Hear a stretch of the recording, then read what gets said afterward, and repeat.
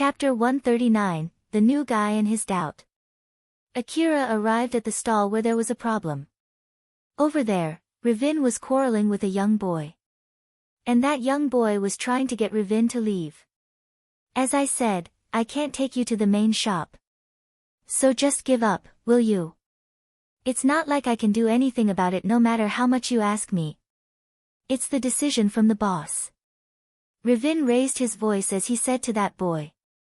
I told you that I've gone there once before. I'm someone who has permission to go there. So just take me there. No means no. It would be really bad for me if I go against the boss' wish. Can you at least understand that for me? That young boy was given the duty to filter customers to be brought to the secret shop by Cheryl. But the current hunter in front of him now was someone that he should not bring back to the base no matter how you look at it. His desperation, temperament and behavior were obviously telling that boy not to bring that hunter to the secret shop. Not to mention, he did not even try to buy the relics in the stand nor to pay the entrance fee, so he did not seem to have much money either. If that boy brought Ravin to the base and then if Ravin caused some trouble back in the base, he would be held responsible for that. In the worst-case scenario, he might get kicked out of the gang. So when that boy thought of that possibility, he knew that he could not bring Ravin back to the base no matter what. But on the other hand, Ravin would not back down. If he got violent there, he could beat the crap out of that young boy. That boy panicked. He knew that he was stuck between two hard places, the intimidation of the hunter in front of him and the order from his boss. Akira seemed to have remembered seeing that hunter somewhere as he mumbled. What the heck is he doing? When that young boy noticed Akira, his face immediately turned teary. He was so happy to the point that he was about to cry. He then waved at Akira. Oh, over here. Please help me. Ravin immediately noticed Akira and inadvertently said. Gay. Why are you here? Ravin remembered Akira very well. He met Akira back in Yonezuka Station Ruin and Akira was the exact reason why he was in the current situation. Akira was also the one that Katsuragi would ask for to collect his debt when the time came. Ravin's face puckered as Akira walked toward him. Is he here to collect the debt? No, that can't be, right? I'm sure he's not here to collect the debt. Akira then asked Ravin. I was told that there was a problem here, so, here I am, what's going on? At least Ravin knew for sure now that Akira was not here to collect the debt. He was so relieved as he replied. Ah, it's nothing. Really? If it's really nothing, can you just leave then? Even if Akira said that, it was not like Ravin could just give up and leave. After all, if he got lucky, this might be his chance to pay all of his debts in one go. What's your connection with these guys by the way? The young boy immediately answered. Isn't it obvious, already? He's one of us. No, that's not exactly true though. But Akira immediately denied what that boy said. Ravin saw how that young boy and Erio were so surprised by what Akira just said. So then he tried to put more pressure on Akira. If you're not one of them, then this is none of your business, don't butt in. Or are you here trying to be a good Samaritan helping them? I'm not one of them, but I have a relationship with their boss. So basically I'm here because their boss asked me to. Ravin had a bad feeling when he heard Akira's reply. He sounded scared as he asked Akira another question. Don't tell me that their boss is Katsuragi. Nope, it's Cheryl. Phew, don't scare me like that. Does Katsuragi have something to do with this? I heard that Cheryl used Katsuragi's connection to open the bank account for the shop. Or what was it again? Akira was trying to remember what Cheryl had said to him. While he was doing that, Ravin's face turned paler and paler. Akira suddenly seemed to remember something and said to Ravin. Ah, since you're asking me if their boss is Katsuragi, that means this problem has something to do with Katsuragi, right? Can you give me a sec? I'll check with Katsuragi. Ravin flusteredly tried to stop Akira. No. Stop. I get it. I'll leave. So don't do anything, okay? Just don't. I'm leaving. Alright. This problem here ends here, okay? Bye. After Ravin desperately pleaded Akira to stop, he immediately ran away. Akira saw that Ravin had left and tilted his head as he mumbled, "What the heck was that?" There was no one there who could answer Akira's question. After Ravin distanced himself away from Akira, he let out a big sigh. That was dangerous. If Katsuragi found out, this would definitely cause some problems later. It's a good thing that now I know Katsuragi might have something to do with that stand. Now that I can't get close to that place, what should I do? Ravin started to have a headache. In order to prevent his debt from growing any bigger, he could not just give up here. It was just a trump card in the end. So I should be able to find a similar thing in another stand or shop, right? After all, that Cheryl was selling that trump card without knowing its true value. If I try to look around, I'm sure I'll find something similar somewhere. And if that story is true, then it doesn't have to be a trump, anything that can be used for gambling should work fine, right? I feel like I should be able to find something good enough somewhere. Ravin picked himself up and planned to use the new information that he got from Kurajin to pay for his debt. Alright then. He decided to look around the shops and stands in the slum for another hidden gem. Not too long after that, a rumor was circulating about a certain man who was visiting stands and shops in the slum city, asking for peculiar things like a trump card set. It was a common happening when a rumor of an unexpectedly expensive relic was found, as just like usual, there were people who got lured by that rumor. Cheryl was playing the game on Akira's information terminal inside her private room. At the moment, she failed all of her trials. When she started to think that it was not because she was not good enough but more because the game was too difficult, Erio returned. Cheryl stopped playing the game and let them in. Erio and Tayal came in. Erio then gave Cheryl his report.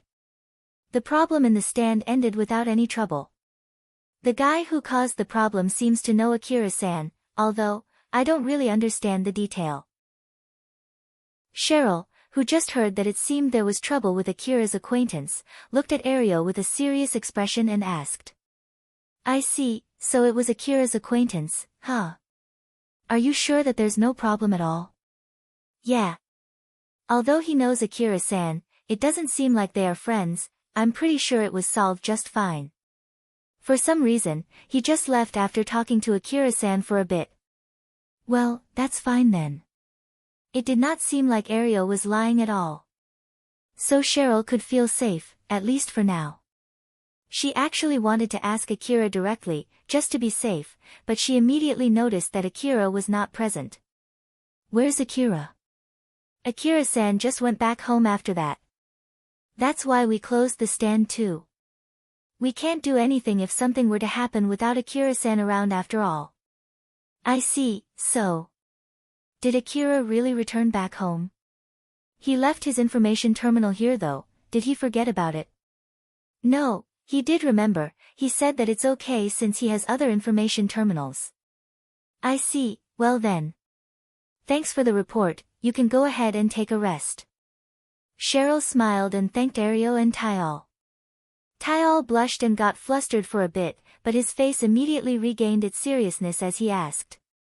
Boss, there's something that I want to ask, is it okay? What is it?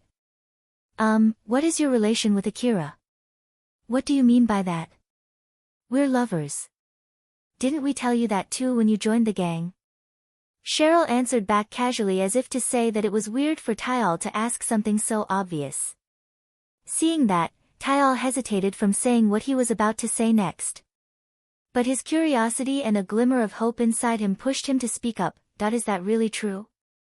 Cheryl's mood suddenly worsened the moment she heard Tayal's question. Cheryl's smile for her friend from the same gang who had gone through thick and thin together with her completely vanished from her face. In exchange, her smile turned dark and ominous. It was obvious that she was looking at Tayal with hostility. She then asked with a cold and low voice, What do you mean by that question? Tayal was taken aback by her sudden change that he could not immediately reply back, but that only caused Cheryl's mood to get even worse. During that silence, Cheryl stared at Tayal with a gaze that the normal Cheryl would never give. She then gave a short order to Erio that was devoid of wish to resolve it peacefully. Erio, your rifle. It was a short and incomplete order, but Erio understood perfectly what Cheryl was talking about. She was telling him to aim his rifle at Tyal. But even for Erio, he hesitated to do something like that to one of his friends who belonged to the same gang. Although it was true that Tyal's question could be interpreted as picking a fight against Cheryl, he thought that it would be an overkill to aim his rifle at Tyal just because of that reason. So Erio panicked and tried to think of a way to defuse the situation. Seeing that Erio did not immediately do what he was told to, Cheryl's glare shifted from Tyal to Erio. Erio got a goosebump from that, so he flusteredly tried to say something since he had a feeling that the situation would only get worse if he kept his mouth shut. Cheryl, just calm down, okay? It's not like Tyal was suspicious if you're really Akira-san's lover or anything like that. Isn't that right, Tyal? Try to word your question better next time as not to cause misunderstanding, okay? See, Cheryl misunderstood because of that. So what exactly are you trying to ask here, Tyal? Erio desperately tried to cover for Tyal, who was still paralyzed from the pressure from Cheryl. At the same time, he was hopelessly trying to signal Tyal to agree with him even if it was not true. After all, if he did not do that, it might be his end. Thanks to that, Tyal somehow was able to return back to himself and caught what Erio was trying to say there. Tyal then started speaking slowly and carefully as if not to hit any red flags. Why yeah, that's right, it's a misunderstanding. It's not like I was suspecting that you and Akira are not low, I thought that not only as lovers, I was wondering if you have some kind of special relationship with Akira, like maybe something from the past. I swear that was all I actually wanted to ask. Cheryl still had a bad mood as she inquired Tyal with a suspecting tone. It did not sound like that to me though. Tyal carefully checked Cheryl's reaction as he replied in a panic. I am really sorry for asking something that caused a misunderstanding like that. But Akira seems to be a very strong hunter, right? I heard from the other people in the stands that the person Akira dealt with when that problem happened in one of the stands was not a former hunter, but a proper hunter, someone who is still working as a hunter even now. So, I just thought for someone as strong as Akira who can deal with someone like that so easily, I wonder why he would associate with us.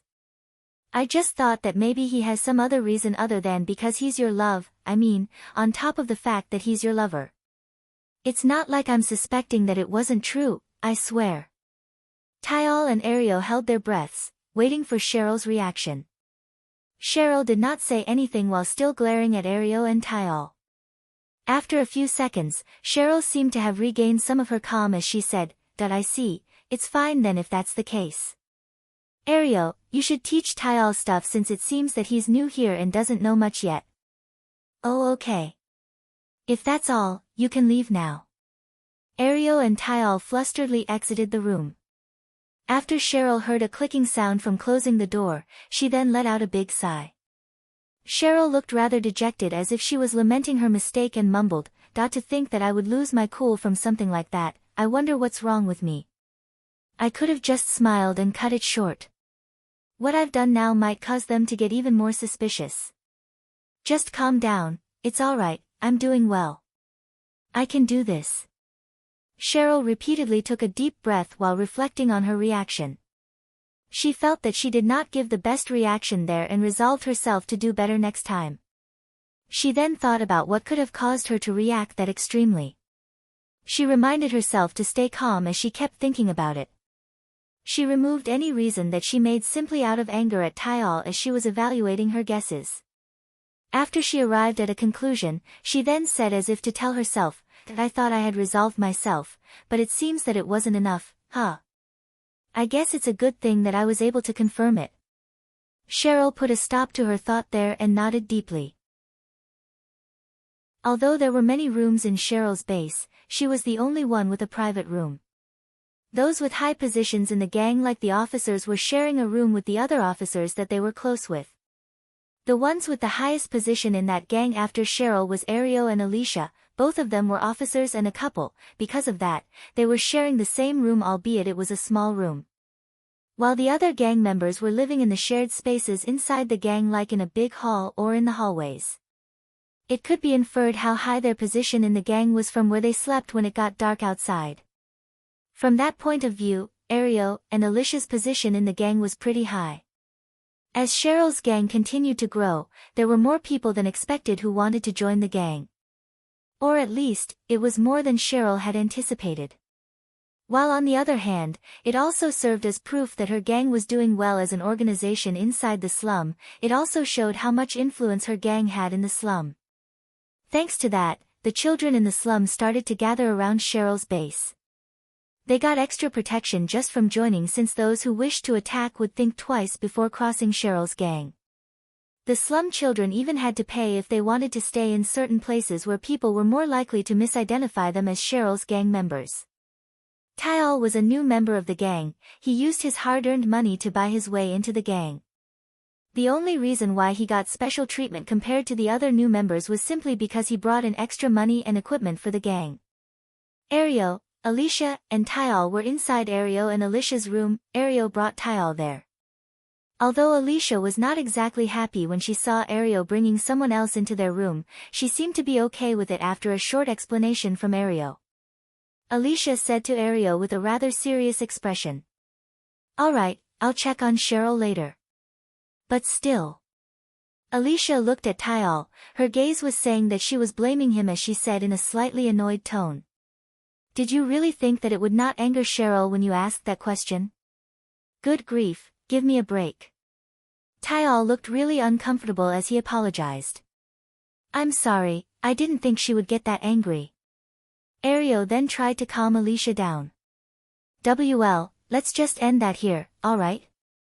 We are getting a lot of new members too, so it's completely understandable." "Then, what are you planning to do if she did not let that slide just because he's a new member? Back then, not only Tyal, but you almost get roped in too, right? So, do you really think that I'll accept that excuse? Look, like I said, we need to be extra careful from here and on to make sure that it would not happen again. Tyal is not the only new member of the gang. I'll warn the people under me, so you should do the same too, Alicia. I don't want you to get involved in something like that because of another new member who doesn't know about it. I want to be together with you, so please make sure to do that." You're right, I'll do that. Seeing how Erio was worrying about her safety, Alicia finally calmed down. Erio then said to Tyal, "So then, if there's still anything you want to ask us, this will be your chance. Both Alicia and I know Cheryl for quite some time now, so I'm sure we can give you answers to your questions about her. You can go ahead and ask us questions that might trigger Cheryl. It's far better if you ask them to us rather than getting Cheryl angry later." So Tyal asked Erio a question with a serious face. "I see. In that case, I want to know if Cheryl is really the boss of this gang." "Whoa, right from the bat, huh?" Erio placed both of his hands on his head. Alicia looked at Tyal with a mix of amazement and resignation. Although Tyal was surprised by their reaction, he still wanted to know the answer. "Even if you say so, I think there are many other people here including me who are wondering about the same exact question, you know. I know that people have told me the boss in this gang is Cheryl. But just like me, there are other members who still have some questions about it. Like, how did she get to be the boss of the gang? Or if the boss seat is just a decoration, or that you can only sit there if you have enough power. Is she just using Akira? Or is it the other way around? Like maybe Akira is the real boss of the gang and Cheryl is just his proxy in public? Is it that Akira is simply in love with Cheryl and he's actually an outsider who has nothing to do with this gang? And then there's also that Katsuragi guy. Is he actually giving us money and controlling us from the shadow or something? There are a lot of questions I want to ask and I'm not sure who I can trust." Erio and Alicia's faces twitched, but their faces were also saying that it was understandable. It was not easy to gather information about that kind of thing. After all, the only one who knew the answer to those questions in that gang was Cheryl.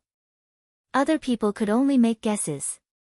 Tyal confirmed how Alicia and Erio reacted to that. He then asked another sensitive question. "In the first place, that story about Akira going out with Cheryl, it'll have a different impact if they are in love with each other or it is actually a one-sided love. It seems that Akira bought an expensive dress for the boss, but we don't know for sure if he actually spent a lot of his money to get the boss happy or that expensive dress might actually not cost that much for Akira. Then there's the fact that Akira rarely comes to the base. I know that being a hunter is a busy job, but is it okay to always leave your lover that much? And even if they're lovers, that doesn't mean that Akira would do anything for her, right? So how far can we ask from him before it's too much? Erio and Alicia looked at each other. They could understand why Tayal would ask something like that. But at the same time, it was a taboo to ask that question in the gang. Questioning Cheryl's relation with Akira was equal to treason after all. So even if those questions were fully reasonable, it was not like Erio and Alicia could do anything about it. They could only trust what Cheryl told them even if it was not the real truth. Erio then said to Tayal with a serious face. I can understand why you would ask those questions, but the answer to those questions are simple and easy. Don't ask. That's the answer. I'll tell you later the reason why that's the answer. So basically, it doesn't matter if that answer is enough for you or not, if you want to keep staying in this gang, you'll have to accept that answer, okay? Oh okay. Tayal was overwhelmed by the pressure and barely managed to reply back. Alicia looked rather dejected as she said to Erio. So basically we need to explain this to the other new members too, huh? It can't be helped. We're the ones who know the most about it and it's not like we can ask Cheryl to do that for us too. Alicia smiled and jokingly said. If only you're as strong as Akira-san, we might be able to find a good solution to this problem though. Erio frowned. Don't be stupid. Being a hunter, going out to the wasteland, exploring old-world ruins, fighting monsters, and returning back alive with old-world relics like Akira-san. That's just impossible for me. I'll definitely die halfway. Even back then, I was only saved because I got lucky and Akira-san found me. Otherwise, I would have died eaten by that monster. I know, sorry, I don't want you to die either. So please don't do anything dangerous, alright? I know that you get yourself better equipment, but make sure that it won't go to your head, okay? I know. Erio and Alicia stared at each other. Tayal, who was left outside the sleeping net, looked at them awkwardly. Alicia and Erio quickly noticed Tayal's gaze, they flusteredly started to explain what they meant back there. Erio and Alicia did not notice that Tayal had those questions not because he was interested in the strong hunter supporting the gang. Tayal actually wanted to know Cheryl's relations with Akira. He wanted to know if they were really lovers. He wanted to know if there was a crack between them where he could slip in. He thought, in secret, that Cheryl actually was not in love with Akira. After all, it did not matter who led the gang. It was more of who was strong enough to support the gang. If he could get strong enough to rival Akira, then Cheryl might abandon Akira and try to get closer to him instead. Tayal actually liked Cheryl. It was love at the first sight. When Cheryl appeared in a dress that was specially made for her and smiled lovingly, it took his heart away. He wished that the relation between Akira and Cheryl was nothing more than a relation out of profit. He was hoping to have a chance to be Cheryl's lover. Although it was not too long ago, another member by the name of Sebla also had the same thought and he had to pay for that with his life. Tayal might end up meeting the same end. Or at least, he almost met the same end just a moment ago. Although, it was a whole different problem whether Tayal himself noticed that or not. Chapter 140, Suitable Reward. Akira was waiting for Carol in the lower district of Kagamayama City. Right after the reward from the request in Mihazono Ruin was transferred to Akira's bank account, he called Carol. It was about how to divide the reward. The money that was transferred to Akira's bank account was the reward portion for his team, and since Carol was working in his team, Akira needed to pay her share of the reward. Money was a sensitive thing after all. In order to avoid having to fight Carol, Akira had to properly discuss with her and pay her. Akira actually wanted to finish the discussion on how to divide the reward through the call, but Carol wished to meet directly with him. So, they decided on a time and place to meet. Akira was waiting for Carol in the shopping district near the wall. Most of the areas in the lower district were relatively safe, so people who lived there were mostly peaceful people who could not fight.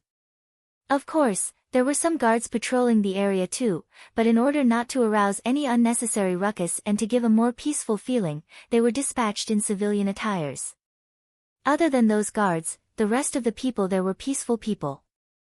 But because of that, Akira gathered a lot of attention there. He was donning an augmented suit and carrying AAH and A2D assault rifles. He was basically a hunter who could jump into a fight any second.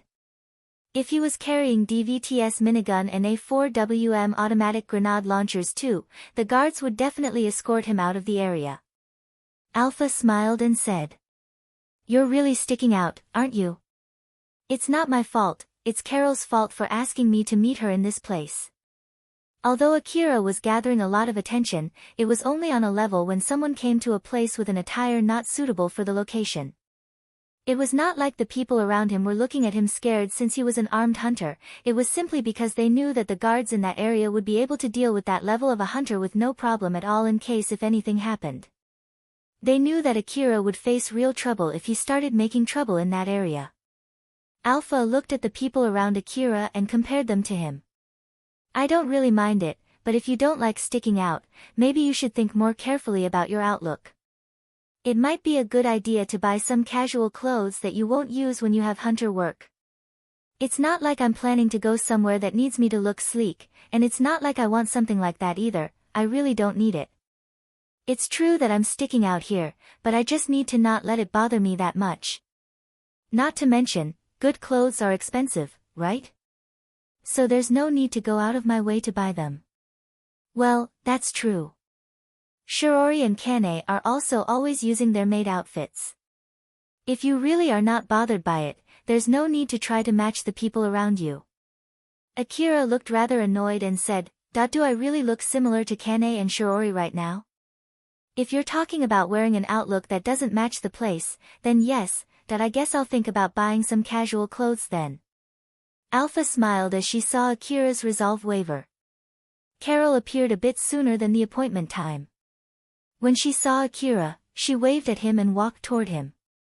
Carol was wearing a high-class looking dress that gave her a graceful look. It was the exact opposite of the design of her usual augmented suit. It properly hid most of her skin while still letting her beautiful figure be perceivable from the outside. People who were familiar with fashion could easily recognize that she was wearing an expensive dress. Akira was a bit surprised seeing how Carol was wearing a dress that was the exact opposite of how she dressed when she was out in the old world ruin. After all, he did not expect Carol to wear a dress like that at all. While at the same time, Carol was also surprised when she saw Akira's attire. Although she was smiling, there was a trace of displeasure in her smile. She sighed a bit and said, "I really didn't expect you to come in that attire when you're about to have lunch with a girl, you know?" Akira decided to just shelve his thoughts for now and casually replied, "I'm a hunter, who is here as a hunter, and we're about to talk about hunter stuff. So I don't think I'm doing anything weird here." Carol watched Akira's reaction closely. It did not seem like he was trying to hide his embarrassment. "Ah, right, if I'm not mistaken, you're still in the middle of learning how to properly escort a girl, right? It seems that you still have a lot to learn." "Did I really say that?" "You did. I remember it very well even though it was just a silly talk.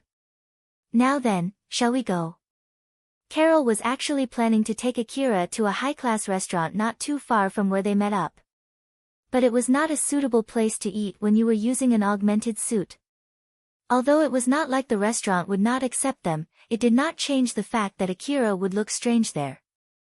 As Carol thought so, she also thought that she was glad she did not put in an early reservation. She smiled bitterly while hiding that smile from Akira. They entered another restaurant together, sat on a table for four facing each other, and scanned the menu for what to order. Carol looked at Akira, who was looking at the menu with a serious face, and thought that it was cute. She then thought about how to start the discussion there, or more like, how to use this chance to get Akira fixated on her. After they placed their orders, they chatted for a bit before the meals arrived. That was when Carol started talking about the reward. Well, the foods are here, so let's start talking about the main reason why we're here. About the reward, right? Yep. Let's just omit the bargaining part and go to the main problem. Akira, how much are you planning to pay me? Carol smiled confidently and waited for Akira's reply. Akira seemed troubled. He instead asked Carol a question. How much do you think I should pay you? Carol replied confidently with her smile. Oh my, you do know that I omitted the bargaining part for your sake, right? Or is it that you prefer it the other way? I don't mind accepting your challenge, but just so you know, I'm not an easy opponent. Akira hesitated as he said. That's not the problem here, to be honest, it's more like I don't know the right reward for hunters, you see. That's why I'm asking you, you're familiar with this kind of thing, right? Even for Akira, he knew that it was a bad thing to reveal that he was bad with negotiation. While on the other hand, Akira understood that he did not have the knowledge to even pretend that he knew. So he was sure that Carol, who was familiar with that kind of thing, would see through him in no time even if he tried. But from the other point of view, it could be said that Akira took his chance for something bigger. He knew what he did not know, so he was prepared to lose money in order to gain that knowledge. Carol looked at Akira for a while, she then thought for a bit before starting to talk while carefully observing his reaction. As someone who is more experienced in negotiation about rewards, I'll at least say this to you, your move now was a bad move. Even if you don't know the right number, as long as both of us did not agree on a certain number beforehand, you ought to firmly state the number that you have in mind. It doesn't matter even if it was a bad bluff or even if you ask for an unreasonable huge amount of money. Since you're the one with the money here, you should have used that position to come out stronger against your opponent. After all, if the negotiation breaks down, the one who will not get paid is me. And if you do that to me, I would be really troubled. So if you do that, I might decide to make a compromise to avoid any trouble later. Of course, with the less money you pay me, you will get a bigger portion of the reward. Akira listened to Carol's explanation closely. He agreed with what Carol said. You're right about that. So then, how much do you want me to pay you?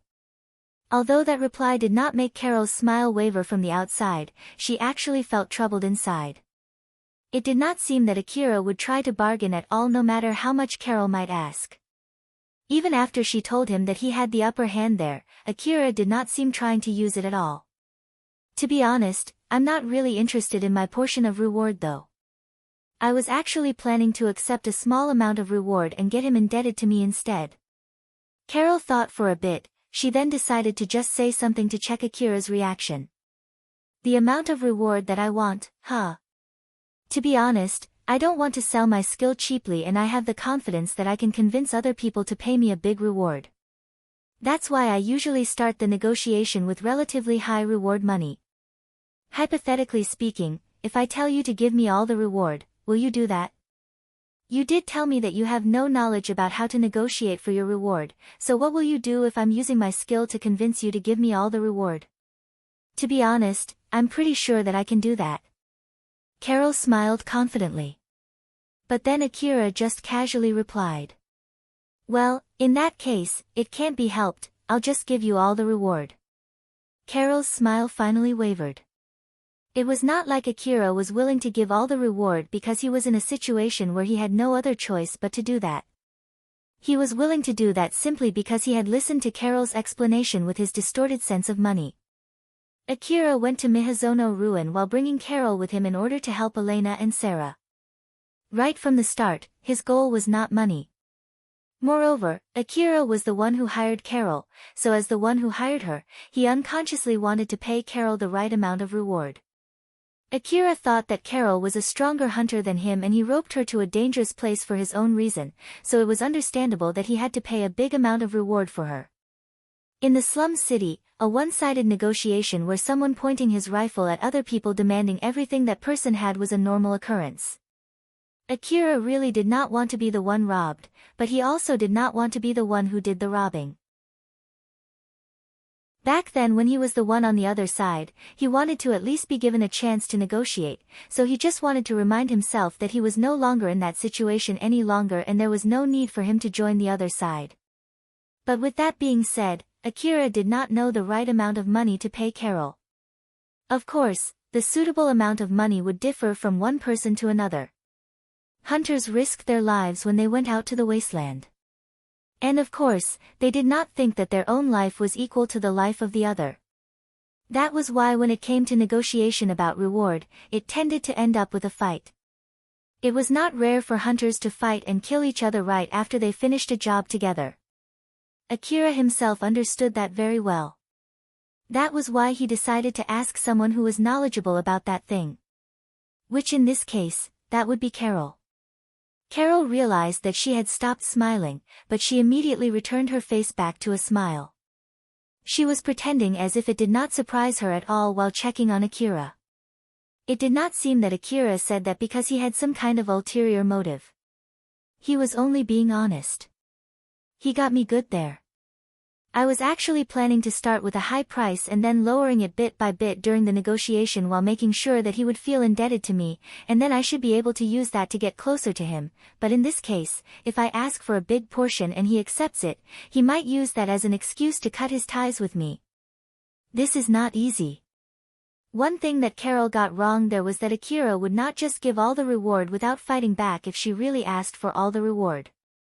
What he meant back then was that he was willing to give all the reward if she could give him a good reason to do so. To be more precise, Akira was planning to fight back until the end. And if Carol was able to convince him after that, if she could make him agree that it was a suitable reward for her, then he would properly pay her that much. After all, that was the right thing to do if he agreed with that. And to add one more detail to that, Akira actually underestimated his words because Alpha did not say anything. Alpha was always so noisy reminding Akira of anything, that was why he was sure Alpha would say something if he did something bad. But the reason why Alpha did not say anything was because in case if Akira lost a lot of money there, she would use that as an excuse to encourage him to stop associating with other people. So after a lot of considerations, Alpha decided to just keep silent there. After a lot of thinking, Carol decided to take the safe route. She at least needed to make sure that she did not leave any bad impression on Akira. To be honest, I don't want to do this, but I guess I'll have to imitate what Elena and Sarah would do in this situation. Carol had decided on her plan and restarted the negotiation. It seems that you've worked with Elena and Sarah multiple times before, right? When you did that, how did you distribute the reward? Who decided on how to divide the reward and what indicator was used? Elena-san would be the one deciding and I guess we just divided the reward normally just like usual. To be honest, Carol wanted to know what was just like usual for Akira. But since he only gave her that much information, she decided to make a suggestion based on how Elena divided the reward with Akira in the last request. In that case, then let's divide the reward 50 to 50 and not talk about whether it's the right number considering how much we fought back in Miyazono Ruin, right? After all, it's not like we have a prior agreement on how to divide the reward anyway. This way, we can divide the reward without causing more trouble or leaving any side displeased. When it comes to a suitable amount of reward, nothing is better than the amount of reward that both parties agree to. And since I want to get along with you in the future, let's just divide it 50 to 50 between us, what do you think? Sure. Akira stopped eating, took out his information terminal, and finalized the transfer to Carol's bank account. There, I've transferred it, can you check it? Okay. Carol also took out her information terminal and checked her bank account. Yep, I've received it. With this, the request from you is officially finished without any hitch. Thank you. Did I satisfy your expectation? I do want to hear the opinion of my employer, you know. Carol was smiling mischievously at Akira when she said that. Akira was a bit bothered by that, but he decided to reply back honestly. Yeah, you did well. I do feel glad that I brought you with me. Thank you. Akira lightly bowed. Carol then replied in a good mood. You're welcome. I'll be looking forward to working with you again. Looking at how Akira reacted, Carol thought that at least she did not fail, it might even be okay to say that she succeeded. And then when she saw him enjoying his delicious-looking meal, she was able to confirm that it was the right choice picking a restaurant as a place to discuss with Akira. If we do the negotiation in a restaurant, he would not leave until he finishes his meal. But if we've done this in a cafe, I bet he would have left the moment we finished the negotiation. Carol's guess was most probably correct. As long as she did not have anything interesting to talk about, Akira would just leave when his business with her was done. Unlike all the other customers that she had met up until now, Akira had no romantic feeling toward her at all. Akira and Carol continued talking to each other while enjoying their meal. Akira was talking without thinking much about what he was saying. In contrast to that, behind her smile, Carol kept thinking about what kind of subject she could bring up that might interest Akira. Carol talked about all kinds of things with Akira. She was paying close attention to how Akira reacted to different topics. They were mostly talking about hunter stuff while touching ordinary daily stuff from time to time. Akira was listening closely to a certain subject that he was super interested in. It was about how to sell old world relics. Oh, so sometimes you can even sell them with that price, huh? That's amazing. Yup. And with that rumor about a certain relic that you can buy with a few 100,000 orum and can be sold for a few million orum circulating around, it seems that some hunters and merchants were looking for the shop that sold that certain relic. A toy old world relic, huh? I wonder what kind of relic is that? I wasn't able to investigate much about that rumor, but it seems that it was sold to Kurajin. Kurajin paid a lot of money to buy that relic, and that relic was previously bought for cheap from another shop. So judging from that information alone, although it's a toy, it's not a mechanical toy. I think it's some kind of a toy with artistic value, and it was brought to Kurajin still in a good shape, and there might be some collectors out there who are looking for that kind of old world relic. After all, there are many people out there with certain hobbies who would pay a lot of money for something like that. Carol was talking with Akira about a certain relic deal that jumped into her information network. It was about a certain hunter who scored a very good deal in the lower district of Kagomayama City. It was not a rare occurrence, but since Akira was also a hunter, he might be interested in that kind of talk. That was why Carol decided to prepare some information about selling relics before she went to meet Akira. Although it was not a rare thing, it was enough to get Akira's interest. Carol smiled satisfied seeing that Akira showed an interest in that subject. After listening to Carol's story about reselling relics and the businesses around that subject, a question popped inside Akira's head. Do those companies that specialize in buying and selling relics get that much profit? That would depend on the skill of the owner. I heard that you can get quite a lot of profit if you have the necessary connection and money. Is that the case even if you open such a store in the slums? And even if it's a secret shop? Carol was surprised by what she heard. Oh, are you interested in that? If you ask me, with your skill, it's better if you keep working as a hunter instead of opening a shop like that, you know? There were many people in the Eastern District who worked as hunters only in order to get the capital to start a business. It was indeed true that being a hunter was a dangerous job, but it was a good way to raise a lot of money in a short time. Not to mention, if they left as high-ranking hunters, it would be easier for them to gather money for their business. And if their business went bankrupt, they could use their rank to borrow some money to restart their hunter activities again. Because of Carol's personal reason, and because of her distorted way of thinking, she wanted Akira to keep working as a hunter instead of changing occupation to a businessman. After all, she wanted the money that she received from the other people who were using her service to be the money they got from risking their lives, not the money they got from running a business. She did not lie when she said that she rather had Akira continue working as a hunter, but half of the reason that she said there was a lie. Akira himself did not think that he had any talent in running a business, so he just shook his head and said, "Nah, it's not about me, it's about someone that I know in the slum city who started running that kind of business just recently and I'm guarding that place right now."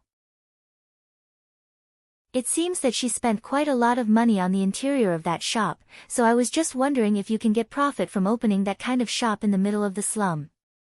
Oh, I see. I heard that you've been living in the slum before. Have you ever heard that kind of rumor when you were living there?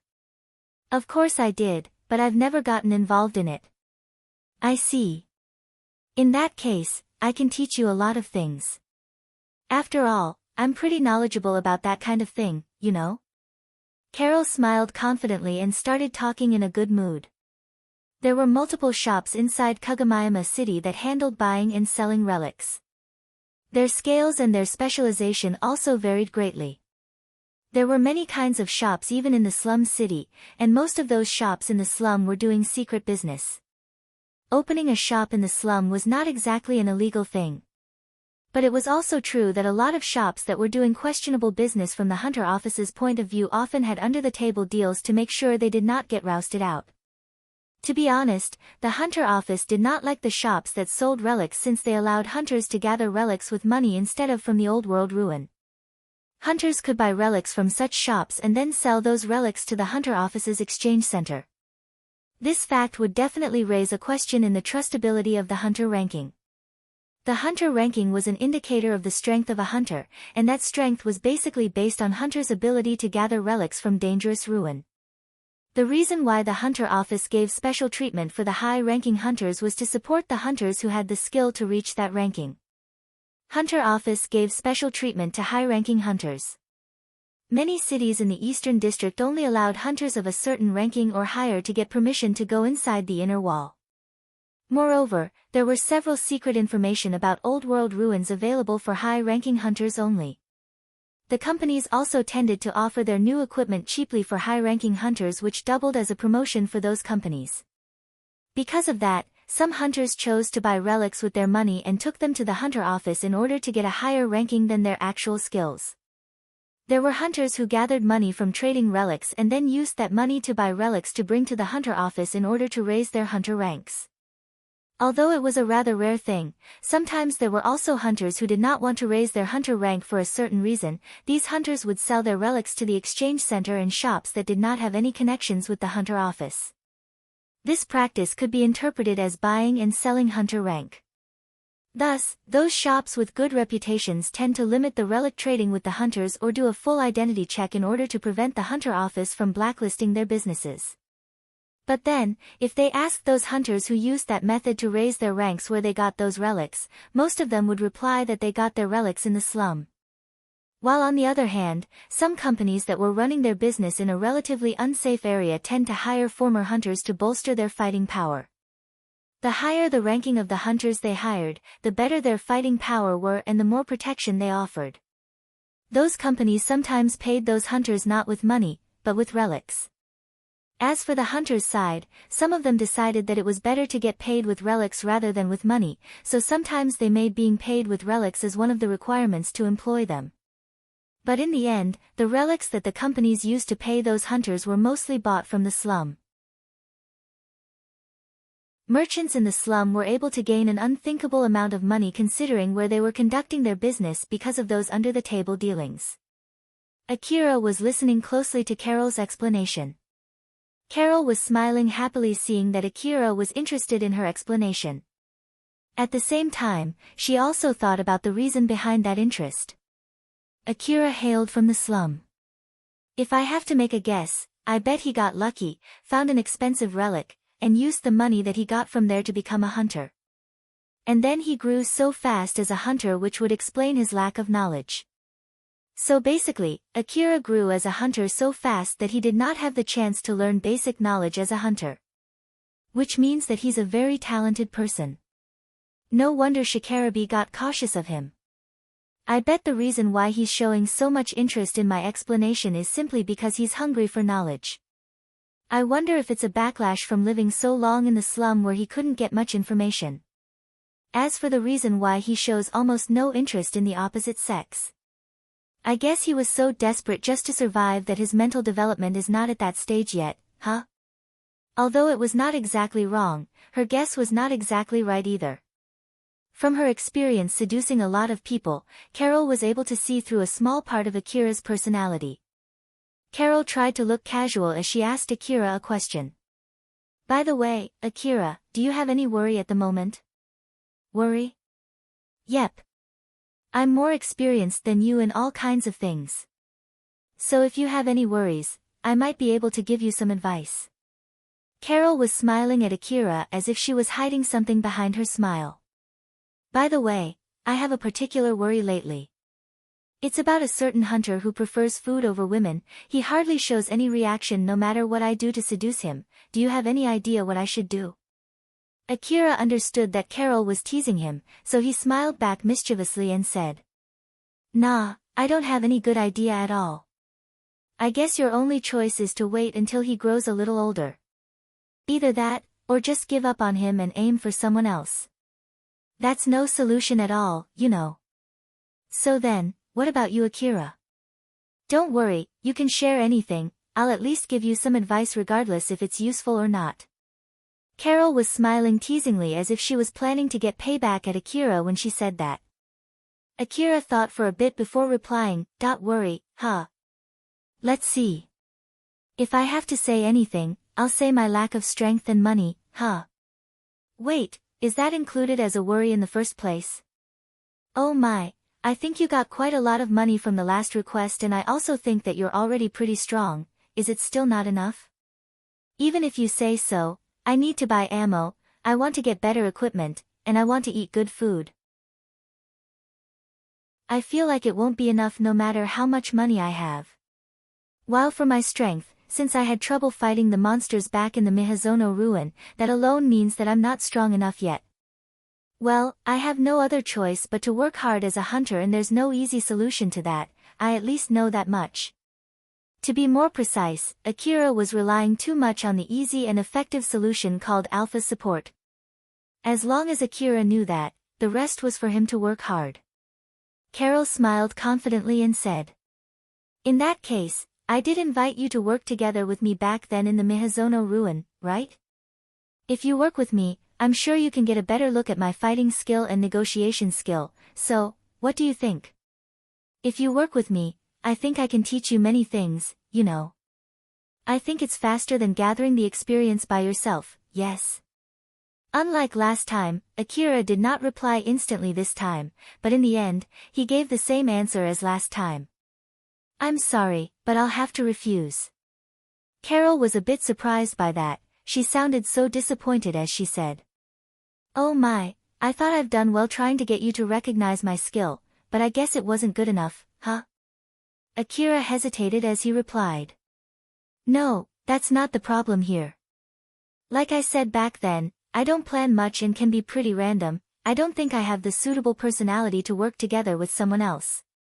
I'm the one who's asking you to work with me, you know. So I at least will adapt to your schedule. And if we can't work well together even after that, we can just stop working together. So, is it still a no?" "Even if you say so, it's still a no, sorry." Akira thought that he made the mood bad there, but unexpectedly, Carol smiled and said, "I see. Well, it can't be helped then. It's true that working together with the other hunter whom you can't really work together with often ends up with trouble. Not to mention, you might come to hate me too, so I'll stop bugging you about that. But if you ever want to work together with me even if it's only for a short time, I'm open anytime, okay? I know that you sometimes go to the ruin with Elena and Sarah, right?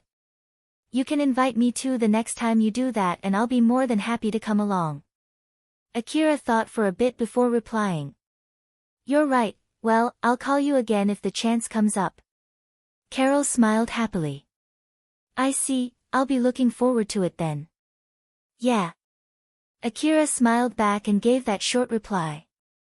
Akira and Carol were talking about a lot of things even after they finished their meals and had ordered refills for their after-meal coffee multiple times. When Akira realized that he had spent way more time than he originally planned, he said his goodbye to Carol and left the restaurant. After Akira left, Carol was still inside the restaurant for some time. She was smiling wryly and mumbled, Akira's reaction there was not bad, but I wasn't able to make any appointment when to meet next either. I guess I relied too much on my seduction skill lately that my speechcraft skill has gotten dull." Carol was not always using her body to seduce her customer, she sometimes used other skills too. One of them was to get friendly with her customer, which included bringing subjects about some common interests, talking about each other's worries, asking about each other's opinions, listening closely to what her talking partner was asking and giving an answer that the other was expecting, and eventually getting so close to the point that the other person became reliant on her. Seducing was just one of the methods that she could use to reach that goal. Carol sometimes also used that to lead her partner to a better state. She encouraged them to be more positive about their lives, to be more confident, to cheer them up, to get them to enjoy their lives more and support them. It could be said that those were the services that they got from paying the money they earned from risking their lives to Carol. At the same time, all of those encouragements sometimes caused them to get ahead of themselves and made them challenge dangerous old world ruins that were out of their league, but Carol was okay about that. There were many different ways for people to use their lives. So Carol had no wish to stop them from doing so. Although, she might try to stop them if she knew that it would be counter-effective. Seeing how he reacted, I don't think Akira would accept my invitation if I invite him to go to the wasteland randomly, and it's unlikely for him to invite me. What should I do? Carol was thinking about what she could do next to seduce Akira. That was when a call reached her information terminal. Carol checked the caller and accepted the call. Viola, I'm outside right now. If it's something sensitive, call me again later. Don't worry, it's just that I have a small question for you, it's nothing serious. Carol could feel that Viola was planning something bad behind her uppity voice. Chapter 141, Reignition. After he left Carol, Akira headed to Cheryl's base. Akira seemed to be in a good mood, noticing which, Alpha asked him a question. You seem to be pretty happy, was it really that fun talking with Carol? But Akira reacted in a surprised manner. It seemed that he did not notice it himself, or he just simply did not feel that way. Do I look really that happy right now? Yup, I always kept my eyes on you, so I can easily tell. I see, well, it's true that it was fun. After all, I got to hear a lot of things about being a hunter. Alpha smiled gently after hearing Akira's honest answer. I see, that's good to hear. In that case, it might be a good idea for me to gather information around that subject to talk with you too. Alpha said gently. On the surface, it was as if she was saying it was for Akira's sake, but behind it, she was only doing that for the sake of keeping him away from Carol. Akira thought for a bit before replying. Well, to be honest, I learned more about common sense in the Eastern District instead of knowledge about being a hunter from you after all. I guess I want you to teach me about common sense first. After all, I don't even know where the Kagamayama city is located in the Eastern District, so, you can teach me about being a hunter later after that. Sure, got it. Suddenly Akira extended his hand and grabbed the man next to him. That man had Akira's wallet in his hand. In one fluid move, Akira drove a kick with his enhanced strength to that man who was not using an augmented suit nor an armor. Although Akira held himself back, his kick still hurt. Enough so as to force the man to roll on the ground and writhe in pain. Akira happily picked up his wallet and then walked toward that man. That man, who was still gasping in pain, noticed Akira walking toward him and desperately reached for his pistol in his pocket. He aimed it at Akira as fast as he could, but due to the pain, he was too slow. With a smirk, Akira kicked the pistol away from that man's hand. The pistol flew and slid on the ground. Meanwhile, it had that man's hand bent at a weird angle. It was obvious that the bone inside it was broken. That man screamed in pain. Akira was in a good mood. Unlike back then when Alna caught him off guard and took his wallet, this time, he was able to properly protect his life-staking money. Alpha did not even need to help him at all. Akira was able to identify that man entirely with his own ability. He felt the satisfaction as if he had redeemed himself. Thanks to that, even with all the sins the man had taken against Akira, the boy was in such a good mood. It could be said that he was being considerate to that man and only rendered him incapacitated. If Akira was in his usual mood, there was no mistaking it, that man would have died by now. This was the back alley. It was not a strange thing to find one or two corpses lying here and there. His mood was the only thing that saved the man. That man looked fearfully at Akira, who smiled at him in a good mood and said, "You got really unlucky today trying to prey on me." Akira still sounded like he was in a good mood when he said that, but he immediately delivered another kick after he said that. That man shrieked, slammed to the ground, and rolled over. For Akira, that was the end of the incident. It was done, it was finished, he got stronger, he was no longer careless anymore. After he could confirm that, he just turned around and walked back toward the main street. But the voice behind him told Akira that it was not the end of the incident. That man, who was writhing on the ground in pain, suddenly shouted a curse. God damn it, I didn't hear anything about this. Akira stopped, his smiling face turned cold in a snap. Viola had an office hidden among the countless buildings in the Kagomiyama city's lower district. Colbert was there with Viola that day. She was sitting on a sofa and said to Colbert in a good mood, "Geez, you're so cold, how about you come over here?" Colbert was sitting not too far away from Viola and was able to clearly hear her invitation. "No thanks." "Geez, you're no fun." Colbert's swift reply was more out of wariness rather than coldness toward Viola, but that did not ruin Viola's mood at all, she was still smiling like usual. Colbert looked at Viola, who seemed to be in an excellent mood, and told himself to be careful not to get involved in any troublesome stuff that she had in mind as he said to her, "So then, why did you call me today? Is there anything you don't like in the report that I gave you? Just so you know, I'm not going to return the reward." "Nope, it's nothing about that at all. The report that you gave me was not bad. I just wanted to ask some stuff directly, like what's your impression of that shop? I'm sure I wrote it in my report already, you didn't read it?" "I did. But even if it's about the same subject, people usually give a different opinion when they're asked directly compared to what they wrote in a simple report, you know. Even when you do negotiation, you would rather meet the other party directly even if it was something that you could have taken care of with text messages, right? That's just how important the information that you can get just by talking directly. Or at least, for me, it's that important, you do know that, right?" Whatever the case, Viola was the one who hired him. Colbert made that as an excuse to give up there. "Alright, so then, what do you want me to tell you this time?" "A lot of things, for the starter, what kind of girl is this Cheryl?" Viola smiled bewitchingly at Colbert as they started going deeper into that subject. That day, Colbert did not go to Cheryl's shop out of pure coincidence, he was hired by Viola to investigate Cheryl's shop. Although he hesitated at first to accept that request, since the reward offer was pretty generous, he eventually decided to accept it. The only reason why Colbert tried to help out Levin was because he could do so while completing Viola's request, and in case if it got exposed that he got that request from Viola, he could use it as an excuse to evade. It might also help him to avoid getting roped into troublesome stuff later on. After all, either for better or for worse, Viola was famous for causing trouble. A lot of people would raise their guard when they noticed that Viola had made some moves, and there was nothing bad with being extra careful. Viola asked Colbert about a lot of things and Colbert answered all of her questions. Most of them were about the same thing that he had already written in his report, while the rest were about some stuff that he thought to be unnecessary to be written in his report. Viola was listening closely to Colbert, who had known Viola for a long time. At this point, he knew for sure that she had something completely different in her mind behind her outer expression.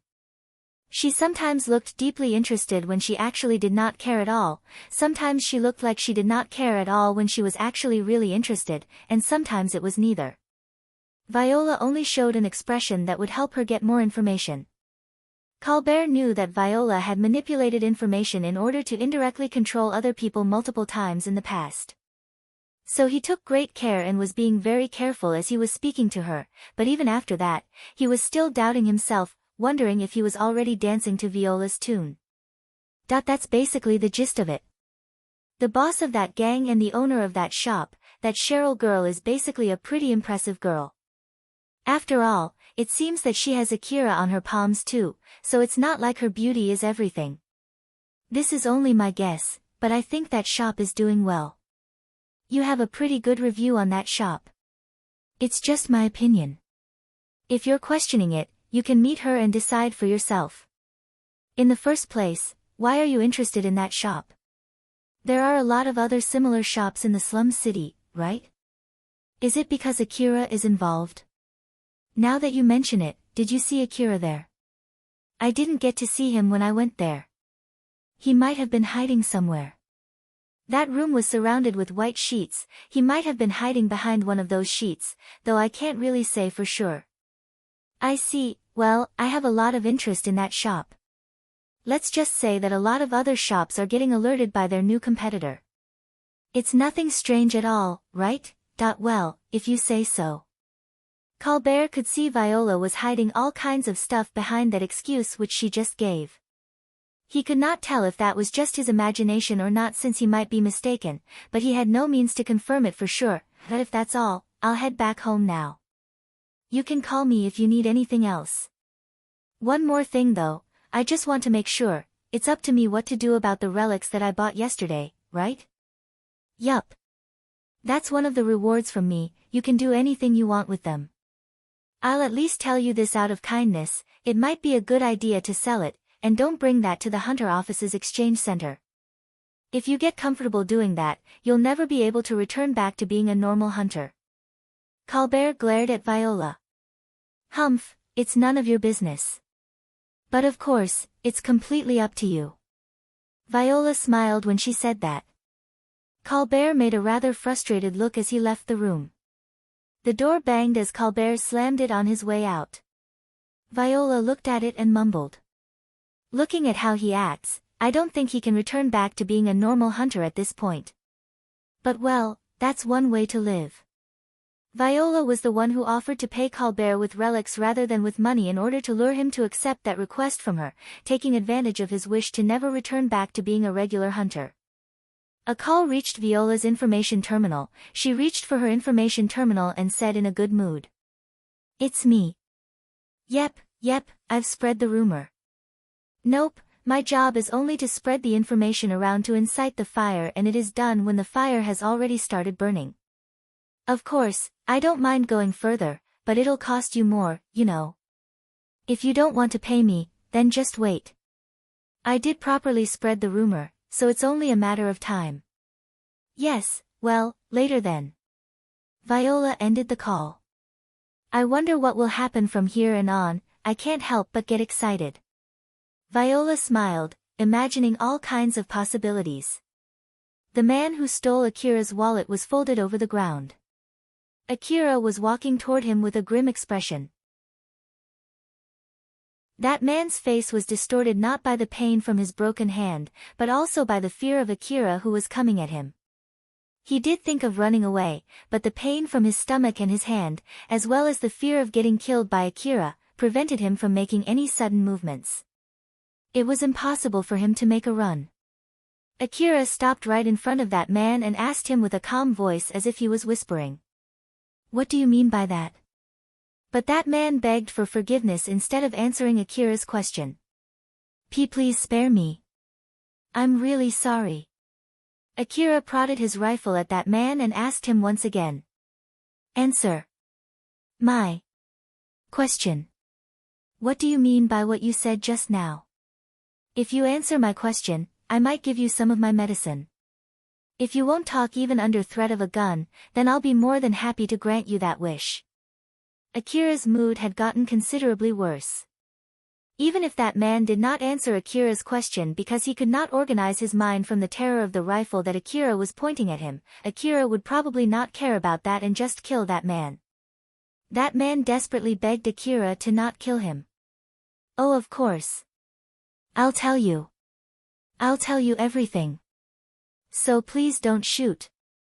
Akira lowered his rifle, pulled out his medicine box, took out some pills, and forced them down that man's throat.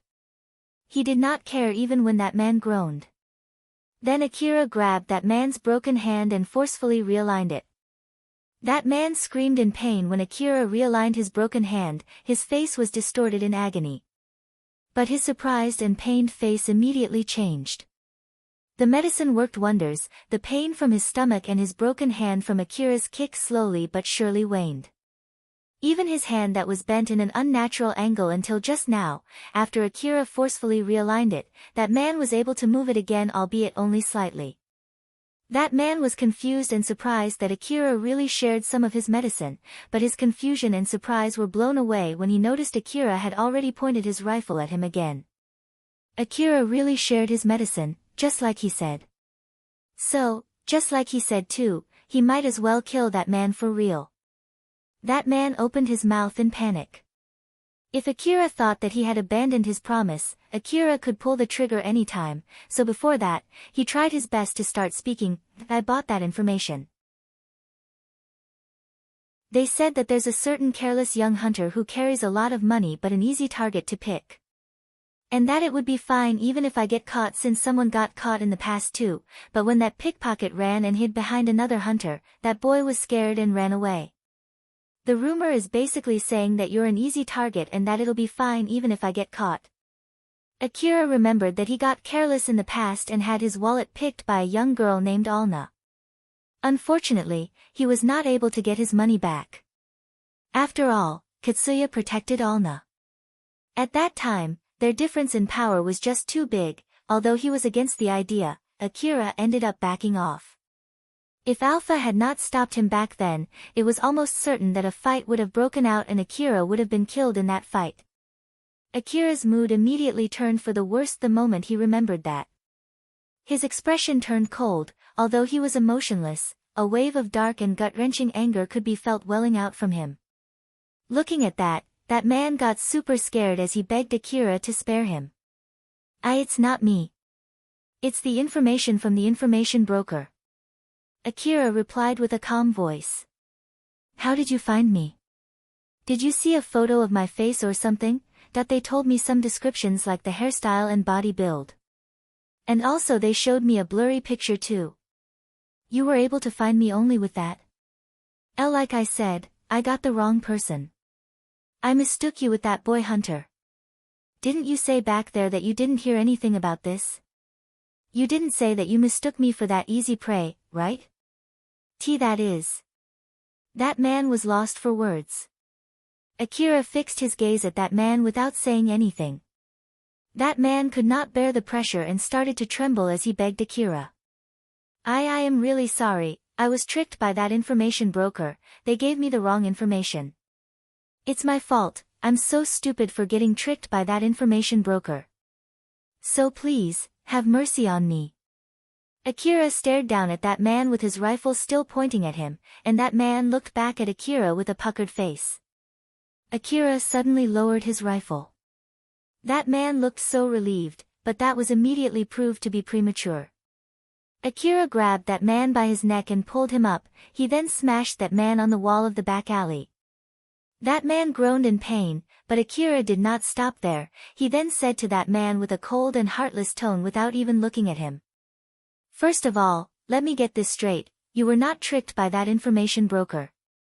I am indeed the fool who got my wallet easily stolen by a brat.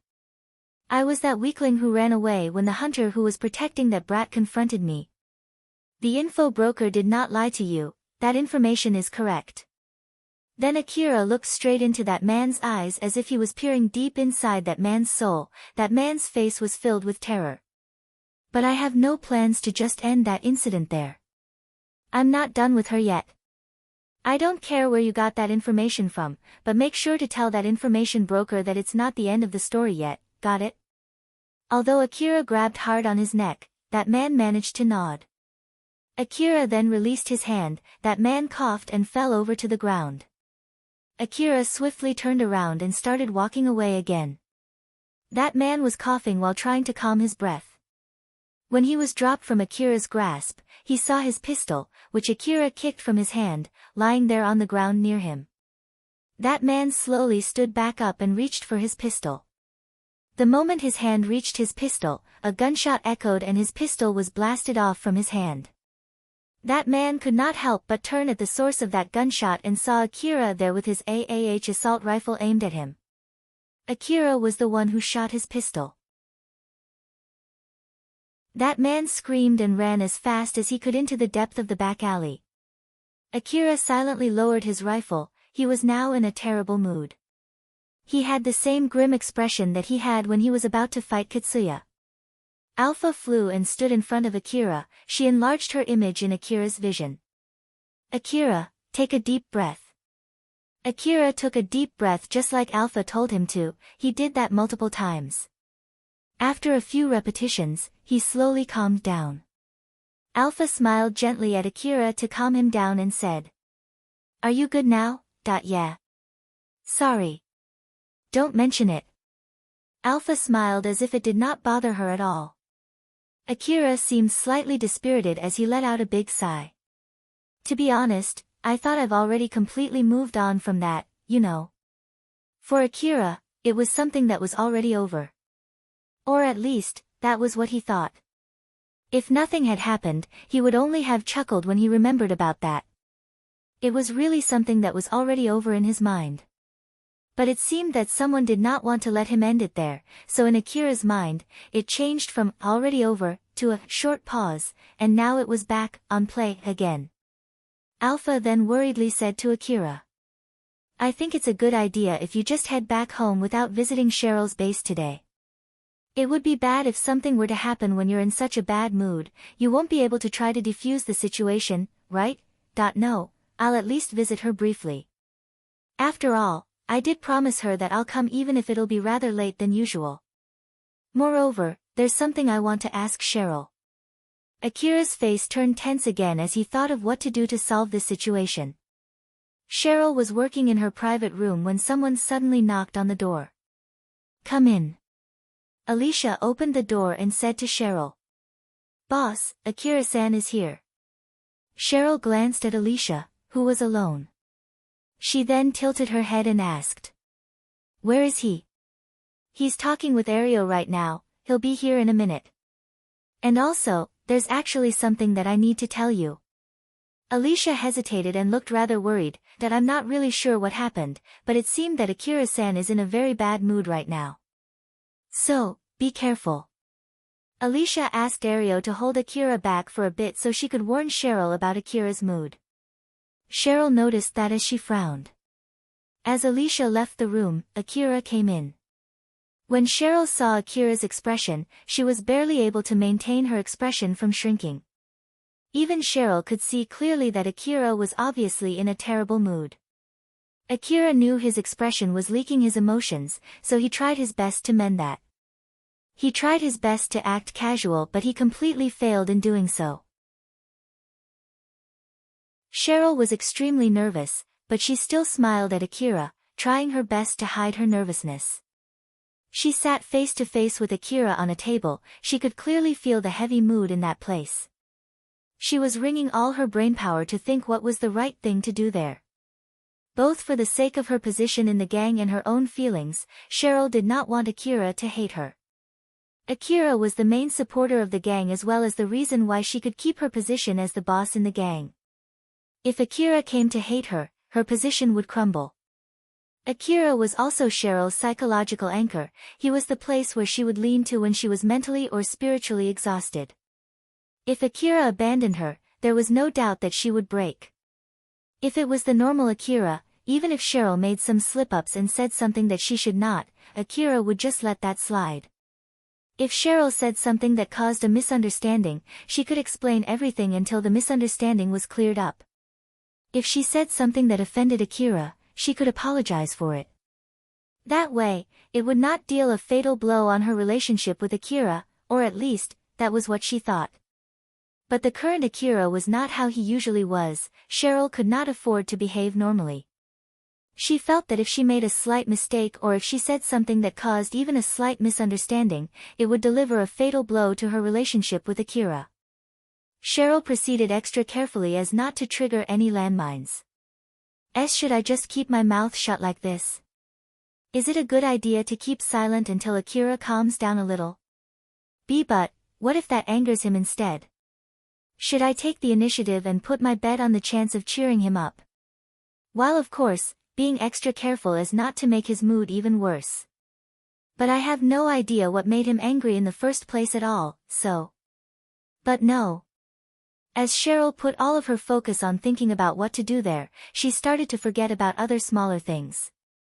Her face also slowly turned tense.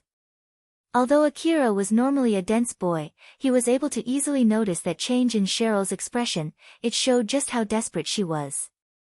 Looking at Cheryl, who was getting more and more desperate, it somehow calmed Akira a little. He then said to her, "Cheryl." "Why yes."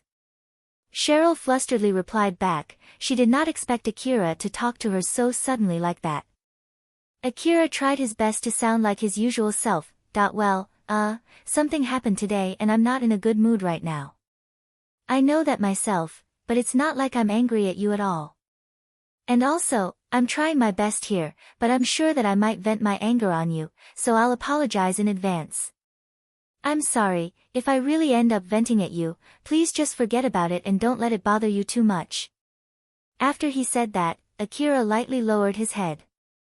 Cheryl was a bit surprised by that, but she immediately regained her composure and smiled gently at Akira. She was somehow able to calm down and regain her clarity. She thought that it would be less likely for Akira to get angry at her if she was the one who was on the listening side, so she encouraged Akira to continue. "I understand. I won't force you, but if it helps you if you share it with someone, I can listen to you as much as you want. Sorry, thanks for the offer, but no." Cheryl looked at Akira and tried to make some guesses. "It seems that it's something serious. I might be able to win some points if I can help him solve his problem. But looking at it, it's more likely that I'll be biting more than I can chew." Cheryl acted casually as if it did not bother her at all and said, "Please don't be, it's my fault for saying something that I should not. I know that it's not like I can help much, but if there's anything that I can do, please do tell me." When Cheryl said that, Akira looked at her as if he just remembered something. "Ah, that's right, there's something that I wanted to ask you." Akira took out his information terminal, clicked some buttons, and then placed it on the table so that Cheryl could see it too. Alna's picture was on that information panel. She was the pickpocket who stole his wallet. "If you ever see this girl, I want you to inform me." Cheryl peeked at the picture. Judging from her attire, that girl seemed to be someone from the slum city, but her figure was not that bad. She would be beautiful with a little bit of effort, or at least, that was what Cheryl thought when she saw that picture. Akira did not show any interest even after he saw Cheryl naked, but now he was asking her to help him find another girl. Cheryl felt a bit dissatisfied by that. But she decided to put that for later and asked Akira, "I just need to look for this girl, right? If you would tell us her name and her connection with you, we should be able to find her more easily. I don't know her name, and also, I don't want you guys to look for her. It's just that if any of you spot her, I want you guys to tell me. But like, you're looking for this girl, right? What do you plan to do to her after you find her?" Since Akira did not say anything about his relationship with Alna, Cheryl got a little suspicious there. If it was nothing bad, then she needed to be careful not to do anything rude when she brought Alna to Akira. On the other hand, if it was the opposite, she could use force to capture that girl and that might help her win some points from Akira. But Cheryl needed to be extra careful on how she would deal with Alna. If Akira was looking for her since she helped Akira before, then it would only cause Akira's mood to get worse if they treated Alna badly. But Akira's answer to Cheryl's question was short and clear. "I'll kill her." Akira's voice was so cold and heartless that it even surprised Cheryl. Cheryl's smile froze in an instant. Akira sighed to calm himself. He then said, "That girl stole my wallet, you see. So, since she stole the money that I gathered by risking my life, I'm planning to kill her if I find her again." I see. And also, there's no need to kidnap her or use force. Although I'm not sure if they're just her friends or if they were just backing her up, she basically has some hunters protecting her. And those hunters are more or less as strong as me, or might be even stronger than me. I chased her when I noticed that she stole my wallet, but in the end, I couldn't get my money back because of those hunters. They're stronger than you? Yeah, so there's no need to use force. Akira casually admitted that those hunters were stronger than him, and on top of it, Cheryl noticed that he had no plans to sacrifice the gang just to look for that girl. Although she felt happy about it, she also thought that they needed to get more useful to Akira. Showing that the gang was useful to Akira was an important milestone for the gang.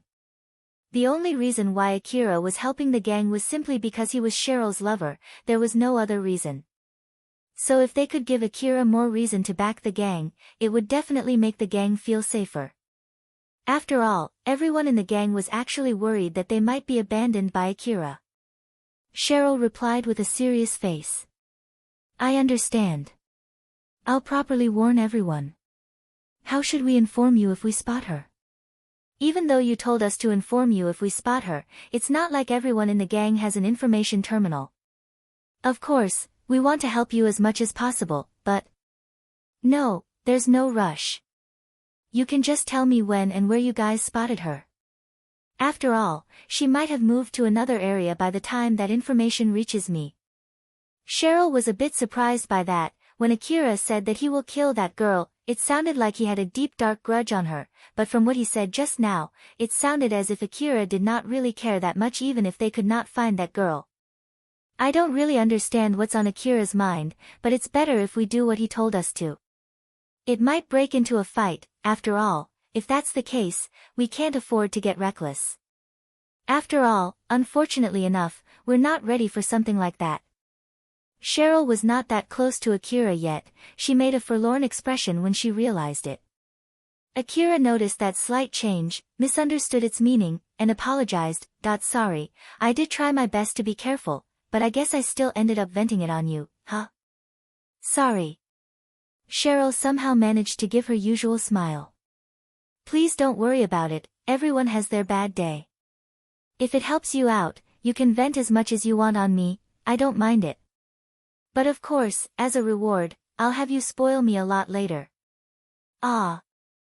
Well. You can do whatever you want. Cheryl was smiling mischievously, which Akira replied with a wry smile. Chapter 142, Shizuka's Worry. Cheryl took an information terminal from her desk. It was the information terminal that Akira left there the other day. I'm returning this. It is a hard game, but it was interesting. Thank you very much. Cheryl gave her impression about the game and returned the information terminal back to Akira. It was indeed just a game, but it was also a relic hunting simulation based on Akira's real skill, a training tool using a top-down simulation. Akira lent that to Cheryl since it seemed she was interested in it yesterday. When he heard that Cheryl also thought that it was a difficult game, Akira made a troubled face and said, Yeah, you're right, it's really a difficult game. Saying that the game was hard was similar to saying that Akira's skill that was reflected onto the main character in the game was still way too underdeveloped. Although Akira himself understood that very well, it still hurt him a bit when he was reminded of it. It's true that I still have a long way to go. I guess I have no other choice but to get better equipment, train myself up, and gather more experience, huh? Cheryl thought that it was simply a game. That was why she did not think much about it as she said to Akira. Yes, it was an interesting but difficult game. It took me some time before I could clear it. Akira was taken aback by what Cheryl said. Cheryl was also surprised by Akira's reaction. Akira was so dumbfounded that he could only react awkwardly. You cleared it? Why yes. Cheryl, who saw that, replied back awkwardly too. It was indeed a difficult game, but there was no reason for Akira to be that surprised, at least that was what she thought since she did not know anything more than that. Akira opened the menu to check the previous play sessions of the game. He was so surprised that he was not able to nimbly navigate through the menus, so instead Alpha took over and quickly brought up the history menu. Alpha scanned the history list and said, Yep, she did clear it, the score is turned to a plus.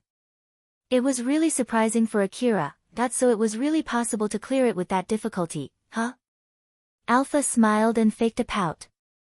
Oh my, did you really think that I would set it to a difficulty that you can't clear? I didn't mean it like that.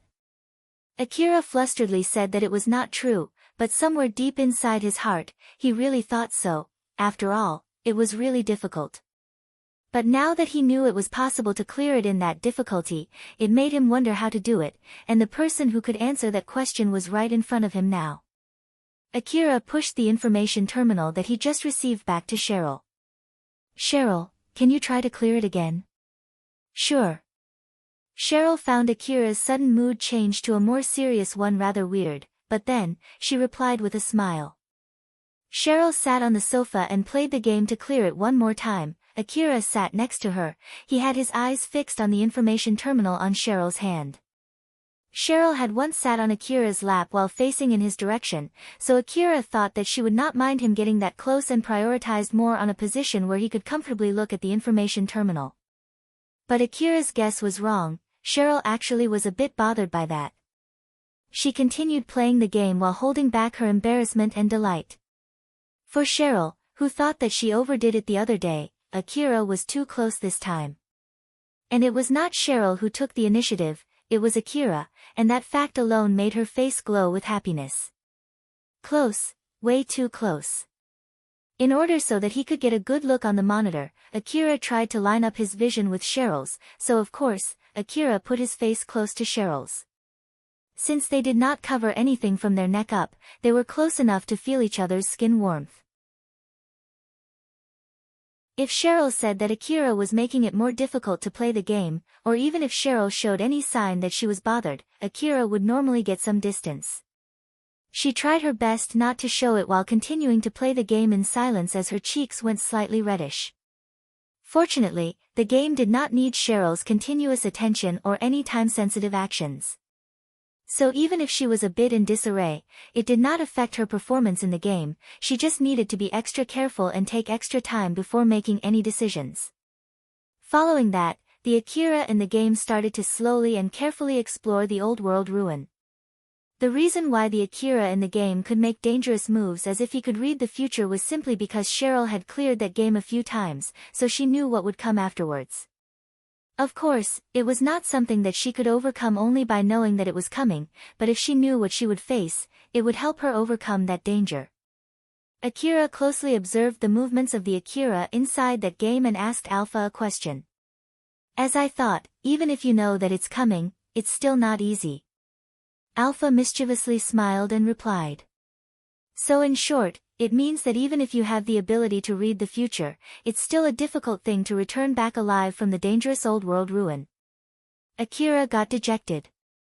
He understood and completely agreed with what Alpha said. He also knew well that he should not feel prideful about his skill nor belittle whatever he faced. But still, it was discouraging to get reminded of that. Now then, putting aside the real Akira, the Akira in the game did not find much trouble exploring the ruin. Eventually, he got some relics and left the ruin. The ammo and medicines that he used during the exploration, his wounds, the time that he took to explore the ruin, and the number of relics that he brought back, all of them were translated into his score. The black-colored score points showed that he ended up with a positive score, and with that, Cheryl cleared the game. Akira, who saw that Cheryl cleared the game, casually complimented her. "That's impressive." Cheryl blushed. "Thank you very much." Cheryl glanced at Akira. It seemed that his mood had considerably turned for the better. It seems that Akira has been completely cheered up. Is he really that interested in this game? I guess I'll put in some effort to investigate about this game later. Cheryl thought that she should look about that game in the network later. But sadly enough, that game was made by Alpha, so there was no information about that game that she could find in the network. Cheryl was about to return back the information terminal to Akira, but Akira stopped her. "I'm lending that to you, so you can use it for the time being." "Are you sure? It looks like an expensive information terminal though." "Yeah, you can use it as your usual information terminal. I've also changed its provider from the free provider, so you should be able to reach me even when the line is busy." "Well, what can I say? You can just think of it as a reward for clearing that game. And also, if you have the time, you can play that game and aim for a higher score." "I understand, I'll hold on to it dearly. If I can get a better score, can I get a better reward next time?" "It depends on the score." Cheryl was joking when she said that, and Akira replied while giving Cheryl a smile. Akira then left Cheryl's base. The sun was about to set, the slum city slowly but surely blanketed in darkness. But it was not like the slum city would be covered in total darkness once the sun was out. As people had created lights to help their lives, there would be some places that would radiate light. But even so, it did not change the fact that the slum city would get more dangerous once the night fell compared to when it was in the middle of the day. When the light that illuminated the world was gone, those who hid under the shadows would start to make their moves. Akira was walking through the slum city at that moment when the world shifted from light to darkness. He was walking while talking with Alpha. I wonder if I can explore the old world ruin without your support, if I can clear that game. The Akira in that game was the reflection of his real skill. So what he said was not exactly wrong. Alpha smiled smugly and said, "Of course, that is if you can easily clear that game. But in that case, you'll have to make decisions in an instant, you have no way to know the position of your enemies beforehand, your life will be over if you make even a single mistake, basically, it would be a one-try-only game with no chance of retry. You sure you want to give it a try?" "No thanks." Akira's answer was swift and instantaneous. If that game's difficulty level was increased to be as close to reality as possible, that would be the kind of game that he would play. And of course, the real world would be even more difficult than that. Alpha then continued with her smug smile. "Just to let you know, I do all kinds of things to support you during your hunter work. And that's including giving you instructions to make sure that you won't get killed, refining your movements by controlling your augmented suit, and many other things too." Alpha was still smiling mischievously at Akira, and he returned with a wry smile. "Thank you for all your help." "You're very welcome." Alpha smiled satisfied after hearing the words that she was waiting for. Akira suddenly grabbed the hand of the man next to him, and that man had Akira's wallet in his hand. Akira's face twitched out of anger as he mumbled, "Again, huh?" Akira took back his wallet and kicked that man. He made sure to hold back so as not to kill that man. That man was also aiming for Akira after he got the information from the information broker. But the information that man gave to Akira was different compared to the last one. This time the rumor said that Akira was a kind hunter who let go of the girl who stole his wallet since she was just a little girl. So even if that man got caught, Akira would just forgive him if he apologized. That man trusted that information and went for Akira. The reason why Akira backed off when that young girl stole his wallet was just because he had no other choice when the hunters backing that girl confronted him. He lightly threatened that man and told him to tell the information broker what he just said there. Akira kicked that man 3 times before he let that man go, so that man dragged himself in pain and somehow managed to leave that place. This time, Akira did not share his medicine. When he kicked that man, he had no plans to kill that man, but he did not care if that man died. If that man was unlucky, he would die before he could convey Akira's message to the information broker. The reason why Akira let him go was because he did not try to shoot Akira when Akira caught him. Had he aimed his gun at Akira, Akira would have killed that man. He was livid, but he was still able to think calmly. Akira did not lose his cool like last time. The fact that he was able to prevent his wallet from getting stolen twice with his own skill helped him to calm down. Akira suddenly asked Alpha a question. "Alpha, do I look like an easy target to them?" "No idea, but at least, you don't seem like a veteran hunter." "Well, I know that too, but still." Akira seemed to be slightly dejected. Alpha then made some remarks about another thing unrelated to his outlook. "Rather than your outlook, I think the main reason is the fact that an information broker is selling info about what happened back there. You're just a boy, the pickpocket was just a girl, 100,000 orum is a rather big sum of money for those in the slums. You were able to catch her, but, leaving the reason aside, you couldn't get your money back. If you look from that point of view, it's understandable that people easily misunderstand your real skill. Since you are seen as just a mere child, the information about you would be quite cheap. Especially if the ones spreading it believe that you are incapable of retaliating. So, those that are seeking a target would most likely end up buying information about you. What a pain in the neck. Not only the people who bought it from the information brokers, but the fact was that this info must have spread across Slum City as rumor by now. A lot of people would be preying on Akira from here and on out. At least, until the rumor died down naturally or something happened that overrode it. Akira exasperatedly sighed. Shizuka closed her shop at a prefixed time every day. The private security company that she was in contract with also recommended her to do so. Although her shop was located in the lower district where it was relatively safe, once the night fell, the area would still become dangerous. Both for the sake of her own safety, as well as to lessen the work needed to be done by the private security company responsible for the area, it was important to close the shop during the night. When Shizuka was about to close the door, Akira suddenly appeared. Is the shop already closed for today? Shizuka noticed Akira and threw him a smile. Don't worry, come in. Is it really okay? Akira looked a bit apologetic. Shizuka smiled teasingly at Akira and said to him. Of course, it's important to hold dearly the candidate with the potential to become regulars of my shop. Thank you very much. Akira said his thanks and entered the shop. Shizuka then closed the door after he went in. There was no one else inside the shop, only Akira and Shizuka. Putting Akira aside, it was a situation where it could be said that Shizuka was a bit too careless, but she decided to trust her intuition and thought that it should be alright. It was not like she would allow just anyone to enter her shop after she closed it. Shizuka returned to the counter and started talking to Akira. Are you here for ammo again? Or are you planning to buy rifles today?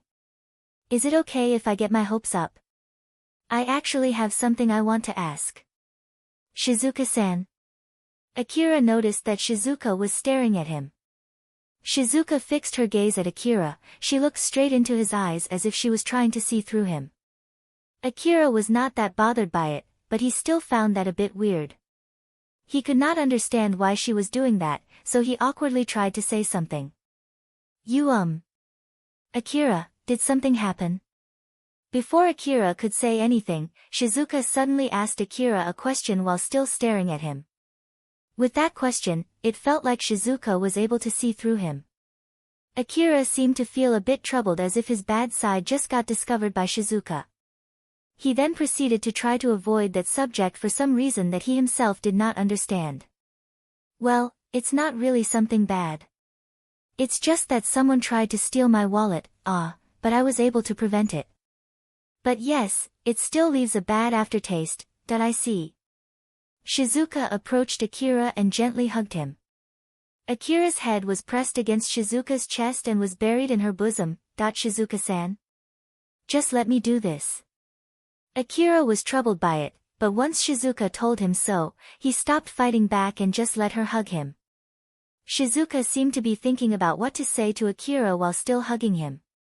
Her expression was saying that she found some words to say to Akira, then decided they were not the right words, and tried to look for something else to say. After she gathered all of her experience until now and combined it with her intuition, she then proceeded to convey those words to Akira, who was still hugged tightly. I'm sorry if I get this wrong, you've grown to be pretty strong as a hunter, you now can do things that you couldn't before, so I'm sure that you have things you're worried about related to that, and I'm sure that you have a lot in your mind too about that matter. I'm sure you don't need to worry about it if you decide to stop caring about it, but before you do that, you should at least share it with someone. You can share your worry with me, it might lighten your burden if you do so, you know. Shizuka then put her hand on Akira's head and lightly patted him. Akira did not say anything as he let Shizuka hug him. When she said those words to Akira gently, his arms moved slightly to hug her back, but he stopped his arms midway. Right after that, Shizuka released Akira from her hug. Akira took a step back, lightly bowed with a smile, and thanked Shizuka. Thank you very much, I think that helped me. Shizuka smiled at Akira, she seemed relieved. I'm glad to hear that, if you have anything you want to talk about, you can always talk to me. After all, although I look like this, I have more living experience than you, so I think I can give you some advice, and even if I can't give you any advice, I can at least listen to your complaints. In reality, Akira did feel much better. Now that he had regained his calmness, Akira smiled and thought of something that was not really that important. It was true that Shizuka was a beautiful young girl, but of course, there was no way she was in the same age group as him, so Akira thought that, although I look like this line was not necessary there. Shizuka noticed that thanks to her sharp intuition, and that made her smile even more. You just thought that there is no need for me to say, although I look like this, right? Akira did not say anything back, he just replied with a smile, which was a bit awkward. Shizuka could somehow sense that the dark emotion that was welling deep from inside Akira had mostly vanished. Shizuka felt relieved after confirming that. But she did not show that in her face when she said to Akira. So then, you want to ask me something, right? What is it? Akira hesitated and sounded rather unsure.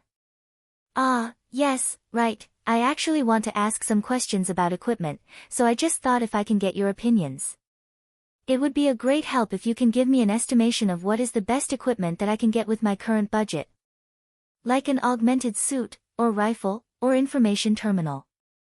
It would be great if you can give me some recommendations, but this time, I'm not thinking of getting new vehicles. Sure, I don't mind, so then, how much is your budget this time? Shizuka smiled at Akira as she asked him that question. Akira hesitated before answering back, It's about 400 million orum. Shizuka continued smiling at Akira without saying anything. Akira, who saw that, started trying to make excuses with an awkward smile. No, it's not like what you think it is. It's true that I did pretty reckless things. But I wasn't alone, I was with Elena-san and Sarah-san when that happened, so it's not like I did some dangerous stuff out of my own volition, things happened and I had no other choice. So, back then in Miyazono Ruin, something unexpected happened, something that even Elena-san couldn't predict, so under Elena-san's order, we all tried our best, so. Shizuka was still smiling without saying anything when Akira desperately explained what happened.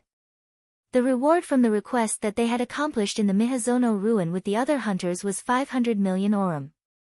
They then got extra money from the insurance company too, as well as an extra reward as the reconnaissance team that went to Saranthal building ahead of the main team. All requests that had something to do with the city management had a ton of rewards. Then to top it off, Elena and Carol worked together during their negotiation with the city management and Drankum. The information about the interior of the Saranthal building was also highly valued, and their success in rescuing Reina's group added a big plus to their evaluation as well as to the amount of rewards they received. So in total, they received 3 billion orum, which meant 500 million orum for each person. Of course, there were expenses for their ammunition and other expendables too, but the city management side also reimbursed them for that expense. Not all of them thought that it was worth all the trouble that they faced back in the Miyazono Ruin, but at least, for Akira, that reward was big enough.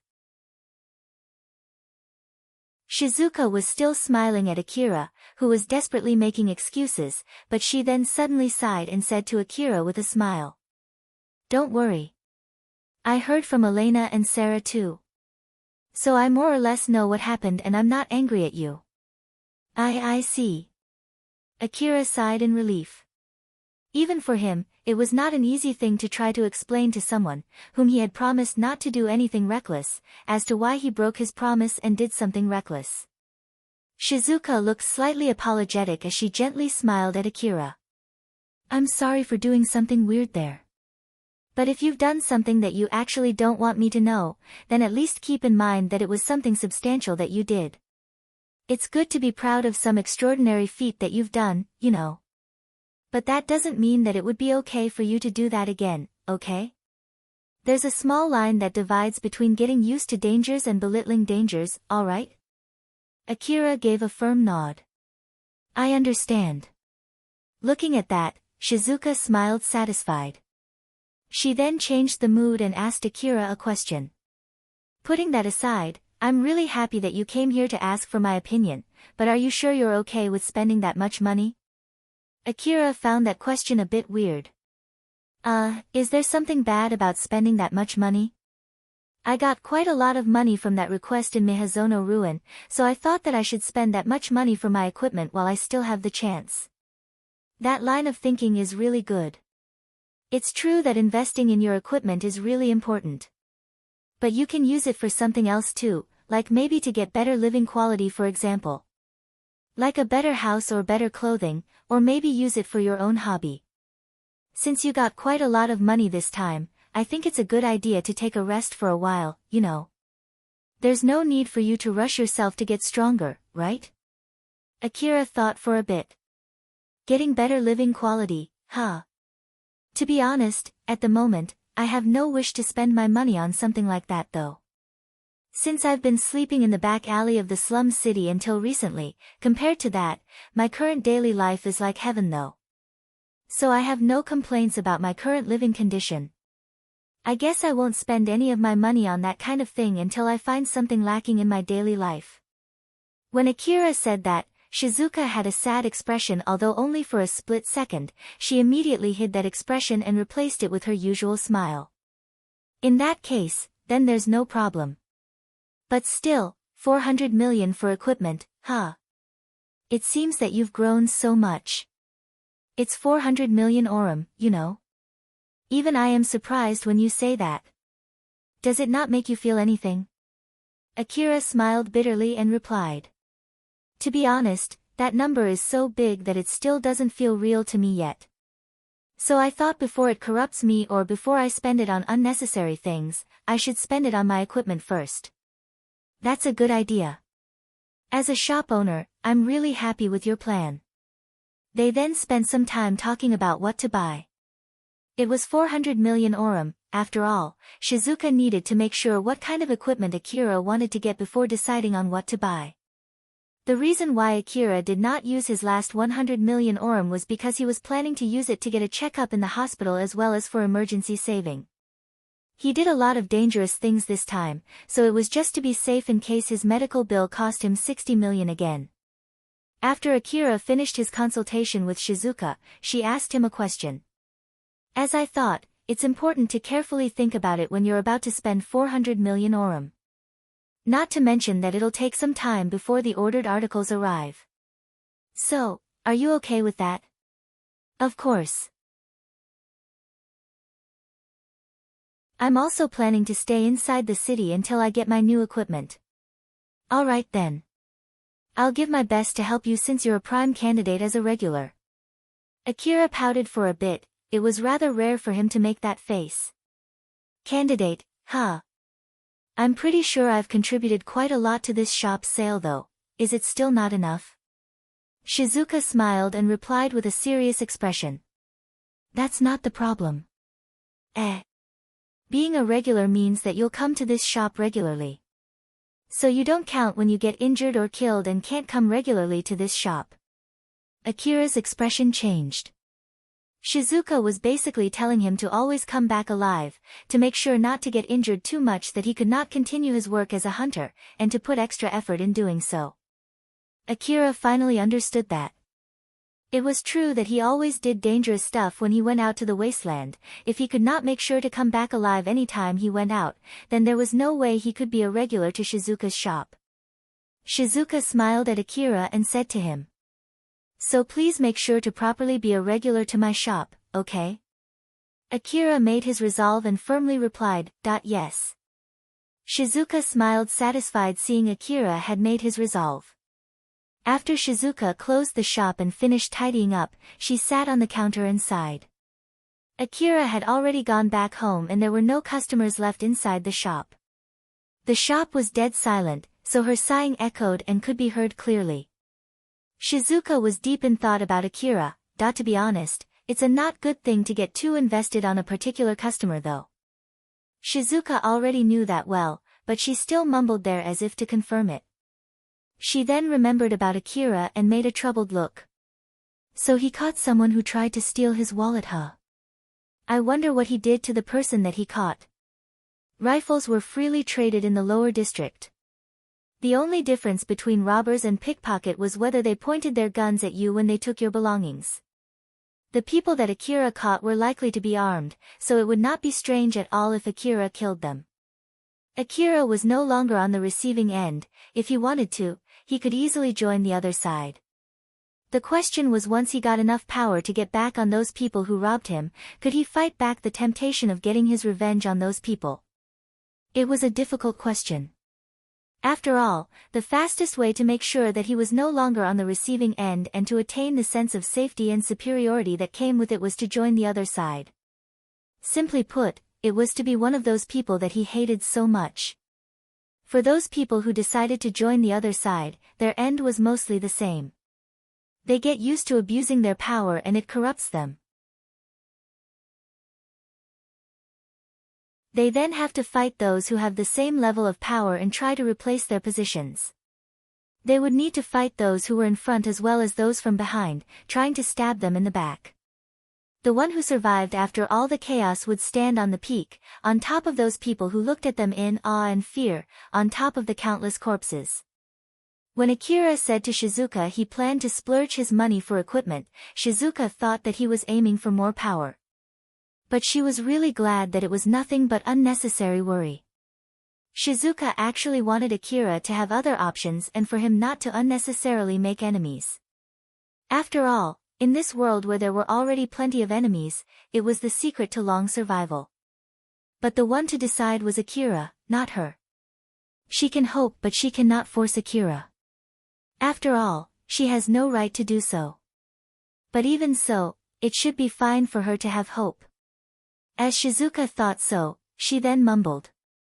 If it's possible, I wish Akira can properly be a regular at my shop.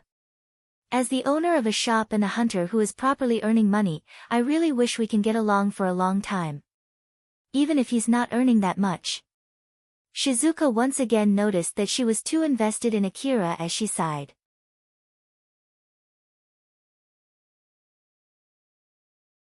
Chapter 143, One More Time. Akira was taking a dip in the bath inside his house while thinking about what happened that day. His consciousness was hazy thanks to the bath.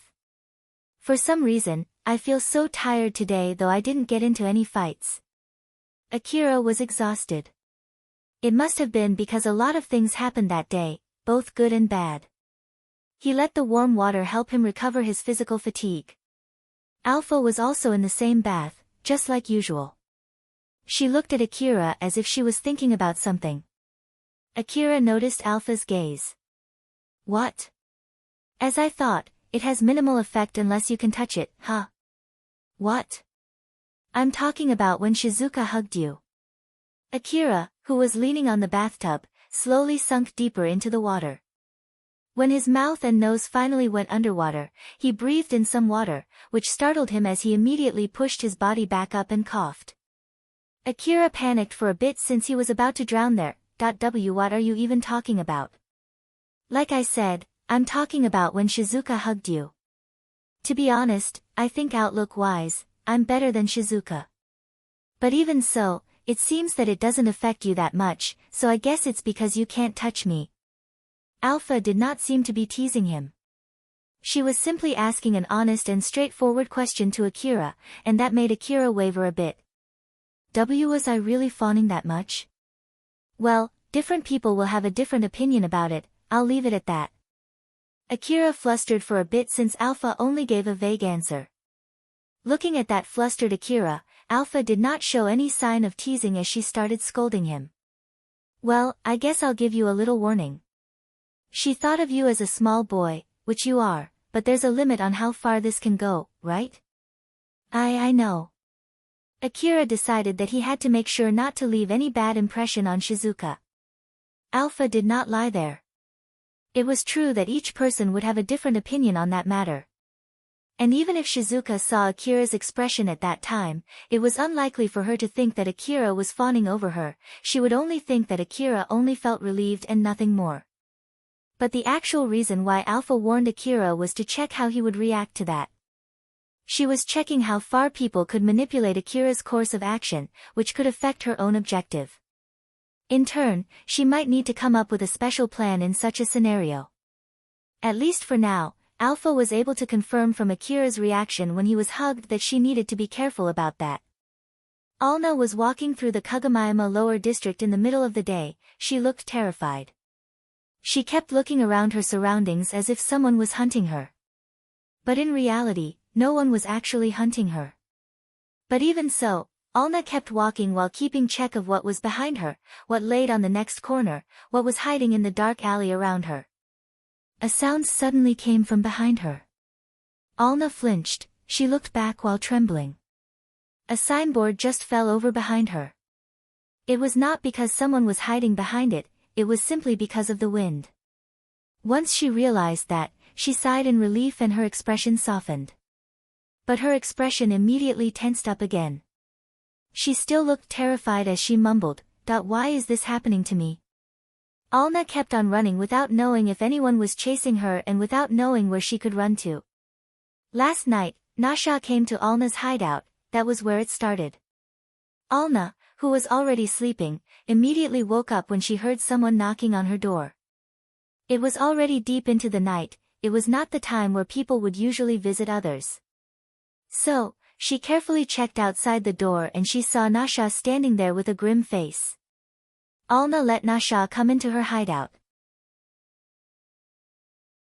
Nasha scanned her surroundings first before she stepped in. She looked around the room with a grim expression. She felt slightly relieved after she confirmed that there was no one else there, but the grim expression on her face did not change. It was obvious that there was something big going on. Alna tried to calm Nasha down as she asked Nasha what was wrong. "Nasha, what happened?" "Alna, are you alone? Why yes. Is there anyone else other than me and you who knows about this hideout?" "I don't think so. I didn't tell anyone about this place except you." Nasha looked at Alna with a serious expression and said to her, "Calm down and listen closely.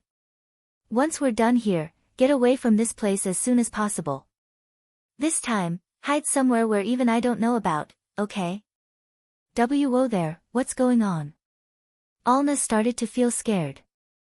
Nasha placed both of her hands on Alna's shoulders, her voice was trembling as she was about to tell a painful truth to her best friend.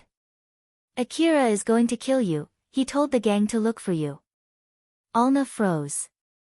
Alna had heard from Nasha that Akira was the hunter supporting Cheryl's gang. But it did not seem like Akira was looking for her, at least until now. Akira would eventually forget about her with time. So after talking with Nasha, Alna was planning to join Cheryl's gang later once it grew bigger and got more members. And just to be safe, she was planning to fake her name too, that way, she might be able to sneak into the gang without getting noticed by Akira. Akira was not someone who would leech off from the gang, while the boss of the gang, Cheryl, even put some effort to teach the members of the gang how to write and read. Compared to the other gangs in the slum city, Cheryl's gang was a significantly better place for children from the slums. A lot of small children wished to join that gang, and if it grew so big to the point that it had a branch, it would be even safer for Alna to sneak in. Alna had her hopes up when she heard that plan from Nasha. But now, here, her hope was crushed. Alna asked Nasha while trembling. What? Why? Since when? Everything was calm until now, right? I have no idea, they suddenly told us to keep our eyes for you. They gave us a picture of you and told us to report back if we spot the person in that picture. And it seems that they distributed that photo to everyone in the gang. Nasha showed the picture that she received from the gang to Alna. Alna's face turned pale as if she just saw something that she could not believe. The person in that picture was really her. He even has my photo. But how? How did he get that? When did he take this photo? In reality, no one took a picture of her. That photo was produced straight from Akira's memory when he saw Alna. Its quality was not bad. As a matter of fact, the person in that picture could easily be identified as Alna. Nasha tried to calm Alna down since it seemed that Alna was about to scream. "Alna, calm down, alright? Just calm down." Alna looked at Nasha with teary eyes, she was about to break. Nasha then slowly and calmly said to Alna in order to calm her further. "Calm down, please, just calm down. There's something important that I need to tell you and I want you to listen to me closely. I received that picture when Alicia, an officer in the gang, told me to keep my eyes if I spot the person in that picture. But then, she also said that there's no need to get out of my way just to look for you. As in matter of fact, she told me not to do that. She said that it's okay to just report where and when I spotted you later. What do you mean? They're looking for me, right? I don't know the details either, but from what I heard, you have a hunter friend who is stronger than Akira. That's why there's no need to forcefully bring you in since it's dangerous. Alna, do you have any idea who that hunter is? Alna shook her head. I see, then it must be a misunderstanding. They might be talking about that hunter who helped you back then. Who was it again? Katsuya, was it again? That's right, Katsuya-san. When Alna said Katsuya's name, it sounded as if she placed her hopes on him. Nasha then continued. I think you have two choices here. First of all, you can try to run away as far as possible from here. Although the lower district is pretty big, we don't know how far Akira would go to look for you. But I'm sure that he won't go as far as looking for you in another city, so you just need to run away at least that far. It would be suicide to walk all the way to another city. If she really chose that option, Alna would need to make an arrangement for transportation. But doing that was not cheap. After all, the wasteland was filled with dangerous monsters. So not only for the transportation, she would need money to arrange for the escorts too. Your other choice would be to seek help from that Katsuya. If he's a kind person and if he's someone who won't let the person who he saved once get killed, even if it was only out of a whim, he might be willing to help you again. Akira himself said that Katsuya is stronger than him. So if that Katsuya told Akira not to mess with you, he might stop looking for you. Nasha has never met Katsuya before, so she did not know what kind of person this Katsuya was. But she knew that Katsuya was kind enough to help out a total stranger, so she thought that if Alna desperately begged, he might decide to help her again. It might be even better to try both the ways out. Try and ask for that Katsuya's help, and if it doesn't seem like he'll help you, then make a plan to escape to another city. Nasha gave Alna some hope. Thanks to that, Alna was able to calm down for a bit. But it did not fix her situation at all. It was just that Alna had two possible ways out and both of them were unlikely to work. She might not have any means to run to another city, and Katsuya might refuse to help her again. Both choices did not give a guarantee that she would be saved. Nasha pulled out a pistol and some money, she then handed them both to Alna. Use this, it might be not much, but it's better than nothing. Alna was so surprised and flusteredly said. This pistol, isn't it the gang's property? If you get caught. Nasha smiled at Alna as not to make her worry. Don't worry, just use it. I'll be fine, I can just tell them some lie. But. It'll be fine. Nasha hugged Alna and stopped her words midway. She then looked lonely at Alna and said, But I'm sorry. Although I call myself your best friend, this is all I can do for you. I did think of telling Cheryl about it and ask for her help, but it seems that won't work too. She is scared of getting on Akira's bad side, so I don't think she'll help out someone who Akira is planning to kill. As in matter of fact, I'm sure that if she knows I'm your close friend, she would do anything to make me leak your location. Then, you should come with me too. Nasha was still hugging Alna when she shook her head. No, I'm sure it won't be much trouble if the gang lose one person worth of money and Katsuya might help you if you're alone. So both the choices you have might not work if I'm with you, that's why I can't come with you, Nasha. Moreover, things might change later and you might not need to run away, like Akira might get killed somewhere soon. He's a hunter after all, so it won't be strange if he's suddenly dead. Although, when that happens, it might be the end of the gang too. Whichever the case, if something like that were to happen, only people in the gang would know about it, so I'll need to stay in the gang. And if that happens, I'll try to let you know, but don't get your hope too high. Nasha lightly smiled and hugged Alna tightly. This might be our last goodbye, I'm sorry but I have nothing else to say other than I hope you'll be well. After she said that, Nasha released Alna from her hug, she then said to Alna with a serious face. Now then, I'll head back now. After this, leave this place and hide somewhere that even I don't know. Make sure to act carefully, always assume that they have interrogated me and I've told them everything that I know about you. I'll do my best to resist, but I can't promise you that I won't leak anything."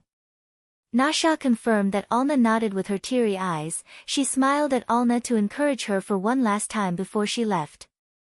After that, Alna packed her stuff with teary eyes and left her hideout just like what Nasha told her to.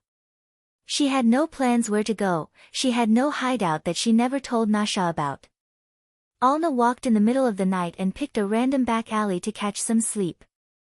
When she woke up, the sun was already high up. She then remembered everything that happened last night, stood up and continued walking in fear. Why is this happening? There was no one there who would answer her mumble. Alna was wandering aimlessly in the lower district of Kagomayama City. Although she was not aiming for any place in particular, she unconsciously headed to a certain place. It was the place where she met Katsuya. She unconsciously headed there while hoping for a miracle to happen so that she could meet Katsuya one more time. As she walked through the alleyway, her expression was a mix of terror and resignation. She then eventually got out of the alley and stepped into the main road. That was when she spotted Katsuya. Alna was dumbfounded as if she could not believe what she saw. Katsuya noticed Alna, smiled at her and said, "Ah, well, we meet again." Alna saw his smile and realized that it was not a dream. Right at the next moment, Alna started to cry. She was holding herself from crying from yesterday, and now the dam broke open. Katsuya was flustered when Alna suddenly started crying. She clung to Katsuya while still crying. Please help me." The miracle from the last time had happened once more. Her wish had come true. This meant that she had decided to abandon her other choice. There was an abandoned warehouse near the slum city. Armed people gathered inside that abandoned warehouse. All of them looked to be already experienced in handling their weapons and they looked like thugs. Looking at their equipment, they seemed to be your common hunters. But the air around them was more like that of robbers.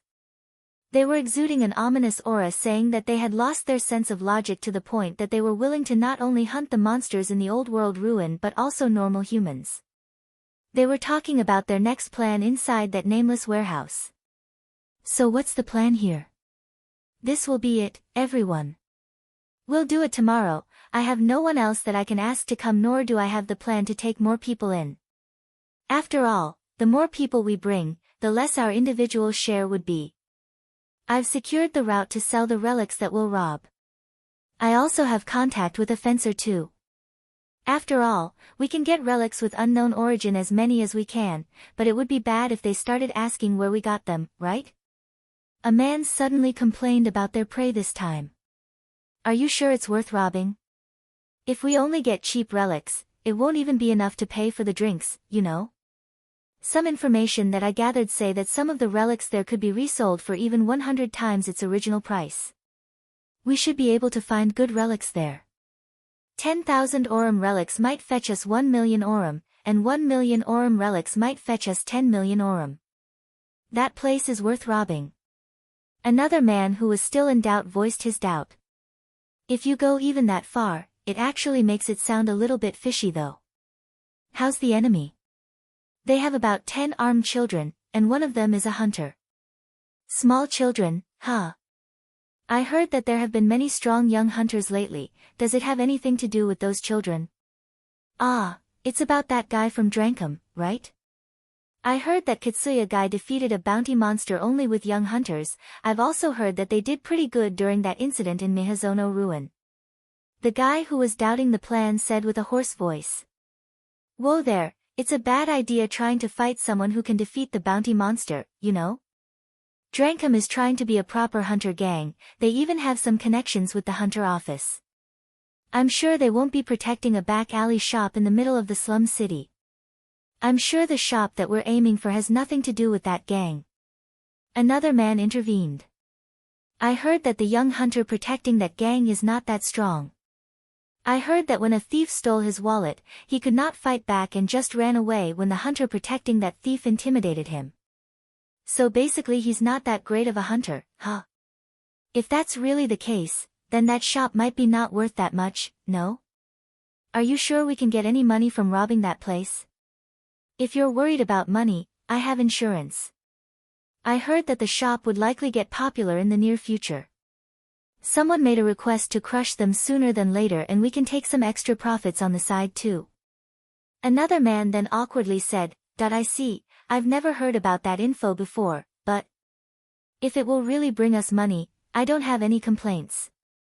The guy who led the group put some pressure on his words as he said, then just shut up, humph. They were a group of people who were tied together because of money. As long as whatever they were going to do was going to bring them more money, they would not break up their alliance. It was not like they were acting completely separately from each other, all of them had enough skill to work together with each other as a team. With their level of skills, they should be able to safely hunt for old world relics to some extent. But even so, they chose to hunt for humans instead since they thought that it was an easier way to earn money. As long as they kept getting results confirming that their assumption was correct, they would keep doing the same thing. At least, until the day they were proved to be wrong. That day, Akira spent his day in Cheryl's base again. Cheryl did not open the shop every day. It was not because Akira could not come to her base every day, it was more because there were other ways of gathering money that they needed to develop. Not to mention, Akira also asked them to teach the gang members how to read and write, and sometimes, they had to help Katsuragi too. Cheryl and her gang opened their stalls and their shop irregularly about 3 days a week. Since Akira came to the base early that day, they decided to open their shop that day. Akira was waiting inside Cheryl's private room together with Cheryl. When someone came in telling that she had a customer, Cheryl would change into her dress and go to the shop together with Akira. Every time she had a customer, Cheryl would change to her dress and welcome the customer, and then she would change back to her casual attire when she returned. One of Cheryl's men came and said that she had a customer. So Cheryl started changing to her dress. While in the middle of changing her clothes, Cheryl suddenly heard Akira throw a question at her. Isn't it better if you just keep wearing your dress rather than changing to it every time someone comes? Cheryl smiled and said, it's a matter of feeling. It's better this way, knowing that I have a special dress for it helps me focus. Is that so? Don't you feel a bit relaxed too when you return home and take off your augmented suit? It's something like that but only reversed. Well, you have a point there. Akira sounded as if he was trying to avoid that subject. Alpha smiled at Akira teasingly. To be honest, you often think that it's too much of a trouble to take it off, so you often don't take off your augmented suit even when you're home though. I know, I'll be more careful. It's important to have this kind of switch, you know. It might be a good idea if you learn that from Cheryl. Yeah. Alpha looked at Akira, who reacted just like a small kid getting annoyed when he got scolded, and smiled. Akira could feel that gentle smile from Alpha and felt a bit embarrassed. But he made sure to stiffen his expression so that would not leak out. In the middle of changing her clothes, Cheryl could be seen using the undies that she received from Akira. Those were also old world relics. She received those when Akira thought that they would not fetch him much, although they could get him quite a lot of money in reality. Cheryl had gotten used to having Akira seeing her in her underwear, and it took even less time for Akira to get used to seeing Cheryl in that situation. Cheryl put on her dress and thought, I wonder if I should at least act more bashful to make Akira interested in me. But considering everything that happened until now, I don't think that would have much effect though, not to mention that it seems I'm already gotten used to it too. I'm pretty sure Akira would see right through me even if I act bashful, good grief. Cheryl glanced at Akira. Although someone as beautiful as Cheryl was changing cloth next to him, Akira did not show any interest at all, and it was highly unlikely that he was acting indifferent. So basically, there's no need to fake anything, right? But I wonder what kind of situation he would show his embarrassed side. Now that I think about it, even back then when I straddled him, even though I think he's happy with that, I don't think he's embarrassed at all. Was it because I was the one who took the initiative? If Akira was the one who took the initiative, I wonder if he would react differently. That's right, for example, when I change my dress, what if Akira is the one undressing me one by one? I'm sure he'll have a different reaction. Cheryl imagined all kinds of scenes in her mind. She imagined Akira undressing her layer by layer while slightly blushing. Akira's hand was trembling as he gently took off her dress. As her dress fell to the ground one by one, she blushed and sent an embarrassed gaze to Akira, who was undressing her while trying to hold back her smile. Cheryl unconsciously added more spice to her imagination. As her movements in the real world slowed down, her imagination grew wilder and wilder. As Cheryl started to drown in her imagination, Akira suddenly called her. Cheryl. Yes. Cheryl was so flustered when Akira's voice pulled her back to reality. Akira found it a bit weird. You're taking your time changing to your dress there, isn't it better if you hurry up for a bit? It would be bad if the customer arrives in the shop before you, right? Why, you're right, I'm sorry, I'll hurry up. Cheryl started to hurriedly change to her dress while still being flustered. Akira looked at her and tilted his head in confusion. This time, Cheryl was blushing for real, she was not acting.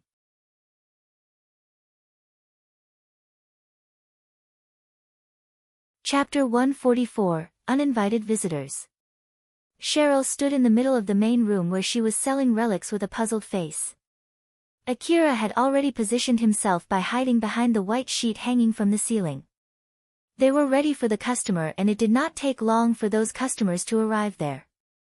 The problem was the report that Tayal, who brought the customers there, gave. Cheryl frowned and said to Tayal. 8 people. Wasn't it supposed to be only 4? Tayal flinched from Cheryl's gaze alone, but he managed to give her an explanation. There were only 4 people when they visited the stand. But when I was guiding them here, they met up with another 4 people. They said that those people were their friends. They then seemed to get rather excited, and the other 4 asked to come along too. It was hard to refuse them, and they seemed to carry quite a lot of money, so I ended up bringing them all the way to the back alley. If you want to send them home, please ask Akira to do so. All of them are armed, so I'm sure they won't listen to me. Cheryl made a grim face while thinking of her available choices. Tayal was bedazzled by Cheryl. The dress that Cheryl was wearing to welcome the customer was beautiful enough to bedazzle him.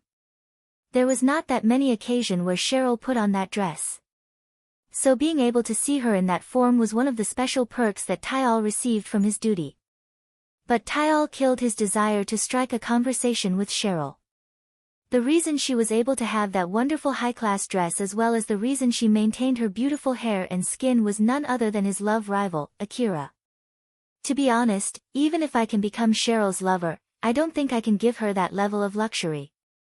After all, she got that dress from Akira, and even if she breaks up with him, I'm pretty sure the whole gang will be disbanded.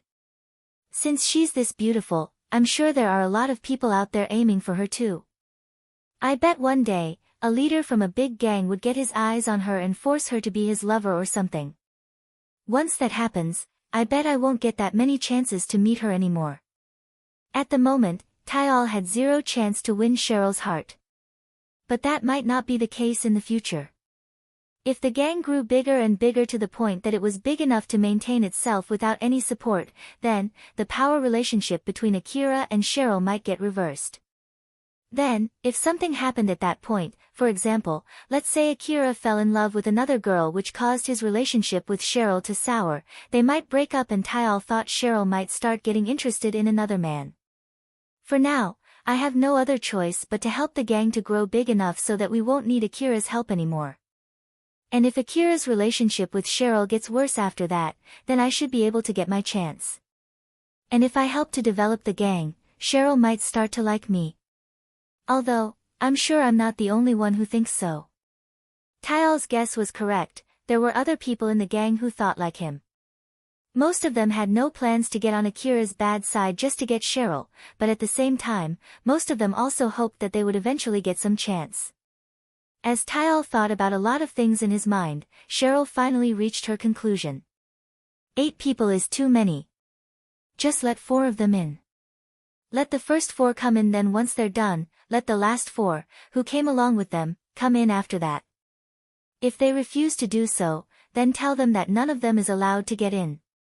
If they still insist on coming in after that, Akira and I will tell them to go back ourselves. Even with her ability to serve multiple customers, 8 people were still too many for her and for Akira to keep his eyes on, and that's doubly true when they were armed hunters. Lastly, Cheryl smiled worriedly at Tyal and said to him, "Be careful, there's no need to get reckless." "Oh okay, I understand."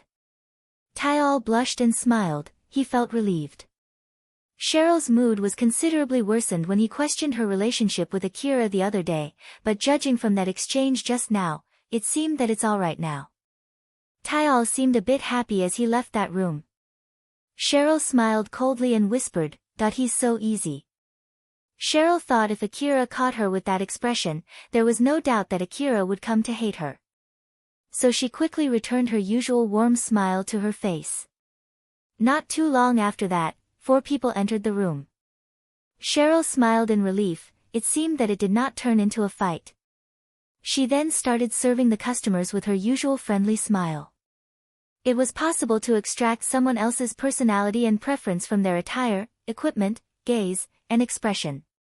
Then, that information could be used to adapt on how to approach them. Those 4 people were scanning the relics lining inside that room, all of them were so well armed that they could go out to the wasteland anytime. They were also carrying bags, most of which were empty. Cheryl felt something was wrong with those guys, but she decided to shelve that for now.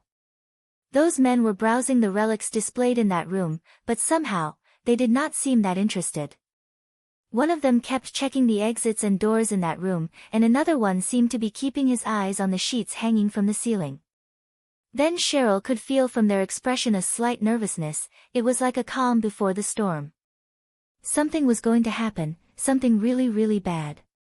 But she tried her best not to let that out in her face. One of them walked to Cheryl with a big smile. Cheryl had her usual graceful smile as she welcomed them. "Welcome to our shop."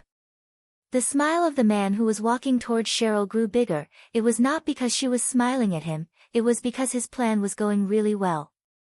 Alpha suddenly gave Akira an instruction. "Akira, get ready for a fight." Although Akira was a bit surprised by that sudden order, he quickly swapped to battle state. At the same time, the man who was walking towards Cheryl slightly lowered his guard. Cheryl trusted her calculation and immediately started running toward Akira's direction as fast as she could and dashed through the white sheets hanging from the ceiling. That man was shocked and could not react for a while, but he immediately got a grip of himself, aimed his rifle with a grim face, and spread bullets haphazardly towards Cheryl's direction without showing any hesitation. Bullets pierced right through the first sheet, but lost most of its momentum and could not penetrate the second sheet. The accumulated momentum tore the sheet from the ceiling, it danced gracefully, pulled down by the gravity, bullets that had lost their momentum fell down and rolled over on the ground. That man twitched and shouted. "Anti-bullet sheet. They're not just simple interior sheets." Originally, they were planning to take Cheryl hostage and take their time robbing the relics. But he was caught off guard and Cheryl was able to run away from him, which meant that Cheryl was able to quickly guess why they were here. So he immediately changed their plan from capturing Cheryl to killing her. "Get the relics. Tell the guys outside to meet up with us." That guy shouted and gave an order to his men. Akira caught Cheryl, who dashed right to his direction with his right hand and hugged her close. He raised the CWH anti-material rifle on his left hand and pulled the trigger. There was no need to hit his target, his main aim was only to let them know that he was there. After that, he immediately brought Cheryl further into a door that was leading outside. It was an emergency exit prepared beforehand and the sheets were there to hide that emergency exit. The man heard the gunshot coming from behind the sheet and turned in that direction in response. The anti-bullet sheet deflected the bullet from its original track and landed away from the man. "As I thought, they have escorts hiding behind the sheets." That man kicked a display covered by the anti-bullet sheet down and hid behind it to make sure that he would not get hit by the enemy's bullets. "The escort is behind the sheets. Make sure to equip your defensive suits." While he said that, that man pulled out a full-face helmet from his bag and put it on. They did not put that helmet at first so that Cheryl and his men lowered their guard, but now their situation had changed and they had to put them on. Akira ran quickly while still carrying Cheryl. He was able to do that thanks to the augmented strength from his augmented suit. He made sure to run as fast as possible while not injuring Cheryl.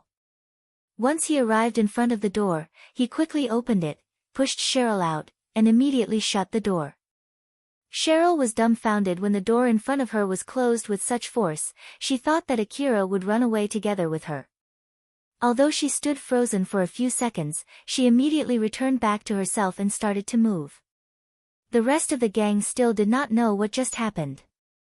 A gunshot echoed through the base. Most of the gang members stopped what they were doing the moment they heard that gunshot. Cheryl shouted as hard as she could. "It's a shootout." With Akira protecting the gang, they thought that no one would dare to attack the base, but that day, their assumption was proven wrong. At first, Akira evacuated Cheryl to a safe place, out from that room and away from the 4 men shooting from inside the room. With this, Cheryl's safety was pretty much guaranteed, so he quickly moved to his next order of business, shooting back at those 4 men. Akira lightly frowned. "But still, I always thought that I'll eventually open up a shop in the slum city big enough to warrant some robbers, but this is way faster than I thought." Alpha smiled and replied. "You're just unlucky." "I can't agree more. As I thought, I already ran out of luck, huh? But since they attacked when you're here, I guess it means that Cheryl is really lucky. Thanks to that, she didn't get killed this time." Akira smiled wryly. "That might be true. Cheryl has good luck after all." "Yup, then let's try to take advantage of that luck and clean up this mess as soon as possible." "You're right, let's do that." Akira had no idea if it was him being unlucky, or it was Cheryl being lucky, or maybe it was even both. In order to make sure that the people who attacked the base that day were unlucky, to push his bad luck to those people, Akira fired himself up to shoot back. Alpha then asked Akira what he wanted to do with those people. "So then, Akira, what's your plan with them?" "The fastest solution would be to kill them. That way, there's no need for you to hold back." Alpha was still smiling when she said such a heartless sentence. She did not show any hesitation in killing them. She had her usual smile while asking for Akira's confirmation to end the life of those people. Akira replied back with a calm expression. "I don't mind killing all of them, but if it's possible, I want to paralyze them so I can ask them why they attacked us." "You do know that you're being impossible, right? That's why I'm only saying that if it's possible. I don't want to die anyway. The longer we dilly-dally, the more dangerous this might become. We just need to try, but there's no need to be reckless. If it's impossible to hold back and not to kill them even with your support, then I'll just follow your instruction to kill them." Akira somehow sounded as if he was doubting the value of Alpha's support, but Alpha smiled smugly and replied. "Don't be stupid. It'll be alright as long as you have my support. It's just that if you won't take the easiest way, then you'll have to put more effort yourself. So I just want to confirm that. If you're okay with that, then I don't mind either." "Alright then, let's go." Akira smiled and ran back into the room. The conversation between Akira and Alpha happened through telepathy. Even if it was something they would need a few minutes to talk about, if it was through telepathy, they could finish that in split seconds. Moreover, when Akira switched to his battle state, he unconsciously activated his time compression. Thanks to that, Akira and Alpha could communicate almost instantly. A feat impossible if done verbally. This was also a form of training for Akira to quickly process information inside his brain. After all, being in the middle of a fight needed him to process a huge amount of information.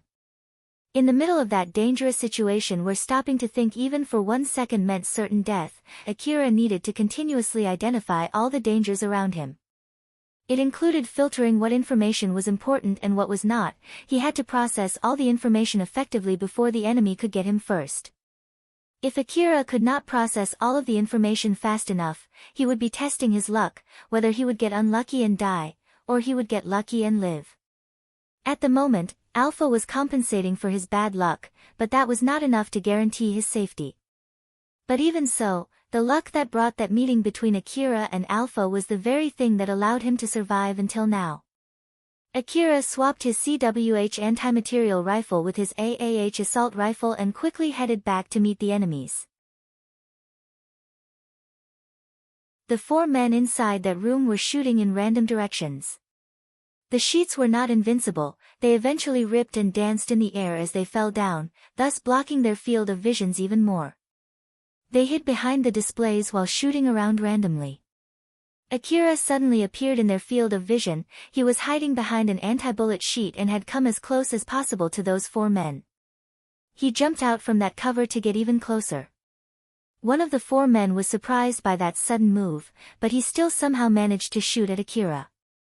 But Akira was able to shoot at him faster. Akira already had his AAH assault rifle fixed at him. A bullet flew from the rifle's muzzle and hit that man's head, body, arm, and rifle. But that man was mostly uninjured. Akira's normal bullet could not pierce the full-face helmet that man was using. It did not even leave a mark on that man, and since he was gripping his rifle strongly with the help of his augmented suit, he also did not lose his rifle. Akira's shots were only able to surprise him, nothing more. That man smiled as he noticed that Akira did not have enough firepower to kill him. He then tried to aim his rifle at Akira, but Akira shot his arm and rifle again, thus making him miss his shots. The shockwave from Akira's bullets threw that man off balance. It also prevented that man from fixing his aim at Akira. When that man realized that, Akira was already standing in front of him. Akira's right leg was already off the floor. The next moment, he drove a painful kick enhanced with his augmented suit on that man's head. The helmet could not fully dampen the shockwave as it propagated to that man's head and knocked him unconscious in one blow. That kick sent that man straight up, but he did not crush into the ceiling thanks to Akira, who caught his leg before his face drove into the ceiling. Akira then pulled him back to the ground and quickly shifted his left hand from the leg to that man's collar. The other 3 men in that room were so surprised that Akira knocked one of their friends so quickly, but that did not stop them from shooting at Akira. The moment Akira noticed the other men aiming at him, he immediately used the man that he was grabbing as his shield and made other men there hesitate. Akira used that short opening to quickly close his distance. The other 3 men immediately dispersed to surround Akira from the front, left, and right.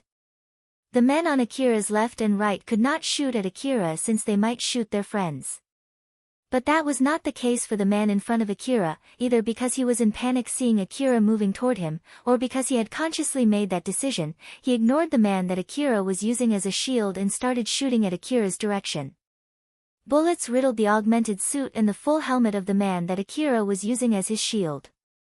The momentum shocked that body hard and the shockwave was transmitted all the way to Akira. The only reason that did not blow Akira back was because he was bracing against it with his augmented suit. At the same time, Akira shot the man on his right.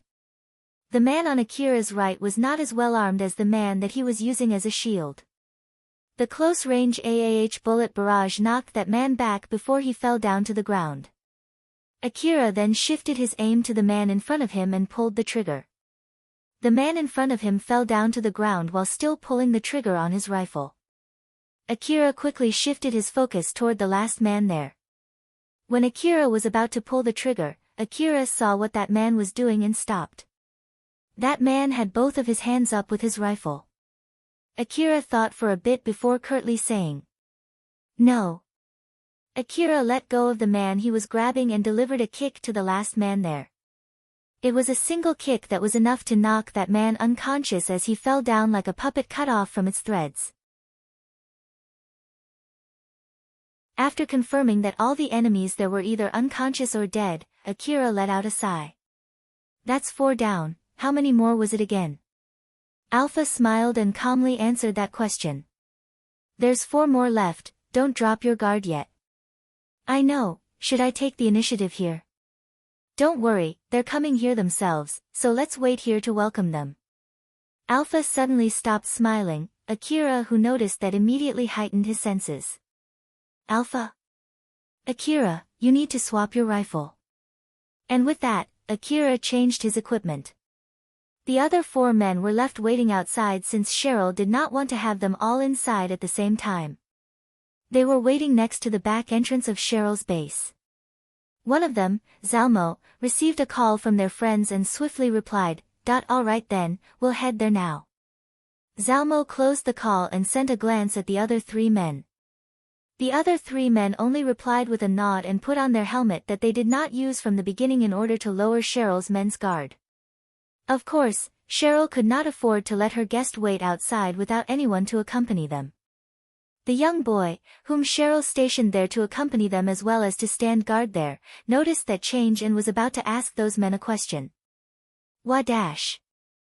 That young boy was about to ask what was wrong, but before he could finish it, Zalmo pulled out his rifle in one fluid move, aimed it at that young boy, and pulled the trigger. The bullet ripped through that boy's torso. The armor that boy was using was nothing more but fake armor, it had no defensive power against a real bullet. The bullet also destroyed the boy's important communication device, he then fell down and died. Zalmo did not show any feeling even after he killed someone, his expression did not change at all as he gave an order to the other 3 men. "Let's go." Zalmo kicked the door open and stormed into the base. Since they already knew beforehand the room that they were aiming for, they went through the base straight for that room. Just to be safe, they released some shots to the places where someone might be hiding on their way there. Bullets flew around inside the base, destroying walls and furniture. Bullets flew right at Zalmo and his men from deep inside the base, although those bullets hit them, they did not have any effect on Zalmo and his men. The people who shot those bullets noticed that.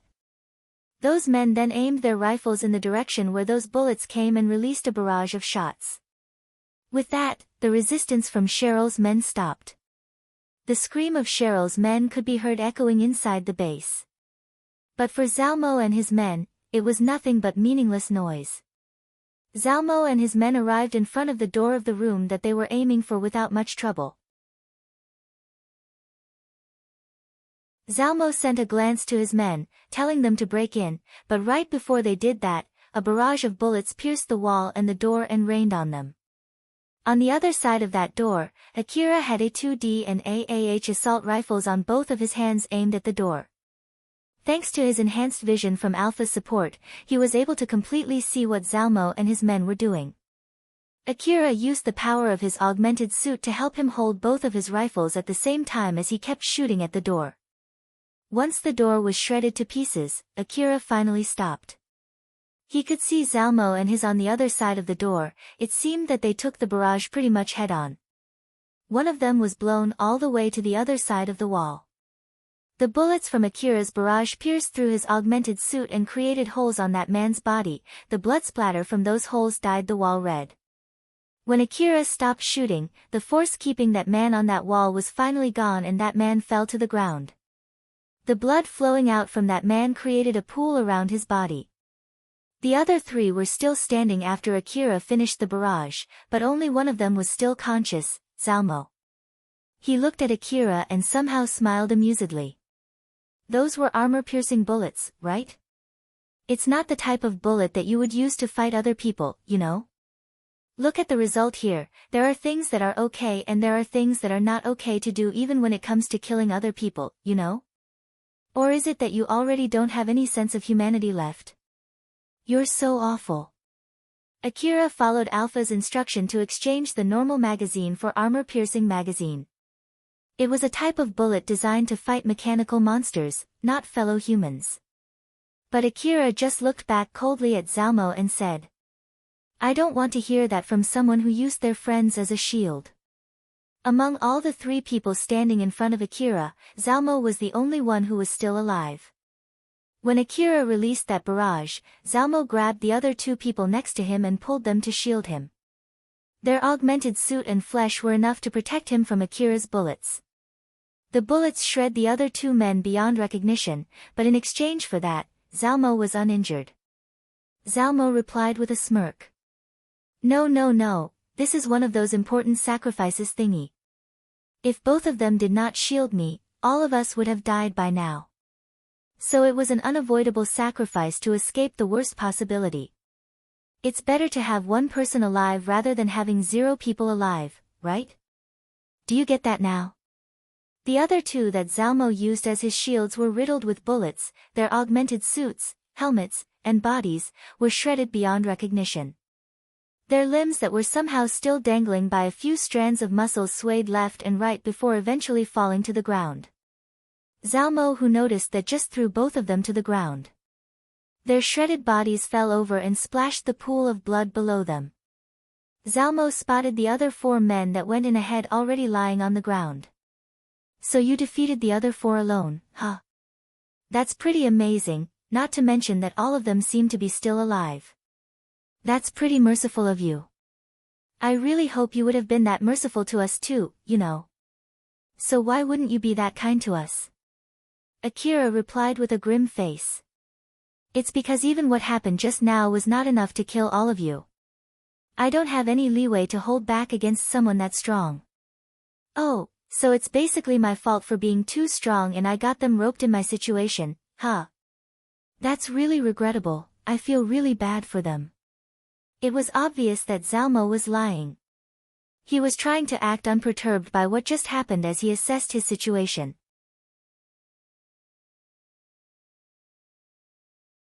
All the men that went in first are alive, they're not bleeding, there are some spots in their augmented suit indicating that they got shot, some of them have their helmets bent. CQC, huh? There's a good chance that they're knocked unconscious with gunshots too. So why did he use armor-piercing ammo instead of normal ammo against us? Is it because he noticed that normal bullet has almost no effect on the men that we sent in ahead so he changed to ammo with better firepower? Zalmo tried to remember what Akira said to him and tried to match them with Akira's expression when he said that. No, that's not right. He noticed that he could defeat the men that we sent in ahead only with CQC and normal bullets, that's why he spared them. But our hard armor is too durable for his normal ammo, that's why he decided to change ammo. But why did he make that decision? Did he interrogate one of them before we came here? No. There was not much time gap between when they went in first until we arrived here, so that's just impossible. Did the info about our surprise attack somehow get leaked out? No, that's not right too. If that's really the case, they would have made more preparations to fight us back and that doesn't seem to be the case here. I really have no idea, this boy is really strange. Zalmo still looked relaxed while carefully watching for Akira's movements. To Zalmo, Akira did not seem that strong, but it was true that he had already defeated 7 of his men, all alone by himself. But even so, that was not enough of a reason for Zalmo to get alerted, after all, it was not a hard thing to do. Akira noticed that Zalmo did not show any emotion at all even after seeing all of his men down. It made Akira be much more careful of Zalmo. Both of them faced each other, ready to fight.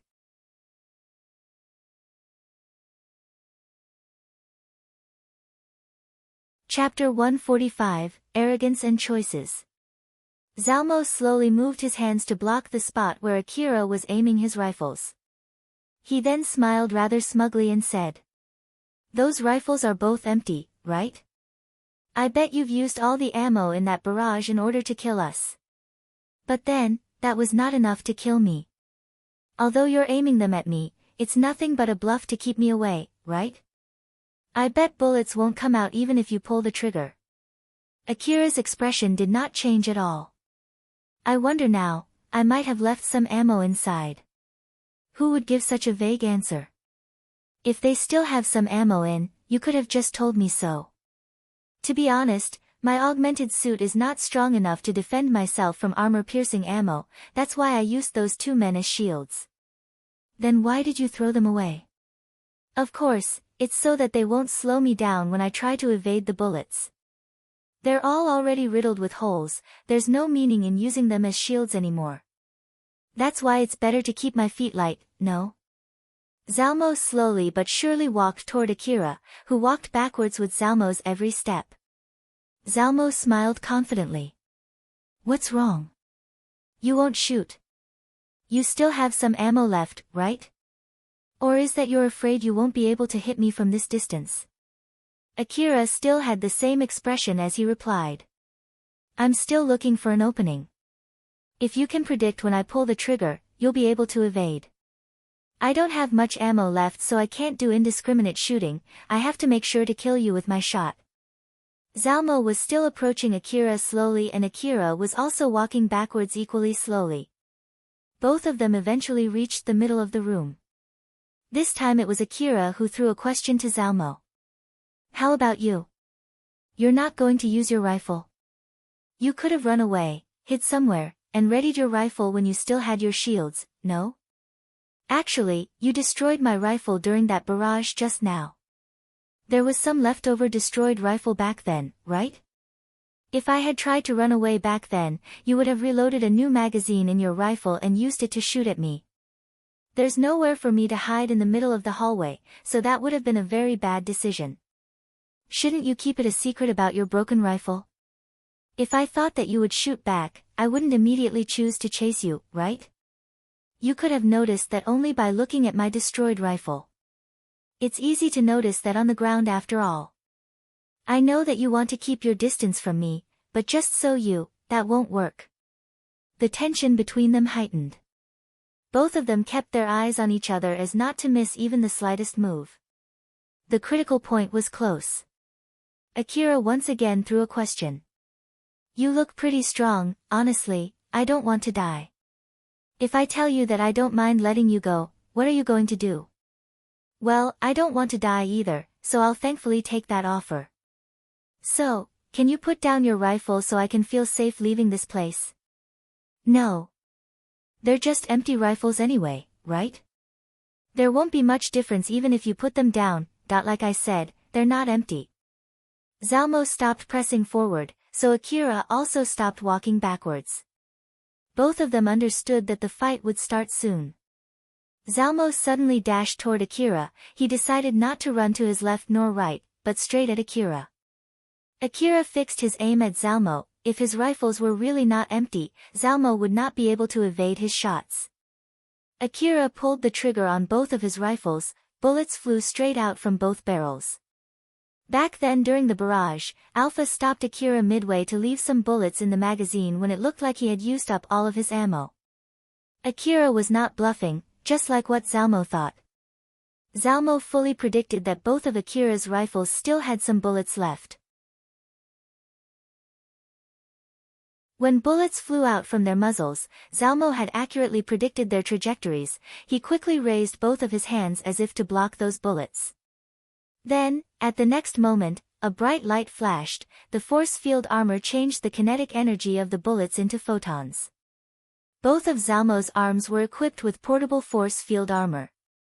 The smaller the force field armor area of effect, the shorter its duration, the stronger it became.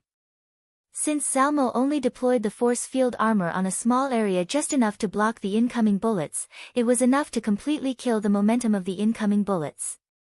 The blinding flashing light from Zalmo's force field armor made Akira flinch for a split second, but that was enough for Zalmo to close their distance as he released a kick aimed at Akira's head.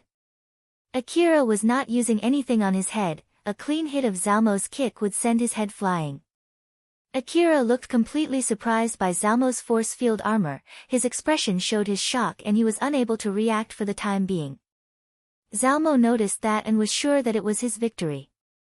Got him. But Zalmo's kick cleanly cut through the air. Akira was able to quickly duck as if his body was sucked in and evade Zalmo's kick. Akira was down low right in front of Zalmo. He then released a swift kick as if to sweep Zalmo's leg off the ground. But Zalmo lightly jumped off and evaded Akira's sweep, while at the same time, he brought down his other leg that was still dangling in front of him to Akira's head. Akira quickly rolled back and stood up. The short exchange ended there. Akira and Zalmo returned to their initial position. Akira had already thrown away his rifle in the middle of that short exchange. He was now unarmed. Akira lightly tightened his fist and readied his stance. In reaction to that, Zalmo stretched his hand and also readied his stance. Zalmo then said to Akira mockingly, "Geez, you're no fun at all. You really shot someone who jumped straight at you thinking that you have no ammo left. Could you get surprised even for a bit? I'm sure you didn't expect I was able to block them, right? Are you actually a machine or something? In contrast to Zalmo, Akira had a grim expression when he replied. Didn't I tell you that I have no leeway for something like that? Or did you already forget about it? Zalmo was still looking mockingly at Akira, but it quickly changed to a relaxed smile as if he was looking down at Akira. Well, that doesn't really matter, it should take effect anytime soon. Zalmo had an accelerator drug ready inside his body. It was set so that he could use accelerator drug anytime only by sending the command using his mind. It was a slow-reacting accelerator drug that had a strong effect. Once it was in effect, the drug would significantly boost his focus and perception, thus slowing down the passage of time from his point of view while keeping his disposition calm. Zalmo already activated the accelerator drug. The silly talk with Akira was only to buy some time until the drug took effect. Zalmo could feel the drug had already taken effect for real. He lightly smirked and said, "Die." With that signal, Akira and Zalmo stopped talking and restarted the fight. Akira and Zalmo used the full force of their enhanced strength to fight each other, releasing a flurry of attacks with their arms and legs to the vital points of their respective opponent. Zalmo had superb reaction time thanks to the accelerator drug, while Akira had his time compression from his sheer willpower as well as alpha support to move his augmented suit. They were fighting at a speed that no normal human could follow. A single clean hit was all it needed to kill their opponent. They were continuously throwing attacks at each other while evading the attacks coming at them. It was as if both of them had made prearrangement beforehand. Both of them prioritized evading and did not even try to block the attacks. After all, it was hard to judge how powerful an attack with the enhanced strength of the augmented suit was. If they made a blunder trying to block an attack, it might easily tear their limbs. That was why they had no other choice but to evade. Akira gritted his teeth. He looked like he was having a hard time. Too fast. Although it already took all of me to match the movement of my augmented suit that Alpha is controlling, he is still able to properly react to it. He did say something taking effect though. Is it an accelerator drug? How long before his accelerator drug loses its effect? Can I survive until then? Thanks to Akira's time compression, he managed to follow the movement of his augmented suit. By following the movement of his augmented suit during a high-speed fight, he was able to significantly reduce the burden on his body. But he could not maintain his time compression for long. Prolonged use of time compression would assault his brain with information and render his brain fatigued. The moment that happened, his body would be paralyzed. Moreover, there was a limit on how fast he could move his body. The faster the movement, the bigger the burden on his body. Akira's physical and psychical limits were coming close. The only thing that he could do in that situation was to do everything he could to end the fight before he hit his limit. But even so, after he exerted everything that he had, he was not able to get the upper hand. As a matter of fact, he was at the disadvantage there. Damn it. Why is someone this strong aiming for this shop? If he's this strong, he could have aimed for a better shop with better guards. Is it because of my bad luck? God damn it, I'm really unlucky, right? Akira continued fighting while cursing on the back of his mind. Zalmo drove a straight kick on Akira's body. Akira saw it as a good chance. It would be hard for Zalmo to keep his distance close after releasing that kick. If Akira could open some distance, he should be able to grab his AAH rifle and reload a new magazine. He might even be able to use his CWH anti-material rifle, which needed him more time to take aim due to its weight. Akira jumped backwards. Zalmo's kick did not hit anything and he lost his balance. Although it was only for a split second, he was not able to chase Akira. Akira thought that he already had that fight in his bag. So he jumped back, opened a space between them, and tried to aim his CWH anti-material rifle at Zalmo. Akira saw Zalmo still with his balance off, but he noticed something and his eyes went wide. Zalmo still had not recovered his balance, but he had his rifle that he said got destroyed aimed at Akira.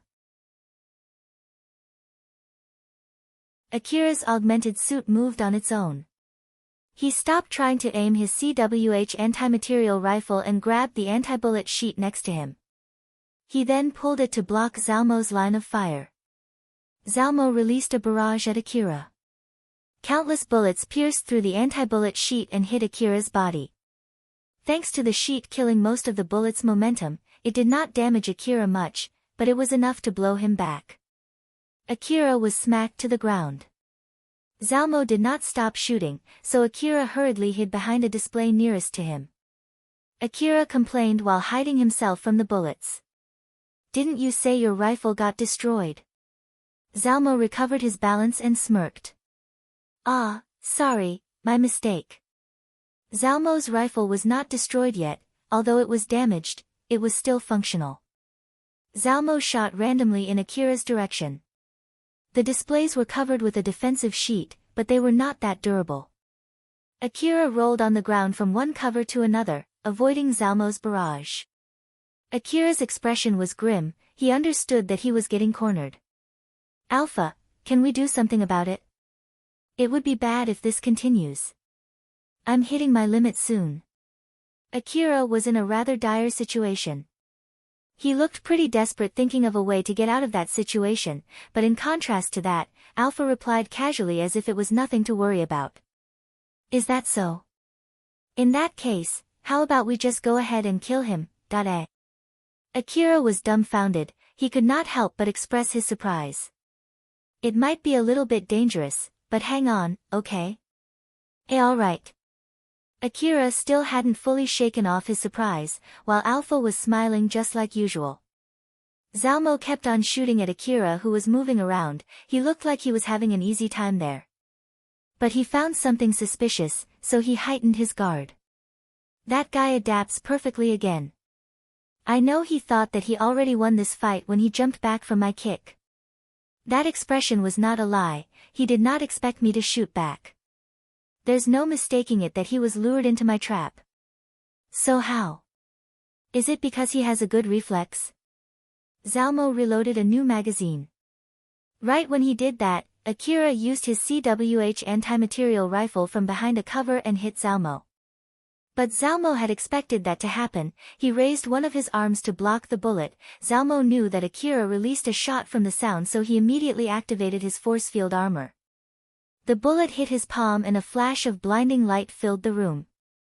He immediately shot back at Akira, but Akira already relocated himself behind another cover. Zalmo then shouted, "Do you really think that it'll work with that rifle?" Unfortunately, that wasn't good enough. Zalmo smiled full of confidence, but deep inside, he was becoming warier of Akira.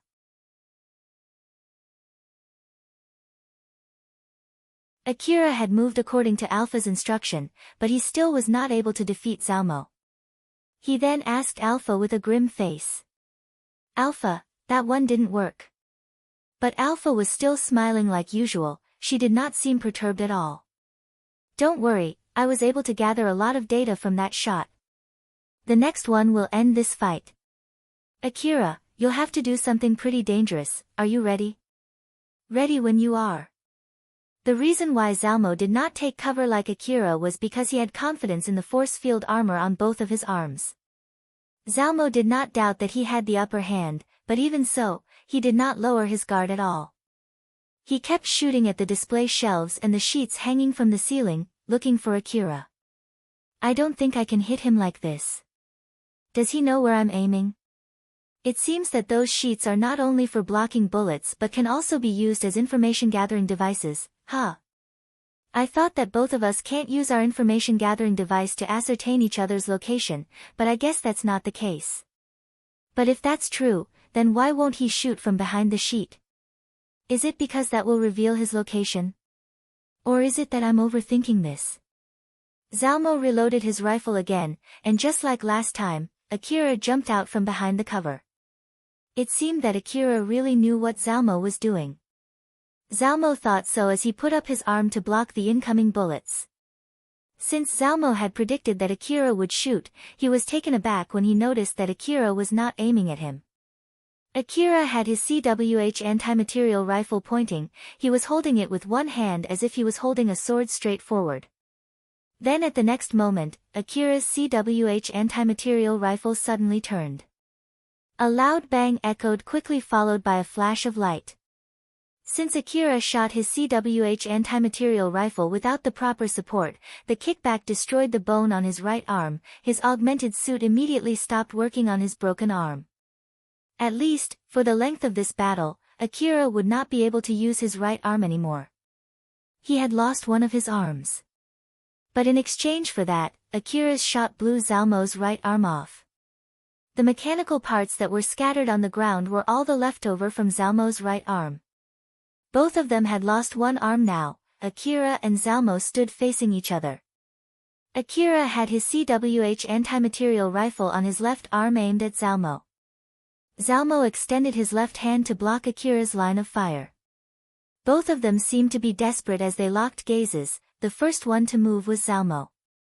Zalmo laughed lightly and said, "I have no idea where you learnt that from, but just so you know, that's not how you use a rifle. You lost your arm from that shot, didn't you? Well, you took one of my arms too, so I guess it's even, huh?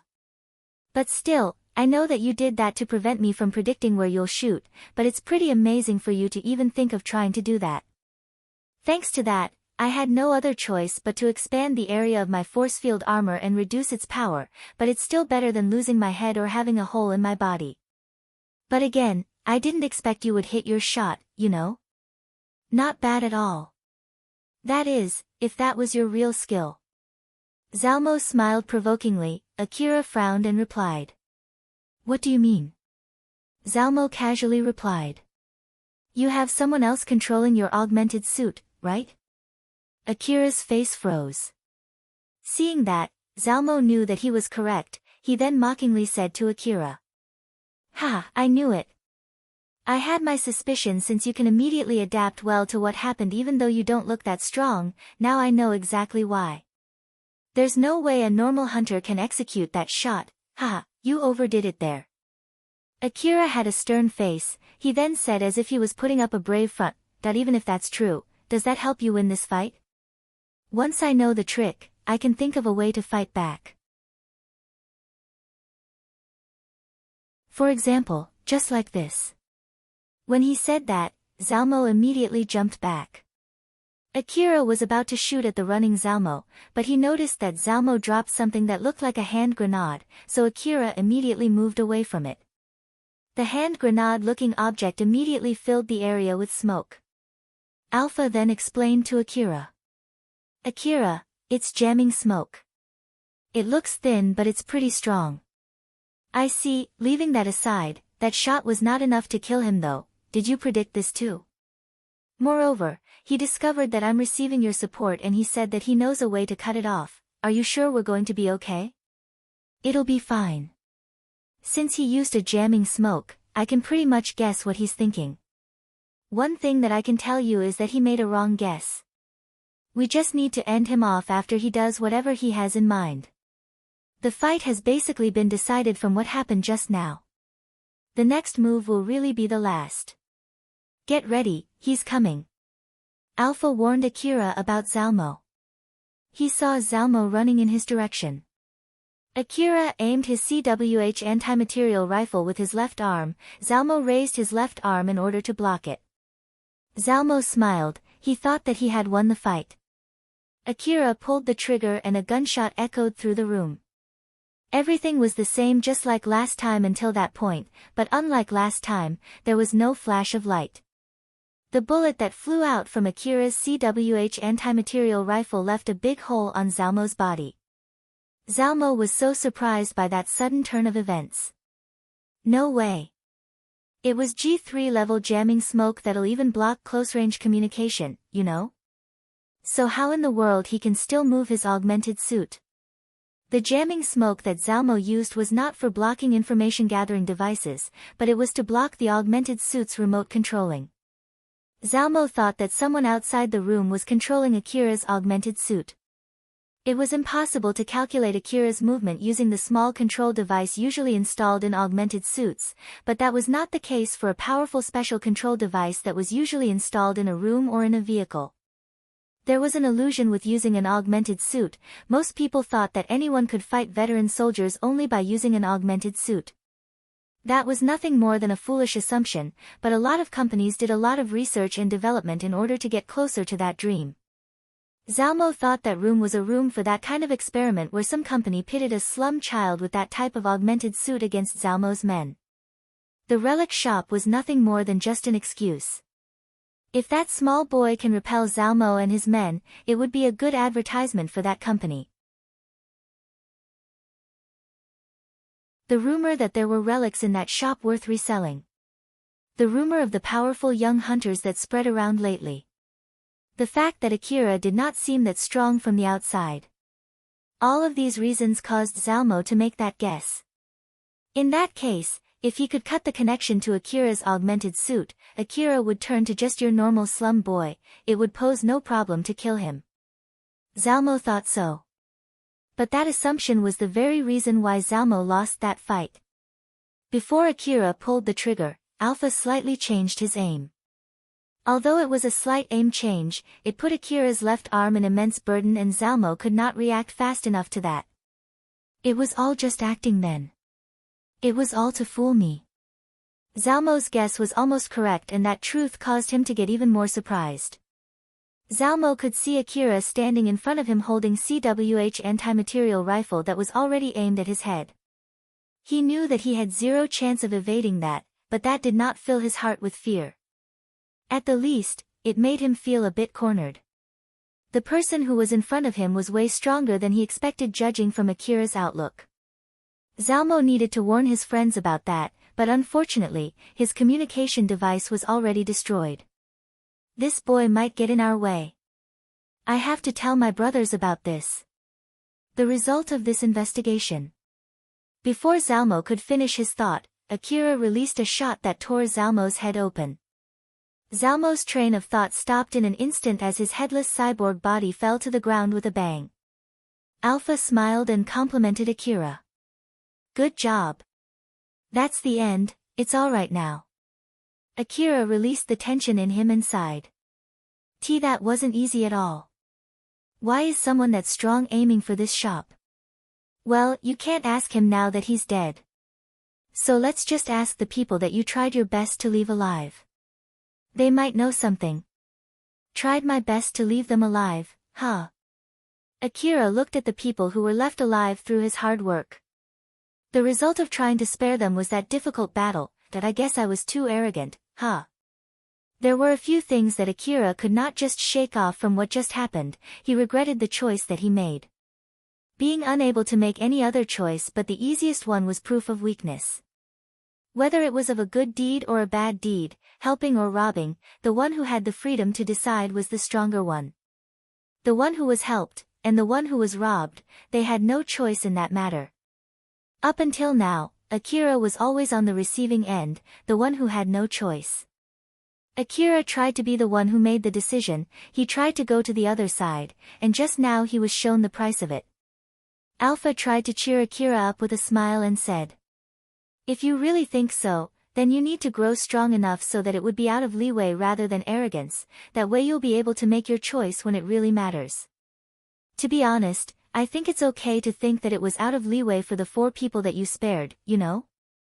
For the other 4, unfortunately, that would be arrogance." Akira smiled wryly. "I see, well, if you say so, then I guess it means I've grown stronger compared to before." Akira still did not have the option to make his own choice, he was still not strong enough to do so. But he was able to keep 4 men alive, it was better than having all 8 of them dead. He was at least able to get closer to another choice other than killing everyone in order to protect himself.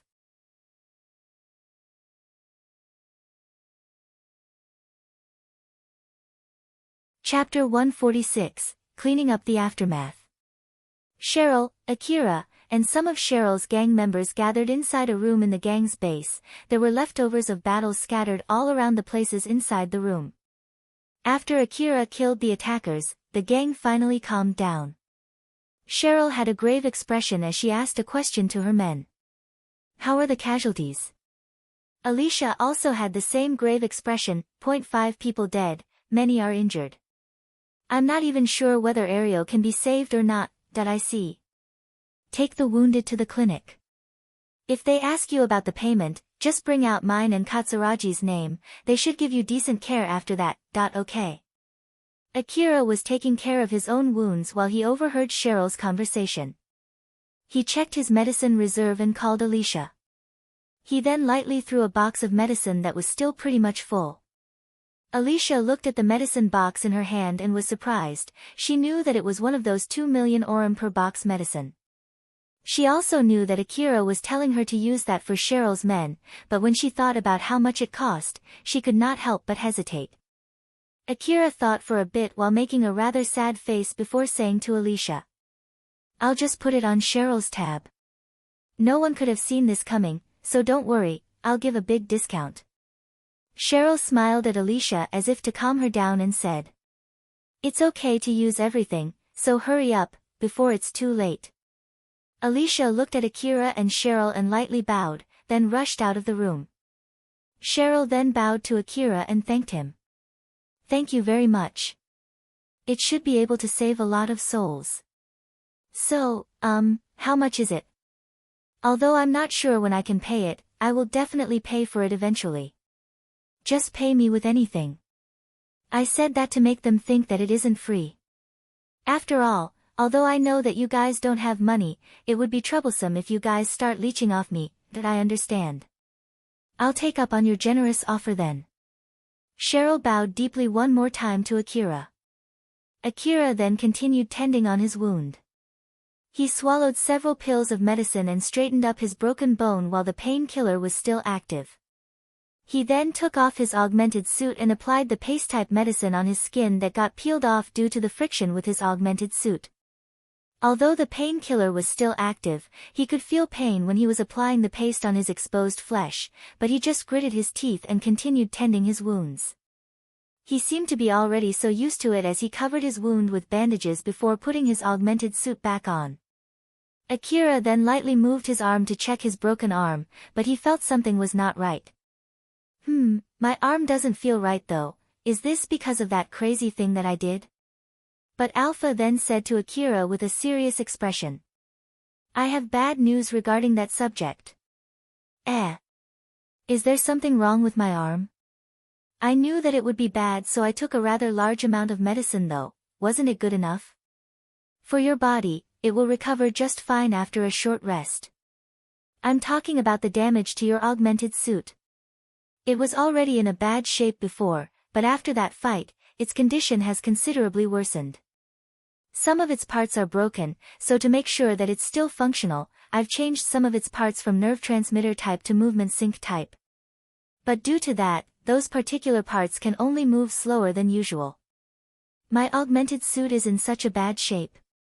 Well, you got eaten by a monster, ran down a building's wall, got shot, used its full power back in Saranthal building, and so many other things.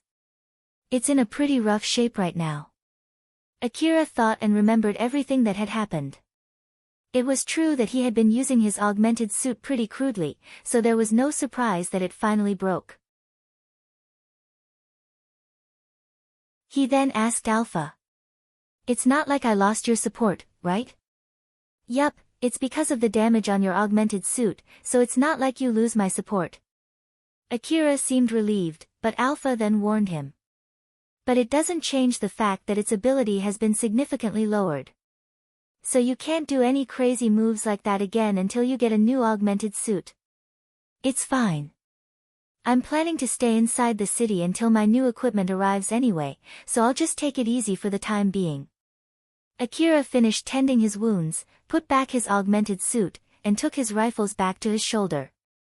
Although he was still not in his tip-top shape, he was ready to fight again. As a matter of fact, he had returned to his usual state of mind where he was ready to fight anytime. So now he shifted his focus to the men that he had been ignoring until now, the attackers that he had knocked unconscious before. "Sorry for the wait, so, let's hear your explanation now." They were stripped naked off all of their equipment and their hands were tied tightly with the anti-bullet sheet.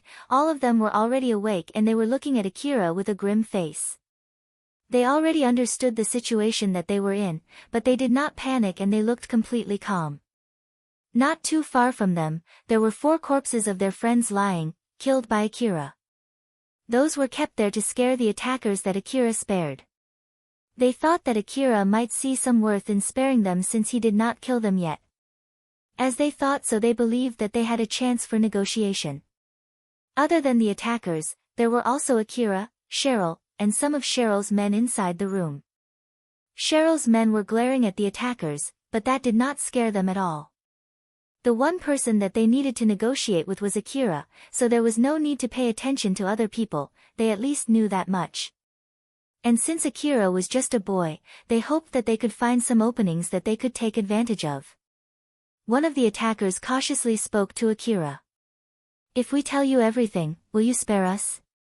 Akira replied casually, there was no intimidation in his voice. "One thing for sure, I'll kill you if you don't. But don't worry, I don't like torturing people, so I'll give you a swift death. After all, if you won't tell me anything even if you're dead, then you're better off dead." There was no killing intent or a sense of threat from his voice, but the attackers understood very well that Akira was being serious. "Alright, what do you want to know?" "Right, for the starter, why did you attack this place?" Akira and Cheryl tried to extract as much information as possible regarding the current incident. To put it simply, the reason why the attackers attacked Cheryl's base was because they were in need of money. So they decided to attack a shop that seemed to have expensive goods but weak security. That kind of reasoning was common in the slum city. So after gathering information, they ended up choosing Cheryl's base to rob. Among the information that they gathered, it included the information about the hunter that was protecting Cheryl's base. It particularly said that the hunter protecting Cheryl's base was a weak hunter who got his wallet stolen, and when the pickpocket's friend scared him, that hunter pulled back and ran away. It must have been the information that those men received from the same information broker who gave the same information to some pickpocket that Akira had been encountering lately. The moment that subject surfaced, Akira's mood immediately worsened. But he was somehow able to keep his calm. The attackers were really frightened when that happened, but Akira did not give a shit about that. There was still one thing that Akira and Cheryl could not understand, it was how they knew that there were expensive articles in Cheryl's shop and who bought that article. Unfortunately, the one who told them that was already dead. To be more precise, Akira killed that guy. That person was Zalmo. According to them, Zalmo joined their group before they knew it and he brought all kinds of information to the group. He was also the one who prepared the fencer to sell the relics that they would rob. Among the attackers that Akira spared, it seemed that none of them knew Zalmo well. Akira found that weird, but since it was impossible for him to defeat Zalmo without killing him, Akira thought that it could not be helped and decided not to question the attackers that he spared further about that subject.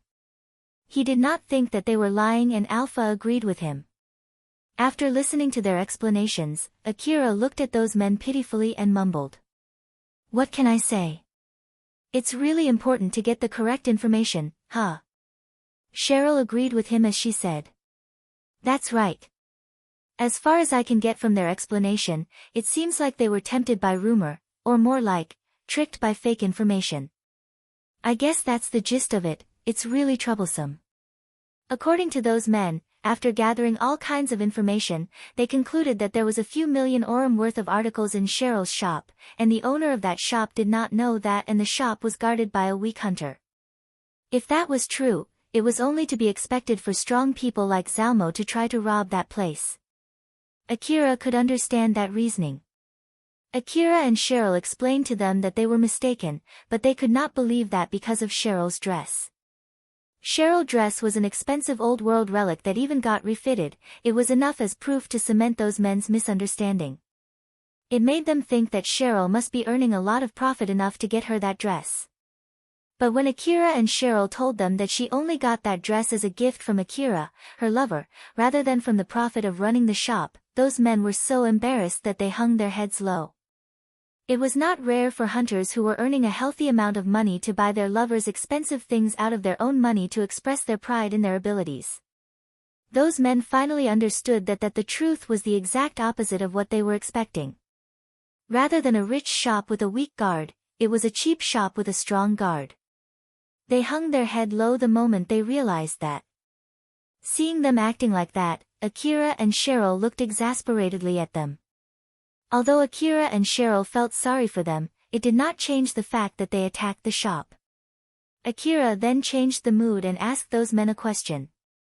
That's all I have to ask.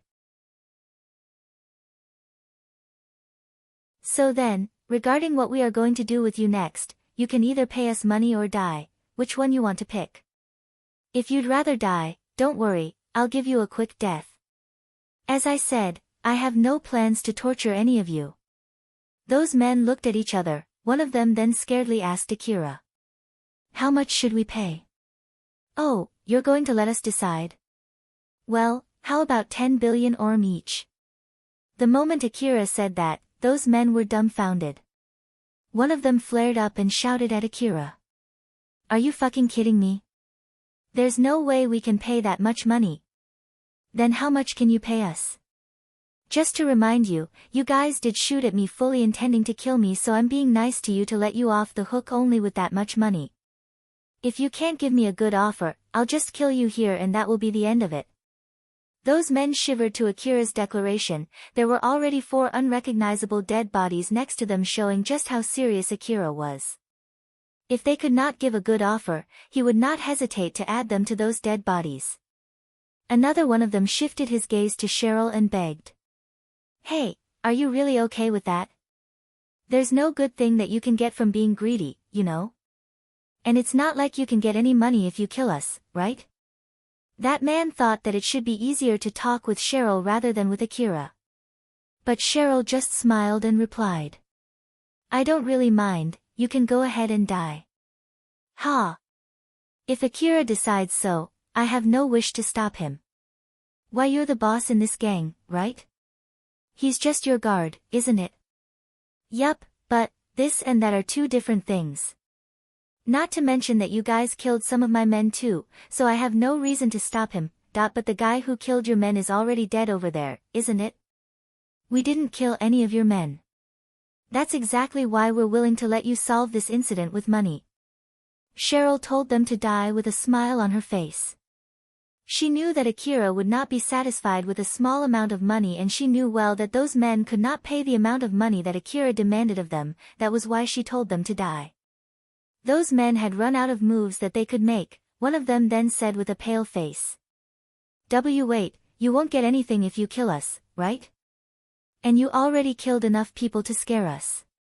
So just think about it, it might be a good idea to let us live and get some profit out of that. Akira swiftly replied. I know, so, how much are you going to pay? That man hesitatingly replied back, 0.1000000 orum. After hearing that, Akira looked at Cheryl without saying anything. Cheryl reacted by shaking her head. So Akira replied to that man in place of her. Not good enough, 0.1500000 orum then. Akira looked at Cheryl again, and she shook her head again. Cheryl thought that Akira was trying to bring that price as high as possible, so she had no plans to nod. Akira once again replied to that man. Still not good enough. And also, I don't mind if you want to keep increasing your offer, but also tell me how you are going to pay for it. After all, it's not like we can accept it if you're planning to pay 10 million orum in a 100 years installment, right? Those men immediately closed their mouths. If Akira demanded them to also tell him how they would pay for it, it really limited their options. Since no one said anything, Akira then continued. Well, if you won't say anything, I'll assume that you chose death, okay? Or is it that you want to pay but you're still thinking of how to pay it? We're still thinking. But you'll pay, right? Oh, of course. Those men nodded, they knew that they would be dead otherwise. I see, in that case, wait for a bit. Akira opened his information terminal and made a call. The person that Akira was calling picked up the call. Akira, huh? What is it? Is it something profitable? It depends on your skill. Oh, it's profitable then. So, what is it? It was Katsuragi. After listening to Akira's explanation, Katsuragi exasperatedly said, That I see, I understand what's going on, so basically those people need money, right? But why do I have to lend them money? It's not like there's any need for you to lend them money, you do have some connections with some companies that handle this kind of thing, right? Well, I do, but even if I introduce them to those companies, I don't see how that can give me any profit. Are you telling me to get the referral bonus? My skill is in trading and not lending money, I specialize in trading hunter equipment, so this has nothing to do with my skill, right? Katsuragi sounded a bit annoyed, but Akira casually replied. All of that money might be used to pay for the equipment from you. After a short pause, Katsuragi had thought of all kinds of ways to get profit out of that transaction. So then he carefully asked, all of it? Yeah, all of it. Akira's answer was enough to convince Katsuragi, who replied back happily. If that's the case, then this might be an interesting offer, it's indeed a profitable subject related to my skill as a merchant. Alright then, I'll handle the rest. So, what kind of equipment are you looking for? After all, I need to make sure what equipment you are going to buy from me. But still, you are finally interested in buying my goods, huh? No, it's not for me. It's for Cheryl and her gang. Cheryl's gang? Yeah. They need extra equipment, I want them to at least be able to defend themselves when I'm not around. As for the details, you can discuss it with Cheryl later. To be honest, Katsuragi wanted Akira to buy his stuff. A hunter like Akira who was earning a healthy amount of money would definitely contribute greatly to the shop's revenue. Judging by the fact that Akira bought a dozen of 2 million orum per box medicines only for his consumable item, it was to be expected for Akira to pay way more for his equipment. Katsuragi squeezed his brain every day to somehow find a way to make Akira his patron. But it did not change the fact that this deal would be big, so Katsuragi decided to prioritize the profit in front of him right now. Well, if it means that they'll buy some of my goods, then I guess that's fine too. I'll head there now, so wait for a bit, okay? Alright. Akira was about to close the call when one of the attackers who heard that conversation immediately spoke up. Wait there. Are you going to sell us? Akira still had not closed the call when he said to that man. You did say that you want to pay but you don't know how to pay, so I'm just helping you here. You just pay me with that money then do your best to settle your debt with them. Isn't that the same as selling us? Even I know how those hunters who get caught in their debts end up. Like hell I would accept that. I would rather choose death than take on that kind of debt. That man was shouting on top of his lungs. He knew well about the end that was waiting for hunters who had a huge amount of debt. When he imagined that end, he could not help but shout desperately. A gunshot echoed in the room. That man, who was shouting just now, fell limp on the ground and stopped moving. Akira shot that man, granting him his wish. Katsuragi's voice could be heard from Akira's information terminal. Whoa, Akira, what was that? He said that he would rather die than take on debt so I killed him. I have no plans to force them to take that debt after all. Katsuragi clicked his tongue and annoyedly asked Akira. How many left? 3 people. Don't kill them. It's more profitable to keep them alive. Killing them will only cut my profit, you know. Good grief. I'll convince them myself, so don't kill them, alright? Alright. Akira then closed the call. 1 down, 3 were still alive, and those 3 were looking at Akira while trembling in terror. When Katsuragi arrived at Cheryl's base, he quickly got on with his work. He came there bringing quite a lot of people. Katsuragi was talking with Cheryl. They had a lot to talk about, the peace money, the equipment that Cheryl would buy with that money, the relics that got destroyed from the fight, the treatment for Cheryl's men that were wounded, and still a lot more. While on the other hand, Tomejima was talking with the attackers who were still alive about the loan.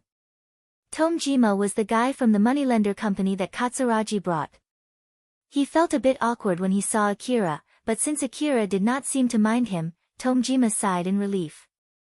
The people that Tomejima brought with him were taking photos of the traces from the battle and were cleaning up the dead bodies. Akira was taking a break while looking at the people working in that room. That was when Colbert and Levin showed up. Colbert came there with Tomjima while Levin came with Katsuragi. Levin was putting the dead bodies in the body bags when he glanced at Akira. He then frowned and said to Colbert. Akira did all of this, right? That's what I heard. Don't stop your hands. We need to put the equipment in a different bag and properly gather the pieces of the cyborg guy. I know. Levin started gathering the pieces just like he was told to.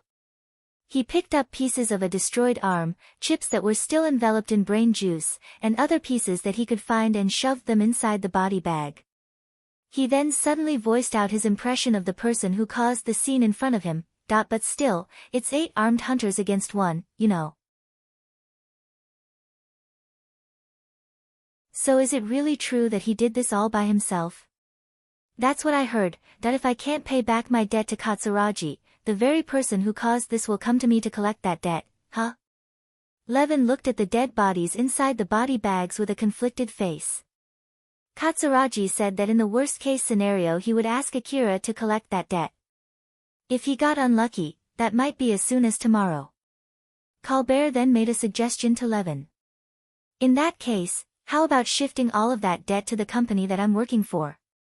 That way at least Akira would not come to collect your debt, you know? About that though, one good thing about Katsuragi is that he doesn't put any interest. So I have no need to worry about the interest, you see.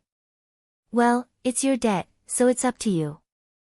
Watching Levin, Colbert thought that it would still take some time until Levin paid all of his debt.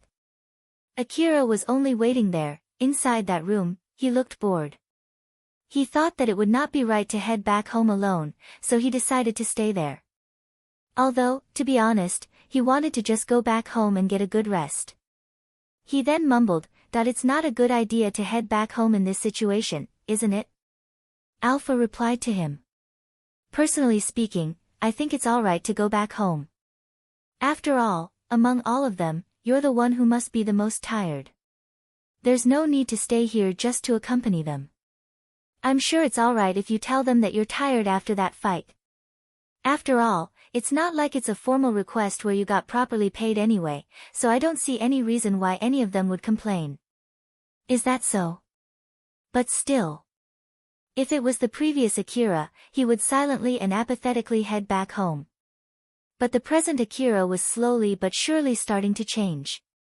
From Alpha's point of view, it would be troublesome if Akira turned into a kind person.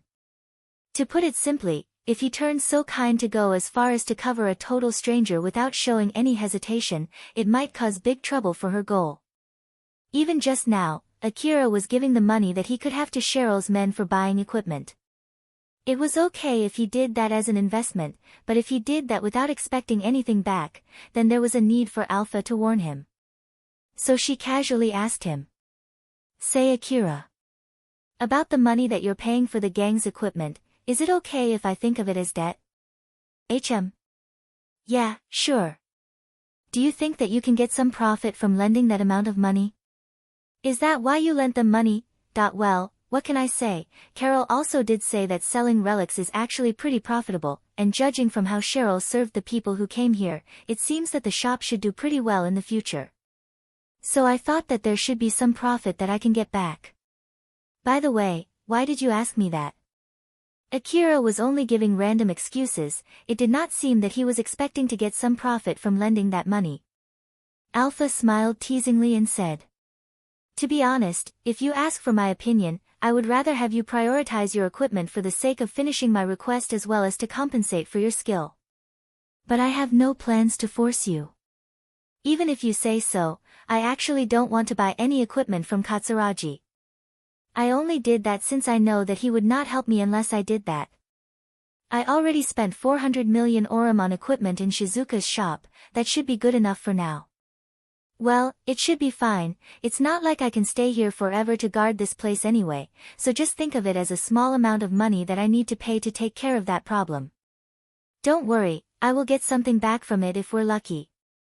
Well, putting my luck aside, Cheryl's luck at least doesn't seem bad. So I guess it should be okay to expect something good from it, right? Is that so? Well, If that's the case, then I'm fine with it too. Alpha decided that she needed to be more careful and keep reminding Akira regarding this small change of heart and his growing kindness, but she did not show that in her face at all.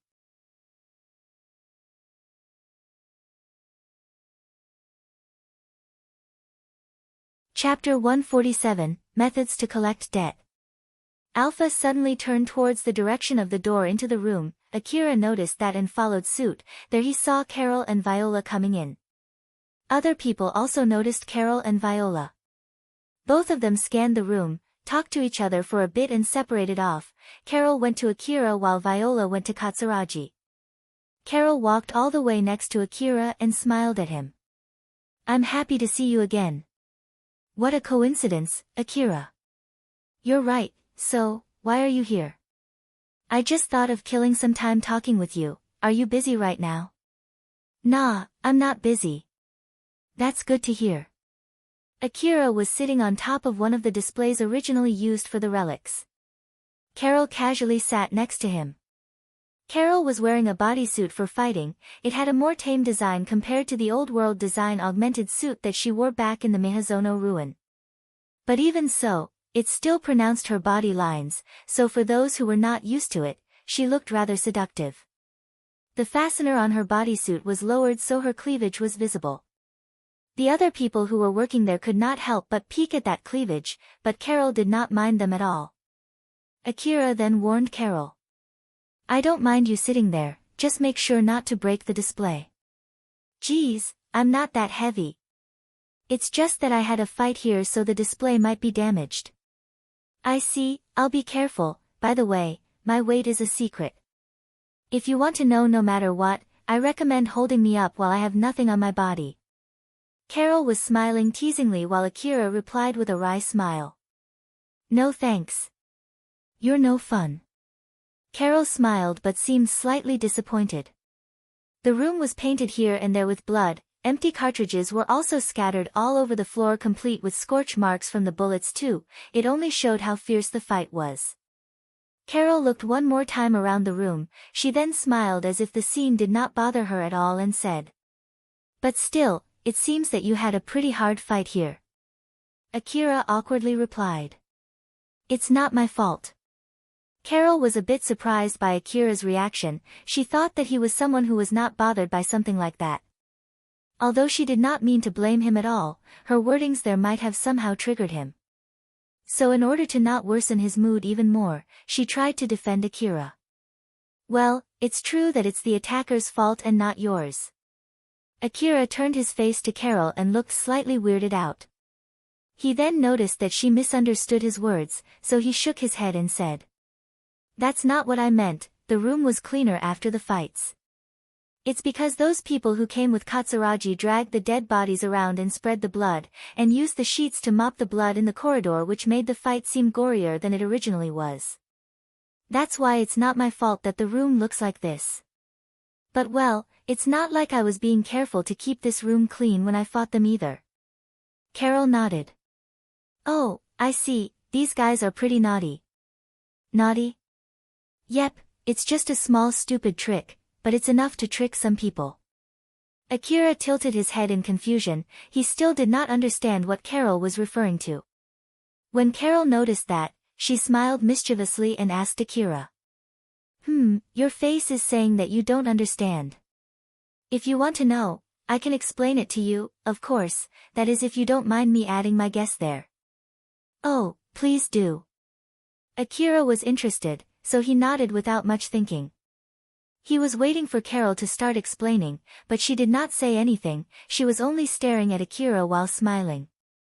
Akira, who found that weird, frowned. That was when she said, "If I ask for an information fee, what would you do?" "Information fee?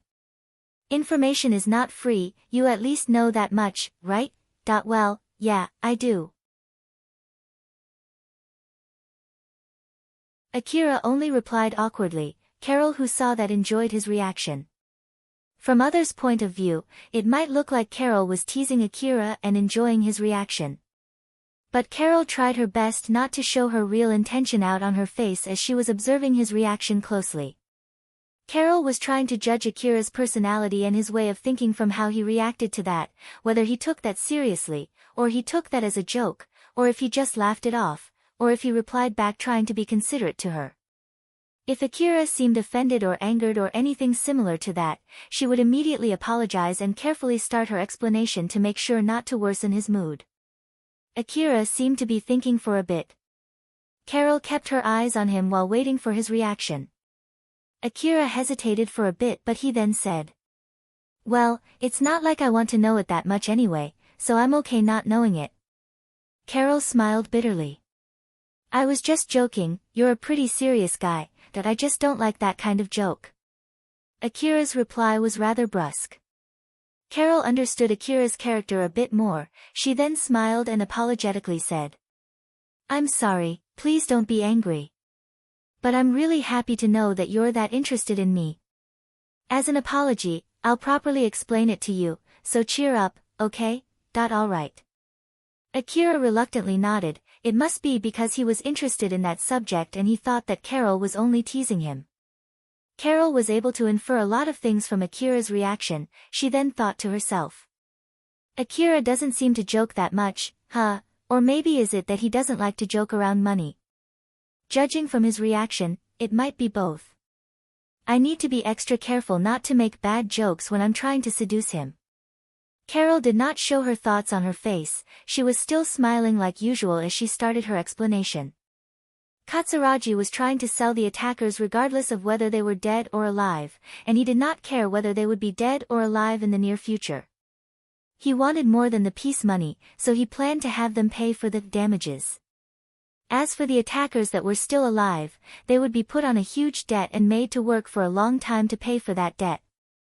But in the Eastern District, their contract would be invalid if they were forced to sign the contract at gunpoint. After all, that kind of contract was not allowed by the biggest authority power in the Eastern District, the corporate government. The corporate government had declared in the past that they would not allow any kinds of activity that might bring harm or disrupt the order and the peace in the Eastern District. Regardless of whether they really put that into action or not, it was properly written in the rule. Rather than for the sake of anyone else, it was for their very own sake. The definition of criminal in the Eastern District was simply those who were against the corporate government. The corporate government would not do much when hunters kill each other outside the wall, but if merchants or scammers started doing something suspicious, they would not show any mercy. That kind of bias was normal in the Eastern District. So, forcing someone into a debt without a good reason would disrupt the economy, thus, such actions were seen as an act against the corporate government of the Eastern District. Because of that, Katsuragi and his men needed to show the attackers that they had enough reason to force the attackers into debt, which included the peace money. After all, they could not demand trillion orum peace money just because they tried to kill Akira and Cheryl's men. And if their reasoning was good enough, they could get help from the corporate government to seize the attackers' properties. They could also ask for help from the Hunter office that was handling their bank account. They could even sell the bond to the Hunter office if all of the above things were not enough to pay for the debt. The reason why Katsuragi and his men were making the room messier than before was simply to give a good reason to get the attackers on that debt contract. They were trying to pull up the debt nominal by taking a record of how bad the damages were. After listening closely to Carol's explanation, Akira looked around the room one more time. I see, so in that case, the worse it looks here, the better the profit that they could get, huh? The attempted robbery that caused the current situation, the criminals over there, the peace money, the reimbursement for the damages, and any other excuses that they could use to gain more money. I bet they are trying to squeeze as much money as they can from those attackers, both from the alive ones and the dead ones. But is that really going to work? Maybe. Some of them are really experienced in this kind of thing after all. When Carol said that, she pointed her finger at Viola, who was talking with Katsuragi and some other people. That girl is Viola, and she, well, what can I say? She's an expert in under-the-table deals like human trafficking and resolving disputes. I'm here because I was simply following Viola since I'm her bodyguard at the moment. I bet she got the news of this incident from her personal information web. I myself only know it since I heard about the incident from her. Oh, it's not like she's one of the people that Katsuragi called to come here? I'm pretty sure she came here uninvited, and they know well that Viola is powerful enough so that they could not just shoo her off.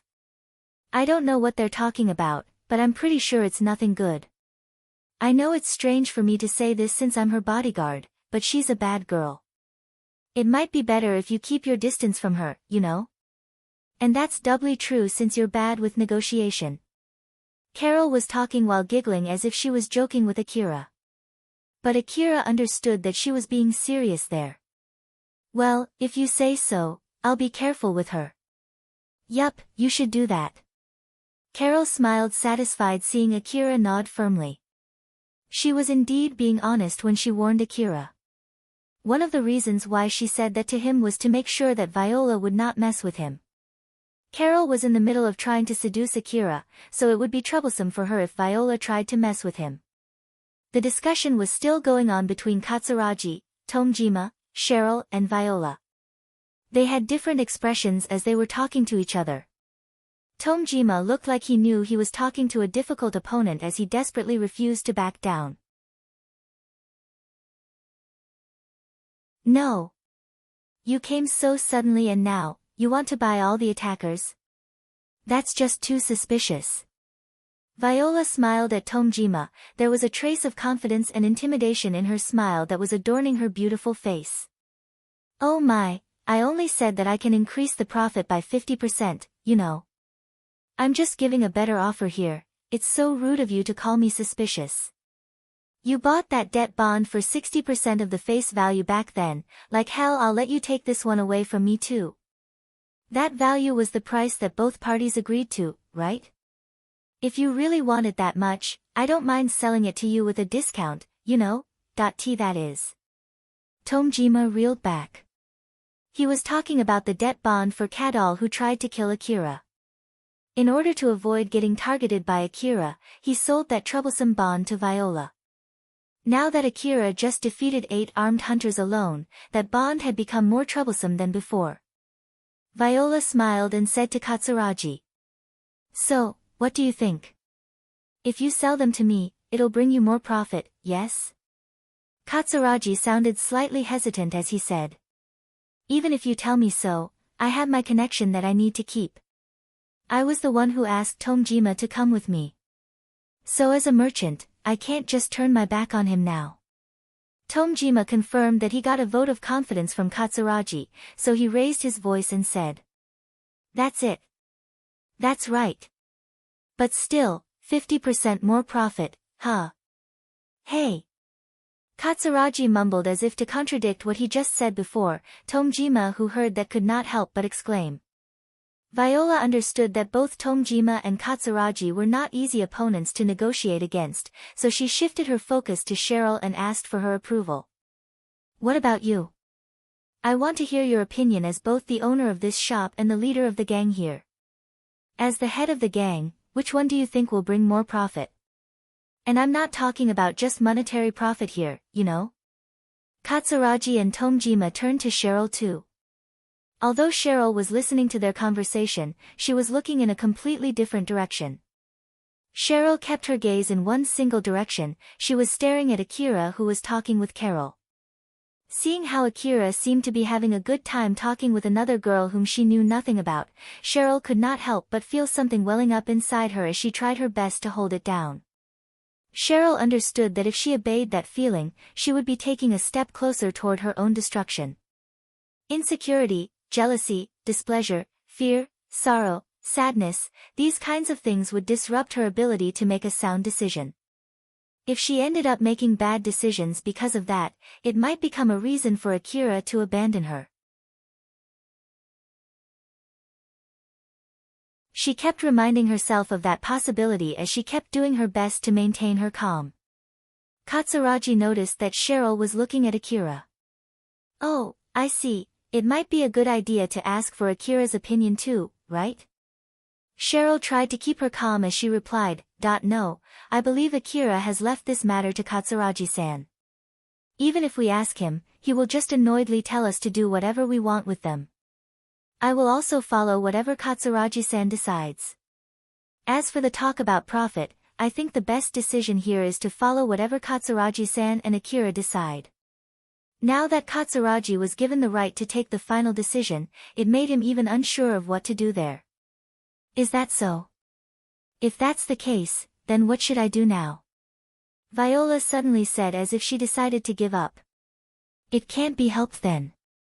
I'll let Tomjima take those who are still alive and I'll take those who are dead. How about that? It's not like Tomjima could get them to sign on a debt bond anyway, right? Well, he might be able to if he tries, but I believe his real skill is not in that matter. I don't think it's a bad offer though, so... Katsuragi turned to Tomjima, who did not seem to be fully happy with that offer, but he gently nodded. Viola, who caught that, smiled and said, "We have a deal then, humph. The only way to get profit from dead people is only to seize their properties, so it's not like it can give you that much profit, right? Are you sure you can get 50% more profit with that?" Tomjima sounded as if he said that out of spite. Viola just smiled confidently at him and replied, "Well, there are many ways other than that one. But they are my trade secret. Later I'll give a report to Katsuragi-san outlining how I plan to do that together with the money minus the handling fee." Katsuragi, Tomjima and Cheryl looked at Viola with different expressions. Although each of them imagined different things, all of them equally thought that it was nothing good. They finally finished their business. All the attackers, dead or alive, were carried away ignoring their freedom. Those who were still alive were given minimum equipment as Tomejima's men took them away, while the dead ones were stuffed into body bags and carried away by Viola's men. Cheryl's men were gathering the bloodied sheets. It seemed that it would take a lot of work to clean up the bloodied room. While Katsuragi and his men had left the place, Viola stayed behind and came to Akira. Viola looked at Akira with interest as she said to him, "We meet again." Akira replied casually, "Yeah." Carol was surprised to hear that short exchange. "Oh. Both of you know each other?" Akira quickly explained to Carol before she misunderstood something. "I met her once when Shikarabe hired me for a job. That was also when I met Tomjima. It's not like we know each other, it's just that we have met before, and that was just once, that I see." Carol replied back swiftly with that short reply. She believed Akira's words. She did not let that just slide and used that information to make all kinds of guesses. Even Akira was able to notice that. Carol showed that reaction only by knowing that Akira had met Viola before in the past, although it was only for once. With that, Akira put Viola on the list of people that were not his enemy but he needed to be careful with. Carol then stood up and smiled at Akira. "Well, since Viola is done here, I'll leave too. Akira, see you again next time." "Yeah." Viola then casually asked Carol a question. "It seemed that you were having a good time talking with him. What were you talking about?" "Well, a lot of stuff." "Ah, by the way, I did tell Akira about you too. I told him that you're a bad girl." "Oh my, that's so rude." Viola smiled mischievously at Akira. "I don't know what Carol told you, but just so you know, she's more or less as bad as me. There are many men who got ruined because of her, so you better be careful of her."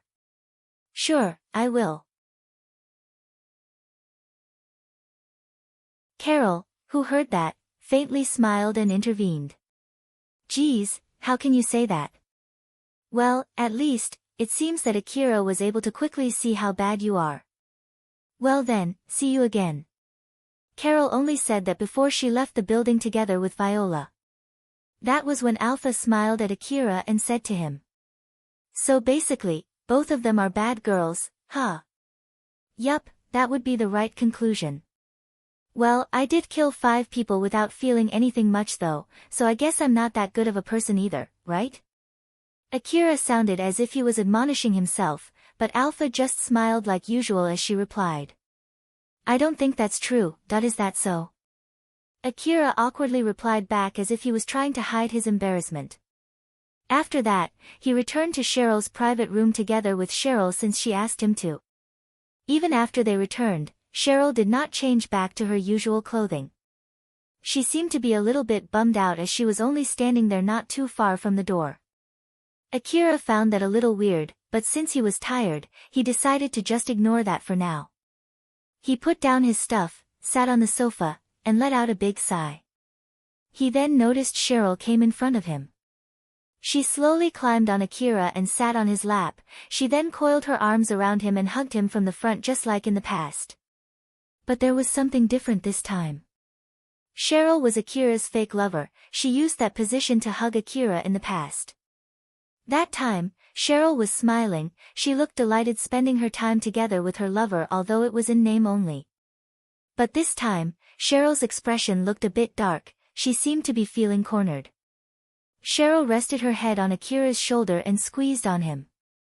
It was not a hug to draw in someone that she loved, it was more of a hug to cling to someone. Although Akira was not skilled enough to read what Cheryl was feeling inside, he at least knew that Cheryl was not her usual self, in the bad meaning. So Akira awkwardly spoke to her.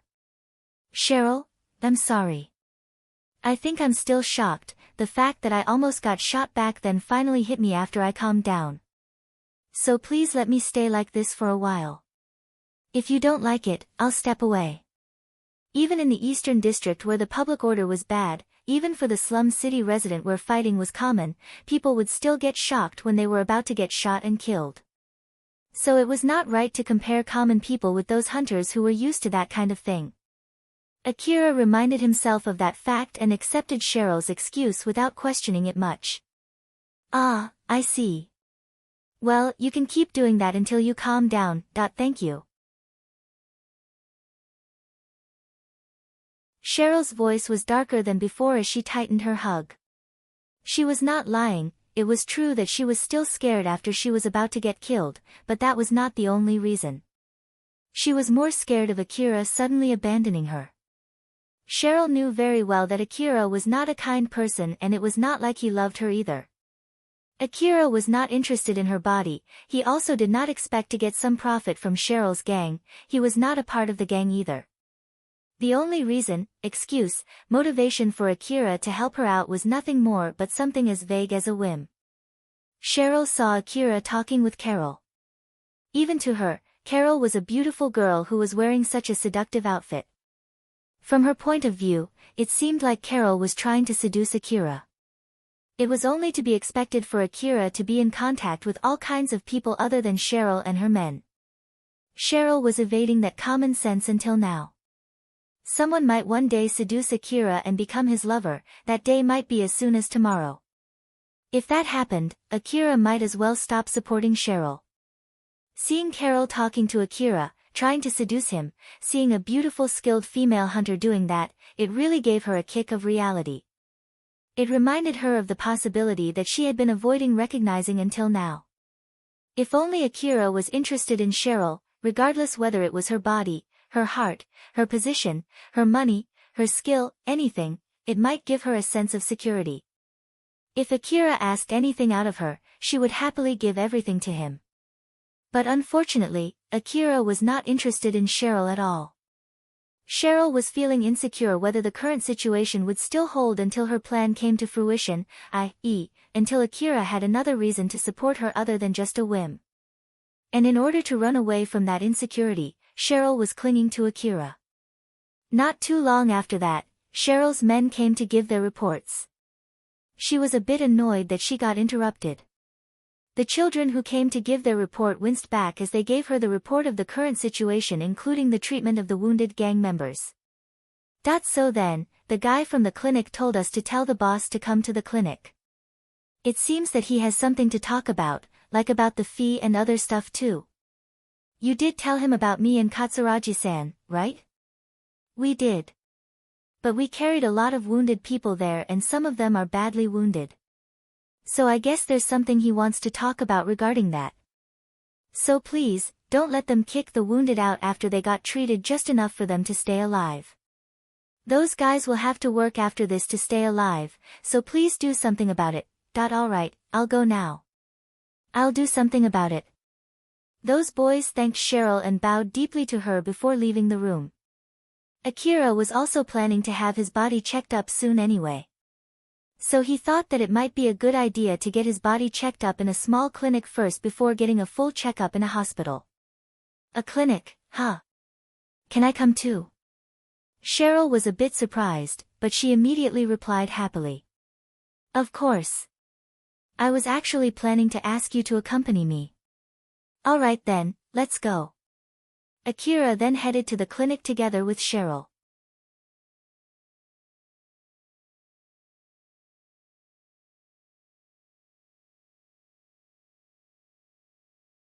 Chapter 148, Selling Corpses. Akira followed Cheryl to the clinic, which was located inside the slum city. Although it was located outside Cheryl's territory, it was not that far from the base. It was located in a particular area inside the slum where there was an unwritten rule among the residents not to cause any trouble. After all, if the clinic got involved in a fight, it would bring trouble to all of them. Also, even if the clinic was fine, it might refuse to treat them if they caused trouble there. Although it was an unwritten rule, it was effective enough to make people around the area obey. When Akira saw the exterior of the clinic, he frowned and asked. Cheryl, is this really the place? Yes, it's this building. I understand what you want to say, but this is the clinic. I see. The clinic looked suspicious from the outside. Rather than a clinic, it looked more like a laboratory. Weird devices were sticking out of its roof as if to say that they were doing questionable experiments inside. The dangling signboard was so worn out, the letters written on it were almost unreadable. But, it still could be read Yatsubayashi's clinic. Akira and Cheryl entered that clinic. A guy in a white suit was tending Cheryl's men. He might be tending their wounds, but judging by the glowing liquid that he was using, it looked more like he was experimenting on Cheryl's men. That man noticed Akira and Cheryl. He immediately went to Cheryl, whom he had asked to come to the clinic, and said to her. You're here, huh? It's about the medicine that I use. That man looked at Akira and felt like he had seen Akira somewhere before. He then lightly smiled and said. Oh, it's you. Long time no see. But Akira did not remember that guy at all. Did we ever meet before? It's me, Yatsubayashi. I tended on your wounds back in the Kuzusuhara city, remember? When Yatsubayashi said that, Akira immediately remembered him. Oh, the guy from back then, huh? Now you remember. I heard that you got badly injured right after I tended to your injuries though. Thanks to that, the city management intervened and I couldn't use the data that I gathered from tending your wounds, you know? It's not like I can do anything about it even if you tell me so. It seemed that Akira's contract with Kobayashi to erase all kinds of records from back then had affected Yatsubayashi too. But it was not like Akira could do anything about it even if Yatsubayashi told him so, and in reality, Akira himself was not bothered by that. Cheryl lightly bowed to Yatsubayashi and said to him. Thank you for helping us, so I heard that there's something you need to talk to me about. Yatsubayashi looked at Cheryl and Akira alternately. He then lightly nodded and said. Nah, it's not a problem now. It seemed that the guys your men brought in had been treated with some expensive medicine.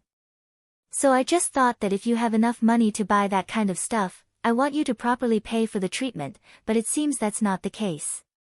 Yatsubayashi thought that it would not be strange for Akira to easily pay for those expensive medicines to win some points from Cheryl. After all, from his point of view, Cheryl was beautiful enough for Akira to aim for her. He then smiled and said. Putting that aside, do you want me to charge more for the treatment? The more you pay me, the better the treatment that these guys will get. Akira flatly replied. I have no reason to go that far. I see, well, that's to be expected. It seemed that Akira was not really that interested in Cheryl. Yatsubayashi thought so when he saw Akira react that way, so he decided to stop offering more treatment. He then shifted to Cheryl. Over there are the people that I've finished treating. 2 of them ended up dead, but that's not my fault. If you want me to take care of the bodies too, then you'll have to pay more. If not, then take them home. While for those who are still alive, they should be able to walk back home by themselves by tomorrow. I understand, Akira, I'll go and check on them. Cheryl lightly bowed and left. Cheryl's men who had already finished getting their treatments noticed Cheryl, although some of them were still half-dazed. Some of them were already recovered enough to move. It might be because their injuries were not that bad, or it might be because the strange green medicine was pretty effective. Akira suddenly casually asked Yatsubayashi a question. How bad were the people that you couldn't save? They got shot in their body and their organs were in a mess. They were bleeding pretty badly too. Was that really that bad? I thought that level of injury is only a light injury, right? Yatsubayashi lightly laughed. That's indeed the case for hunters. You can't just compare the injuries between hunters and normal people. Normal people would die with that level of injury, you see. As for those who are still alive, even after they are left with nothing but their heads, they are mostly cyborgs. While those who are still alive even after they get cut into two are only alive because they use a lot of medicines to forcefully keep their bodies functional.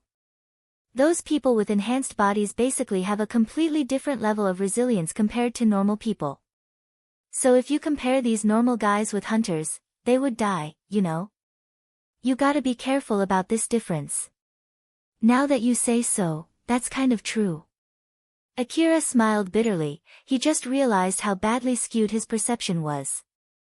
Yatsubayashi then changed the subject. Well, putting that aside, since you're here, how about getting some treatment too? Ah, that's right, I wanted to have a checkup. As for my injuries, I already treated them with my own medicines, so I just want you to do a normal body checkup and also check the nanomachine leftover accumulated inside my body. Just a checkup, huh? Geez, just to let you know, it won't be free. I know. Akira took off his augmented suit and did a checkup there. Just like last time, Yatsubayashi used weird devices to check Akira's body. When he was doing that, it seemed that something piqued his interest as he said to Akira. Say, are you trying to be superhuman or something? Akira asked back confusedly. Superhuman? What are you even talking about? You were putting your body under immense stress while consuming a lot of medicines, right? And that stress was so immense that it more or less negated the healing effect from the medicines that you consumed. Do you have any recollection of doing something like that? Well, I did fight a lot while consuming medicines to compensate for the stress from my augmented suit though. Is it from that? Is there anything wrong with that? Yatsubayashi sighed. So you don't even realize that you're doing it, huh? You're really crazy. What are you even talking about? Although not many people realize it, the people of the Eastern District would improve a lot only with a small amount of training, you see. Of course, the effect differs between people and there's a limit on how effective it is. But some people have an abnormal level of growth, these people basically can throw a tank without any extra help, these people are what you usually call superhuman. But even those people can't get that level of strength purely from training.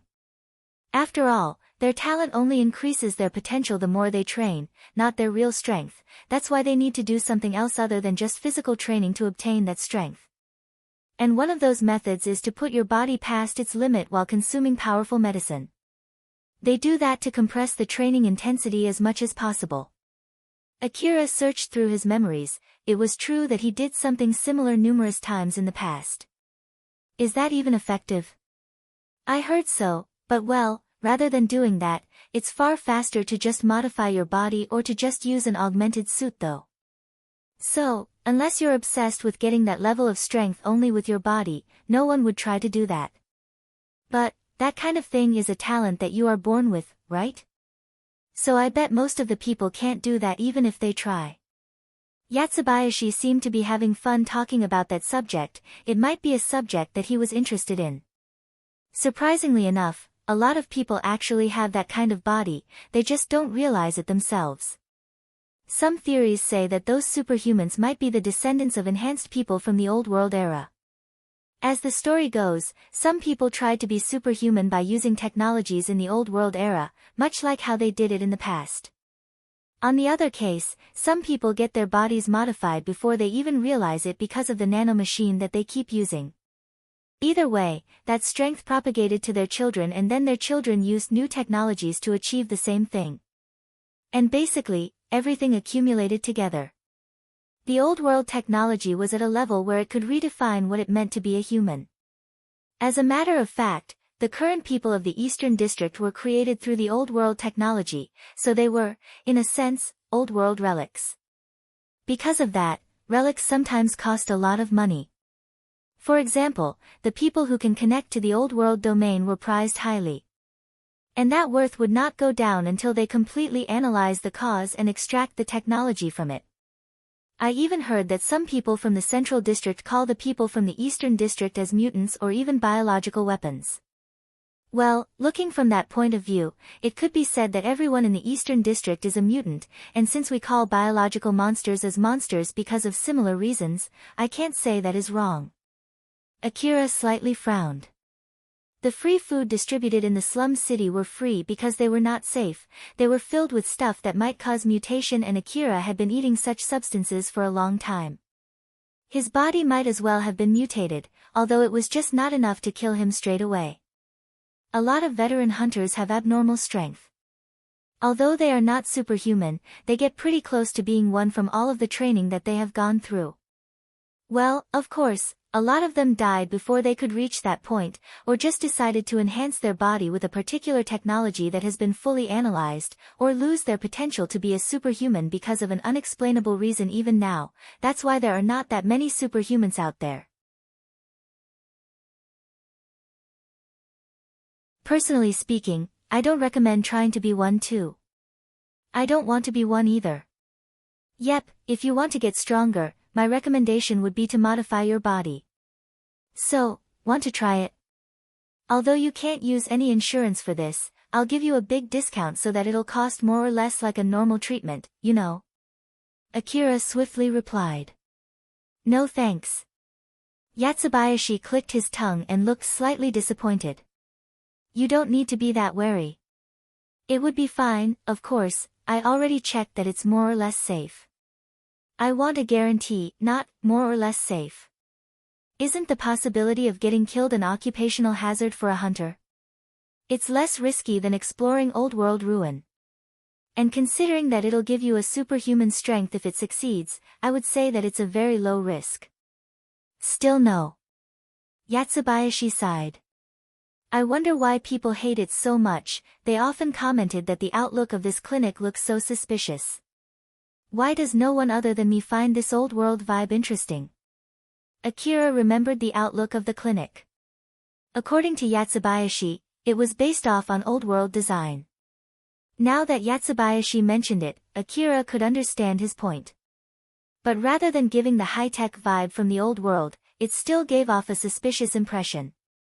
Akira thought that it was normal for other people to think so too. After Yatsubayashi finished with the checkup, he told Akira the result. Your injuries will fully recover in no time as long as you don't do anything crazy. But as I thought, the nanomachine count inside your body is too high. I'll prescribe you a medicine to clean it off, so make sure to take it. You can buy the medicine in another place, but if you buy it from me, I can give you a better one, although I can't guarantee its safety. If you decide to take my medicine, I'll put the medicine cost together with your checkup cost.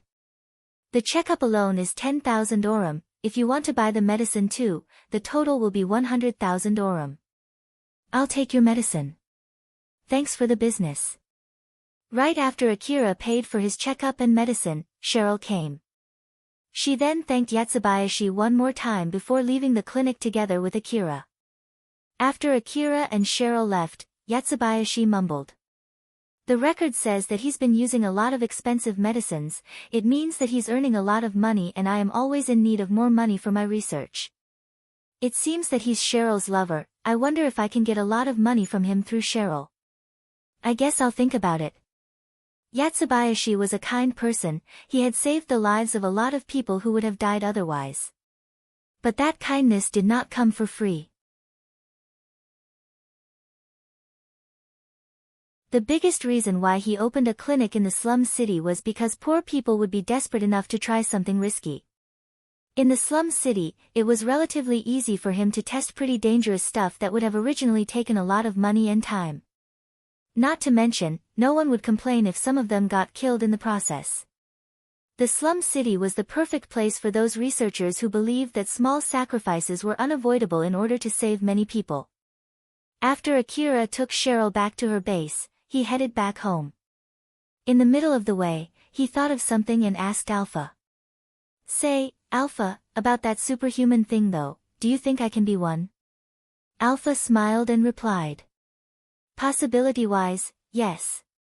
But the success rate is too small that it's unrealistic to change your training schedule just because of that." Akira seemed a bit disappointed. "I see, well, I did expect that though. It's not like there's any need for you to throw a tank solely relying on your physical strength, right? If you want to do that, you can just do that with an augmented suit." "Well, you're right about that, but is that even possible?" "It depends on the quality of your augmented suit. Let's just hope that Shizuka would find a good one." "You're right." Akira headed back home while looking forward to his new augmented suit. That night, a truck was parked near the border between the Kagamayama city's lower district and the wasteland. Two girls were standing next to the back door of that truck. They were Carol and Viola. Viola was wearing casual clothing not recommended for combat. In contrast to her, Carol was armed to teeth. Carol was way more armed compared to when she met Akira that day. She was using an augmented suit and carrying a portable heavy weapon. It would not be strange if she went to explore an old-world ruin in that state, but there was no mistaking it that she did not need that much firepower in the area where she was right now. Of course, that was excluding the case if she expected something to happen that needed her to be that armed. Carol was checking the area around her with her information-gathering device when she suddenly threw a question at Viola. "They should be here soon, right?" "Soon, but not yet. My information-gathering device hasn't picked anything yet though. Are you sure they can reach this place before the meeting time?" "Just so you know, if they don't come on time, I'll leave. I have no idea who are you dealing with, and I have no plans to get involved in trouble with people who can't come on time. Those who could not come at the meeting time could not be trusted to uphold the result of the negotiation."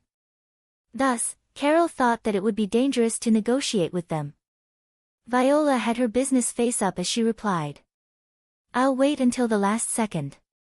And if they don't come, then they're the ones who scrapped the deal, so it's not my fault." Viola then smiled and continued, "By the way, putting that aside, is your next prey that Akira boy?" Carol smiled smugly and replied. "That's so rude to call him a prey. Call it investing in a prospective customer. Geez, you would even go for such a young boy, you really have no integrity at all. Or did you change your principle or something? Or is that you see something special in that boy? Age has nothing to do with it. You saw for yourself how strong he is from that fight against those robbers, right? So I'm not talking about potency, he's pretty good even right now." Judging from how Carol responded, Viola knew that Carol did not target Akira out of a whim. So she thought of a plan based on that and made a suggestion to Carol. "If age has nothing to do with it, then how about you go for that popular Katsuya? He should be around the age of that Akira. From what I heard, he did pretty well during that battle in Mihazono Ruin, and the city management seems to be interested in that boy too."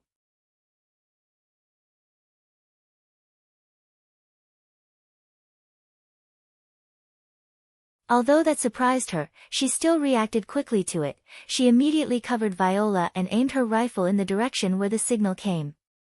In the direction where she was aiming, a guy was standing, where there was no one just a moment ago.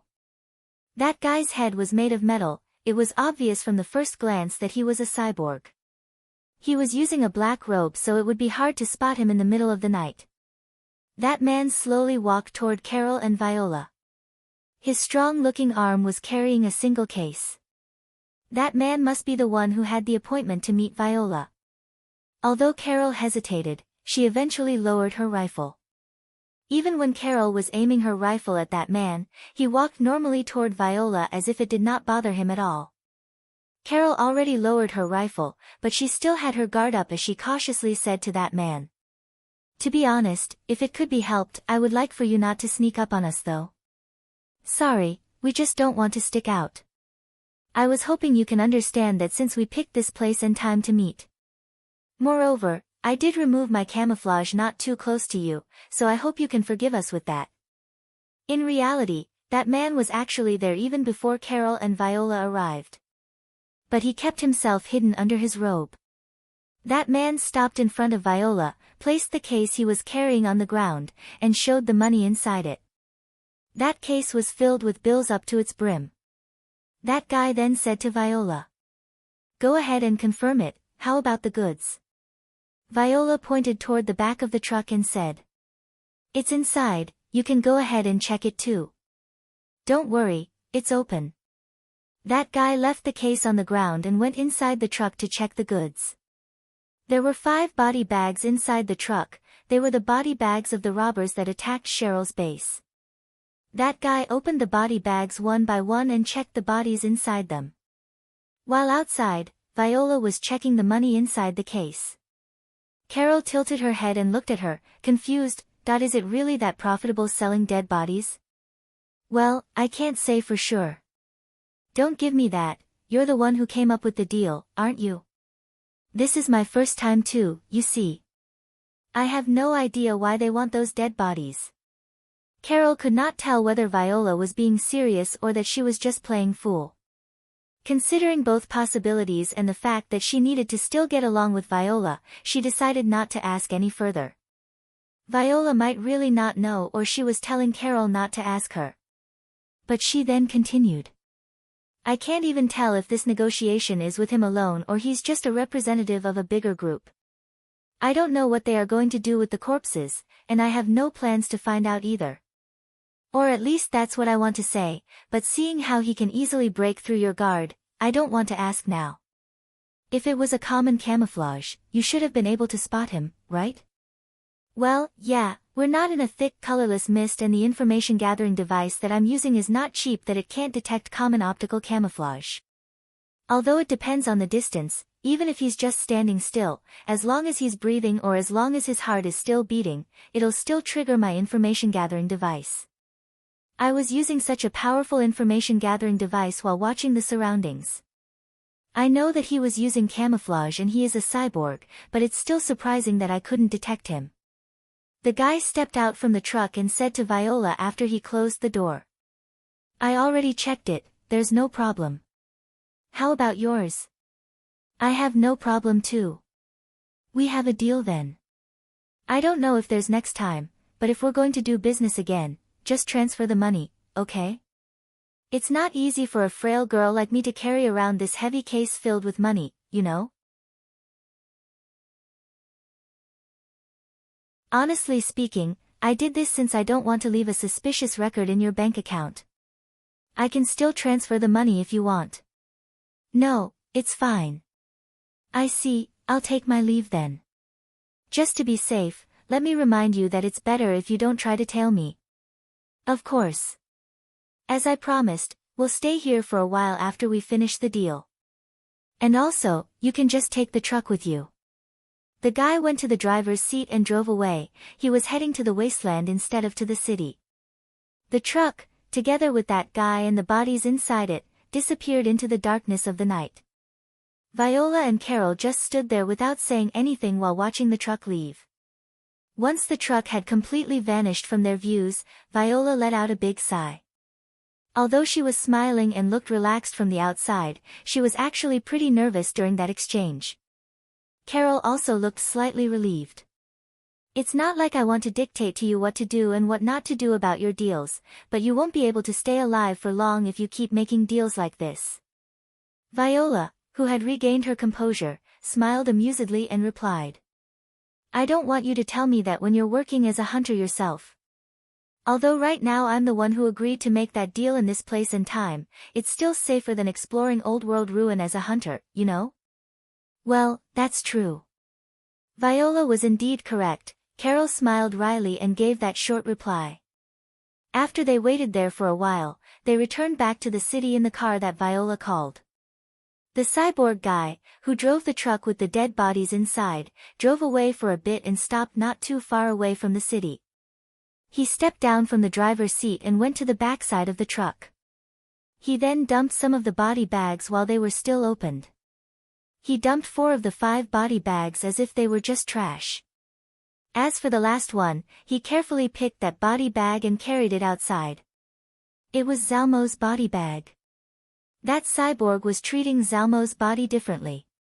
When that man stepped out of the truck, someone called him. "It's me." "Yeah, I've picked up our brother."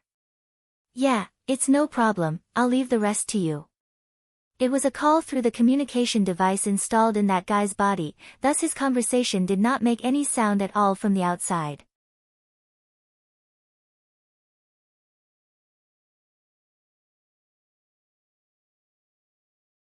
Chapter 149, Training Erio and Other Children. Akira spent his day in Cheryl's private room again. They decided to stop selling relics for the time being. The room that they used to sell relics was in ruins after the fight, so they were in no situation to sell relics anyway.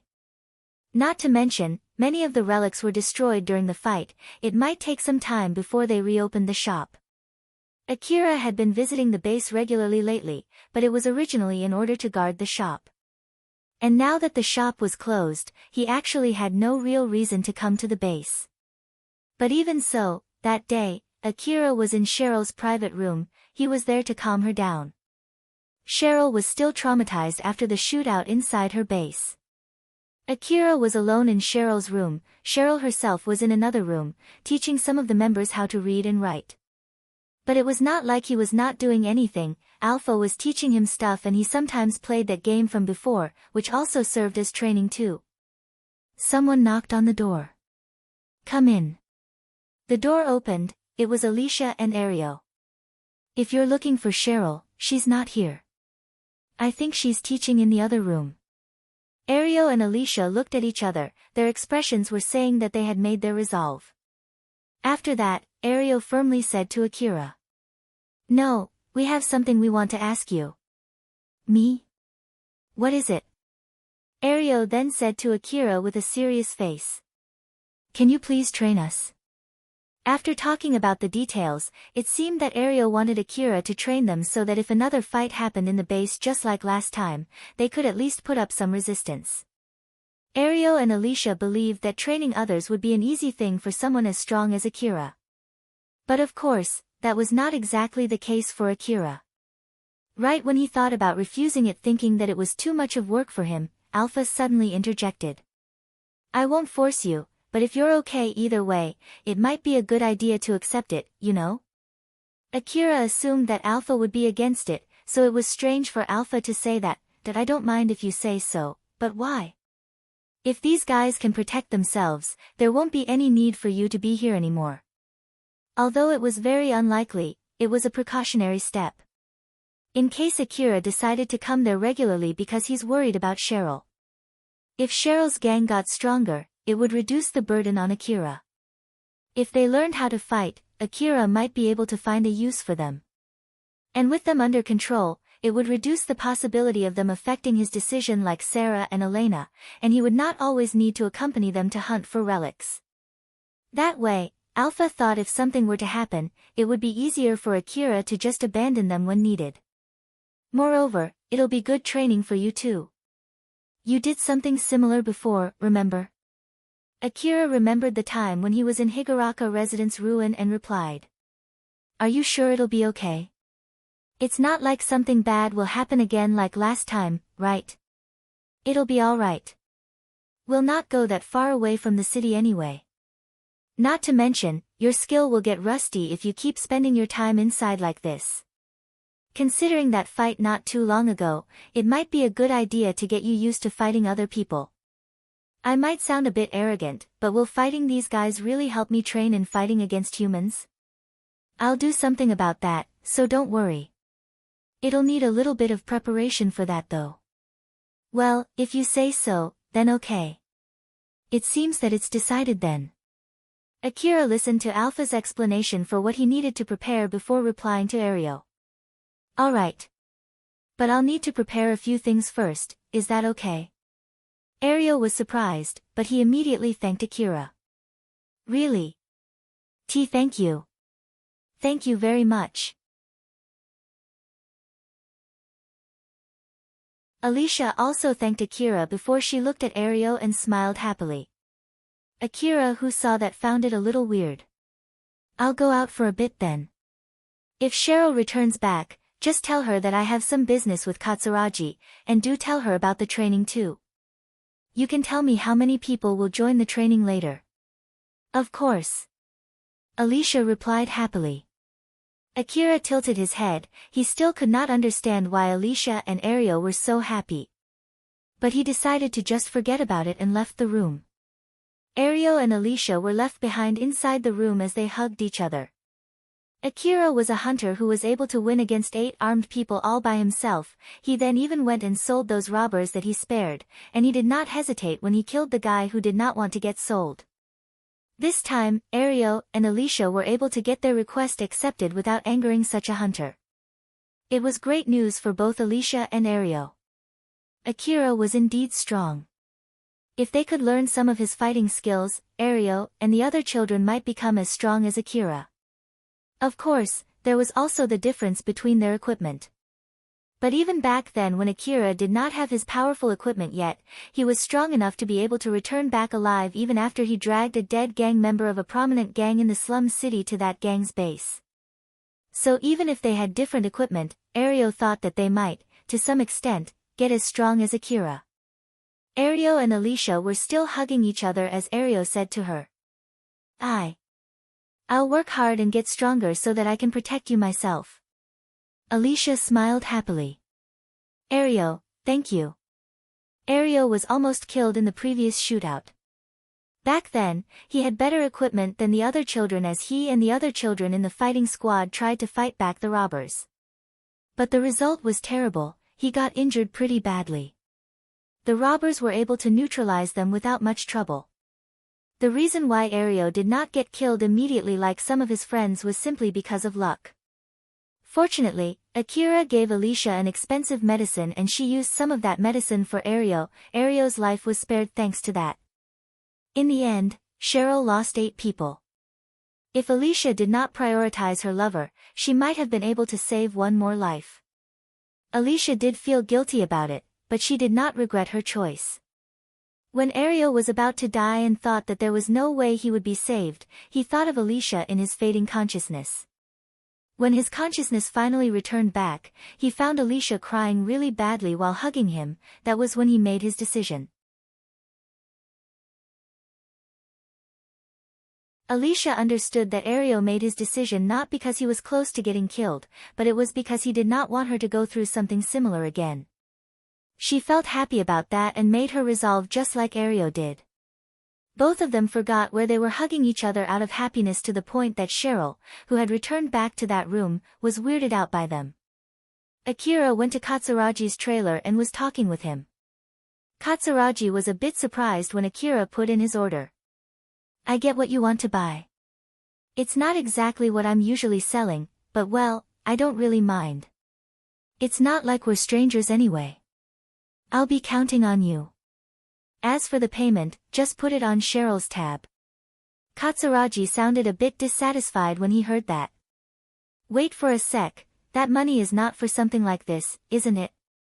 They're training equipment for Cheryl's gang. Even if you say so. Katsuragi seemed to have some objections. Akira then asked him a question. By the way, how much money do you think you'll get from those robbers? Alright, I'll put it on Cheryl's tab. I'll tell them to hurry up with the delivery too. It was a good deal after all. Katsuragi did not miss a beat when he said that. It seemed that he actually did not want to tell Akira the number. Akira's question might have sounded like a threat to Katsuragi. Akira then exasperatedly said that I don't really care how much profit you get from selling those robbers, but make sure to earn the same amount of money from selling equipment, alright? But of course, I'm a merchant first and foremost, you see. I won't do anything as despicable as tricking you and keeping some of the money from selling the robbers for myself. Plus, after that one incident there, I feel like Cheryl would finally become a proper customer for my shop. Trust is number one for merchants, so don't worry. I won't do something as nasty as tricking your lover. I don't want you to chase me to the end of the world after all. Depending on how you interpreted it, it also meant that he would do that if Akira stopped supporting Cheryl. Akira looked suspiciously at Katsuragi. Katsuragi decided to change the subject as not to worsen Akira's mood any further. By the way, I really hope you would start bringing relics to me, you know? So what's going on lately with that?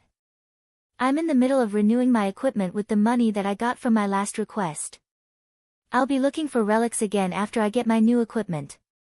Katsuragi annoyedly said. That's why I'm telling you to buy that from me. But Akira replied back casually. In that case, get good equipment for Cheryl's gang.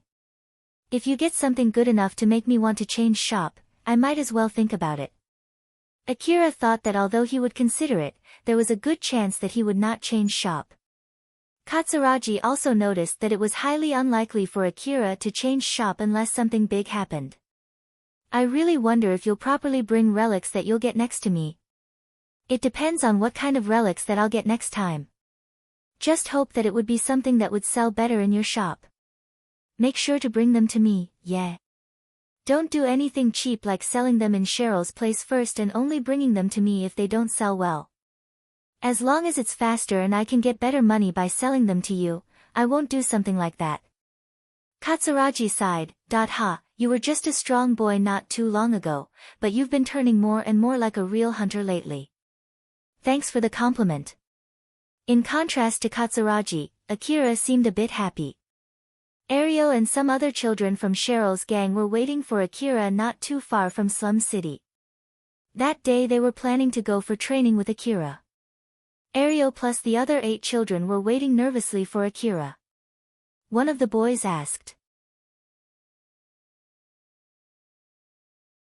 Say, what are we exactly going to do for today's training? The other children looked at Erio, who said. I have no idea either. That boy looked a bit surprised at Erio's reply. You don't know? But you're the one who asked Akira-san to train us, right? Why don't you know? Shut up. There's nothing I can do about it, I really don't know. I was indeed the one who asked Akira-san, but it's not like we talked about the details. I only heard from the boss later that Akira-san wants us to wait for him here. Another boy asked Erio another question. I heard that you and Alicia went to ask Akira-san directly. You guys did that without asking for permission from the boss, right? Is boss okay with this? It's alright. Akira-san is okay with it, and since it was Alicia and me who asked Akira-san, I'm sure Cheryl won't get that angry. After all, both I and Alicia are pretty close to her. So it should be alright, maybe. Erio sounded a bit unsure there, so the boy could not help but panic a bit. Maybe? This better be alright, okay? I don't want to be dumped in the middle of the wasteland, you know? Erio got a little bit worked up as he replied. Oh, shut up. If you don't want the boss to get angry, then you better take this training seriously. If you don't take the training seriously, although I and Alicia went out of our way to ask Akira-san, this time for sure Cheryl and Akira-san would get angry at you. Why, you're right. Erio got a bit worked up because of his nervousness and lashed out, which caused the young boy to wince back. Erio did realize it himself that he was a bit more strung up than usual. He had made his resolve in all kinds of meaning, so it was understandable that he was not in his usual state. When Alicia and Erio explained the situation to Cheryl, she seemed to be thinking about something with a serious face. Erio thought it was great that Akira accepted their request without any trouble, but if that was not the case, they would have been in deep trouble. Erio had no idea what Cheryl thought about the training. But at least for the time being, Cheryl was smiling like usual, and he hoped that it was a good smile. Akira came with his vehicle right before the meeting time. He was also dragging a cart behind his vehicle. He then pointed at the cart. Get on. Erio seemed scared as he asked Akira. Where are we going? Akira came with a vehicle, so it must be somewhere quite far away. It might be the Higuraka residence city, or it might be a big opening somewhere in the wasteland. When they thought so, Erio and the other children got a little nervous. It might be not that much of a danger for a hunter like Akira, but it was a matter of life and death for the other children. But Akira only gave a vague answer to Erio's question.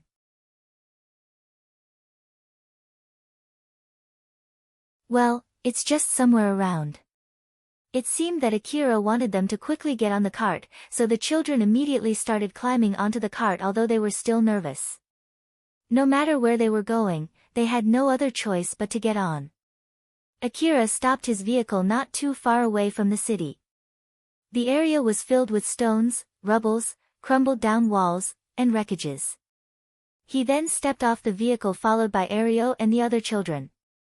Akira pulled out a big heavy box from his luggage and put it down in front of Erio and the other children who were lining up in front of him. The box was filled with rifles for training in something that looked like goggles. Akira bought all of these from Katsuragi. He then said to them, "Put all of your rifles that you have right now in the box and take a goggle and a rifle each. One person will get one rifle and 2 magazines. The goggles might be a bit too big but make sure to use them too. I'll tell you the details later." The children did as they were told. One of the boys noticed that the magazine he took was empty, so he reached for another magazine, but it was also empty. He realized that all of those magazines were empty. He then cautiously asked Akira. The magazines are empty." "Yeah, it's supposed to be empty. Don't worry about it, just take 2 of them each." Since Akira said so, the other children obediently did so although they found it weird. After they finished their preparations and lined up, Akira wearing the same goggle and rifle stood in front of them and started explaining. "The training is simple, you guys just need to fight me. These rifles are modified AAH rifles and the magazines are empty, so it should be no problem. If you pull the trigger, it'll calculate a trajectory line as if you really shot a bullet, then you'll be able to see whether your shot hit or not. You can try pointing it at each other and pull the trigger." They looked a bit troubled but they did try to point their empty rifles at each other and pulled the trigger. Then the children that got shot according to the calculation were blanketed in red, and those who got shot had their goggles that were originally transparent also filled in red. Erio and the other children were surprised and raised their voices. Akira then continued his explanation. "Once you get shot, quickly leave this place. Once I get killed, or if all of you get killed, we'll return to our starting position and restart again. After that. Well, let's give it a go first." After he said that, Akira repositioned himself away from Erio and the other children, so they flusteredly asked him.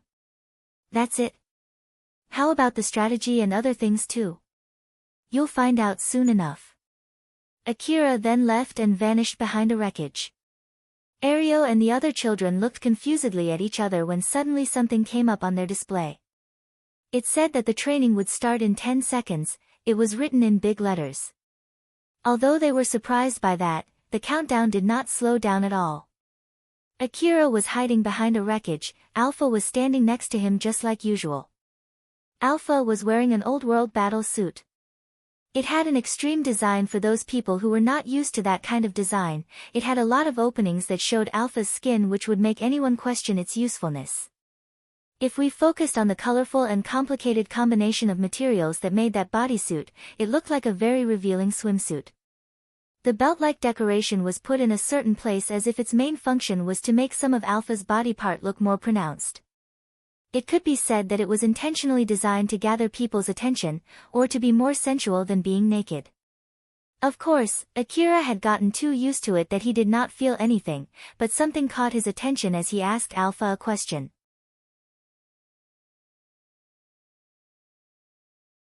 "By the way, Alpha, you use that kind of suit since you want to stand out in case if someone can actually see you, right? So is there any need for you to do that right now?" Alpha smiled and said. "Oh, about that, I haven't been doing that lately. It was basically to realign my wavelength with you, it's also to narrow down the connection, so no one should be able to see me unless they have a similar wavelength with you. That's why you're the only one who can see me right now, you know?" After hearing that answer, Akira curiously asked, "Then why are you still using that kind of suit?" No reason in particular. Then changed to something else. No. Alpha was smiling as if she was teasing Akira. Akira looked at her with a troubled face, but she just ignored that and said, I'll think about it if you're so used to it to the point that you won't lose your focus in the middle of the fight no matter how your opponent looks. Even a short pause could be fatal, you see. It's indeed just training, but it's still a fight, so focus on the fight and don't let your guard down. Just imagine what would you do if a beautiful naked humanoid weapon suddenly attacks you while you're in the middle of exploring an old world ruin. Do you really think that it would change its appearance just because you ask it to? Or you'll just continue fighting while still getting bothered by its appearance? Akira made a conflicted face. Alpha's argument did not sound fully convincing. It was true that it was important for him to be able to keep functioning like usual no matter what he was facing. It was true that when he met Alpha, he was dumbfounded in the middle of the dangerous ruin where he could have gotten killed multiple times while he was dumbfounded. But if he was asked if Alpha's argument was correct, he could not honestly say yes. Akira sighed as he changed his focus. After all, he knew that he could not win in the argument no matter what, so he decided to ask something else that was bugging him. I did prepare all of those stuff following your instruction, but as I thought, I don't feel like fighting these guys will provide me much training though. I'm indeed using a weaker mode for my augmented suit and it's slowing me down a bit. I know I might sound arrogant by saying this, but I'm pretty sure I can quickly defeat them without much trouble. Will this really give me some training? Akira was a trained hunter, so he had the confidence to win against Erio and the other children no matter how many times they tried. Alpha smiled and said, This is where you'll see how great my support is. No, I think I can win even without your support. Akira looked confused. Alpha shook her head and smiled smugly. That's not what I meant. At the next moment, Akira heard a bullet land right next to him. He was flabbergasted since he kept his eyes on his surroundings and did not find any enemies in the positions where he might get shot. Akira immediately crouched and repositioned himself while checking his surroundings one more time. Gunshot? Real bullet? But from where? It's alright, it's not a real bullet and that sound was also not real. I produced that sound by calculating where the bullet would land to make this training feel more real. After hearing Alpha's explanation, Akira glanced at where the sound came from. He could not see the scorch mark that should have been there if it was a real bullet. It was indeed as Alpha explained, that sound came from Akira's augmented reality due to Alpha. Akira sighed in relief after confirming Alpha's explanation, but his expression immediately turned grim. I see, thank goodness. Wait, no. Where did it come from? How did I get surrounded? My information gathering device didn't pick up anything though. If you're talking about that, there was actually a faint signal, you know? Although, since you don't have my support, it's really hard to notice that signal. Moreover, if they hide in locations where it's hard for your information gathering device to reach them, it would be even harder for you to detect them. When Alpha was giving that explanation to Akira, another bullet flew by next to him and landed not too far from him, making a banging sound. Akira was sticking close to the ground while moving and looking for enemies. He spotted a boy aiming for him from behind a wreckage. Akira immediately aimed his rifle at that boy, but before he could pull the trigger, that boy quickly took cover behind the wreckage. Akira himself understood that his shot did not hit. He noticed me. Did he evade that? How? His response time is just too fast no matter how you look at it. Alpha smiled amusedly. That's because I told them beforehand to quickly hide after they take a shot. Akira frowned and looked at Alpha. He finally understood why she said that it would not be an easy win for him. So basically, his situation was reversed compared to the usual. So, as you can see, they're the ones who have my support. Akira was fighting without Alpha's support while his opponents had her support. Enjoy the training. Alpha only said that and smiled mischievously at Akira. Akira thought that he was already surrounded, so he decided to quickly reposition himself. Alpha is supporting Erio and the other children, so basically they know my location all the time. I bet they also can see the trajectory line of the bullet in their goggles. I guess I have no other choice but to keep moving while taking cover at the same time. If I stop even for a bit, it'll be game over for me. Suddenly a barrage of bullets came from Akira's flank as if to confirm his guess. Judging from the sound, the barrage landed close to him. It seemed that the opponents were aiming properly at him. Akira scanned through all the positions around him where someone could shoot at him, checked for any signals in his information-gathering device, and checked the area where he found signals. He kept moving to avoid getting shot. Due to that, anyone who tried to shoot at him, whether it was only a haphazard barrage or an accurate aiming, would need to stay out from hiding longer to take a good aim at him. He also made sure not to move too much on a straight line so that they could not get a good aim on him. Akira shifted his gaze from the wreckage to the young boy jumping out from behind it. He quickly aimed his rifle at that young boy and pulled the trigger more or less at the same time as the other boy. Judging from the sound, the bullet landed behind Akira. Akira was able to evade that shot, but he did not know if his shot got a hit or not. Since it was not like he shot a real bullet, it would not be obvious if his shot really hit. He could not tell if that boy was lying down on the ground because he got shot or because he tried to hide. He quickly changed his direction to that boy. If his shot did not hit, he wanted to use that chance to close the distance with the enemy, whose position he knew. He needed to finish that boy for good this time. Akira moved to a position where he could get a good shot at the boy from before. When he peeked out, he could see that boy lying flat on the ground. He thought that it meant his shot hit him as he ran past that boy. Right at the next moment, Akira could feel someone's presence from behind him. Akira spun around and readied his rifle. That boy from before was already standing back up and aiming at Akira. He was only faking death. Akira pulled the trigger even quicker than that boy. That boy was surprised as he flusteredly laid back on the ground again. He confirmed that his goggle was filled with red color as he did what they had agreed to beforehand. Akira protested to Alpha. "Alpha. Is that really okay?" "Of course. No one said that they can't lie on the ground unless they get shot, right? It's too naive of you to think that the enemies won't fake death. If this was a real fight, there's also a chance that you only temporarily knock them unconscious. So don't take your chance and make sure to shoot their head at least once." Alright. Akira agreed with what Alpha said, but it still rubbed him the wrong way. Two boys suddenly jumped out behind Akira, not giving him any chance to relax. Akira quickly reacted to it as he made a 180-degree turn and jumped sideways while at the same time returning shots at those two boys. But that action threw Akira off balance. Akira cut through the air and landed on one leg. That was when four other boys appeared and aimed at him. Akira knew that he was in a pinch. His brain automatically kicked to high gear as it boosted his consciousness. Inside that slowed-down world, Akira fixed his posture to evade the bullets coming from those boys and made a full circle spin with his right hand still pulling down on the trigger. He was able to evade the shots coming from 4 different directions while shooting back at the same time. He confirmed that his shots did hit, so he sighed in relief as he landed with his left hand on the ground, preventing him from falling over. But the moment his left hand touched the ground, his vision suddenly turned red.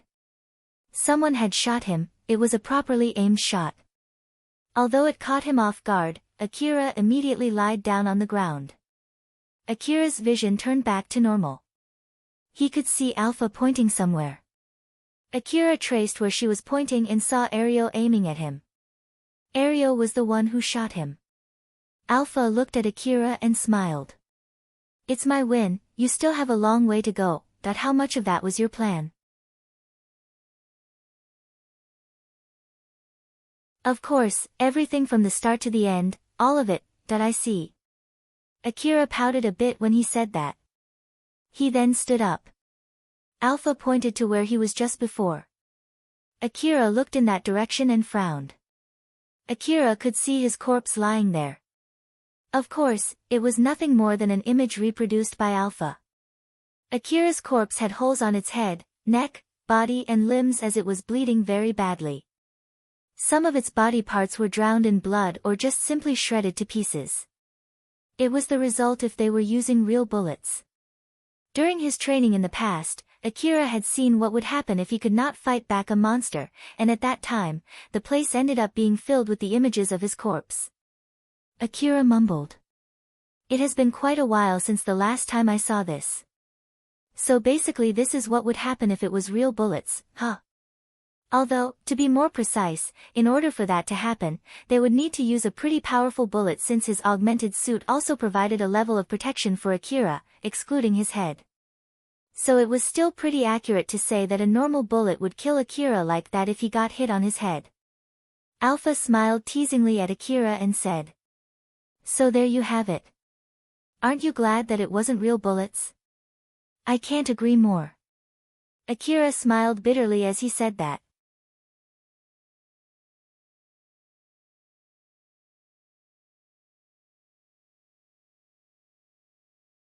Chapter 150, Shijima's Disaster.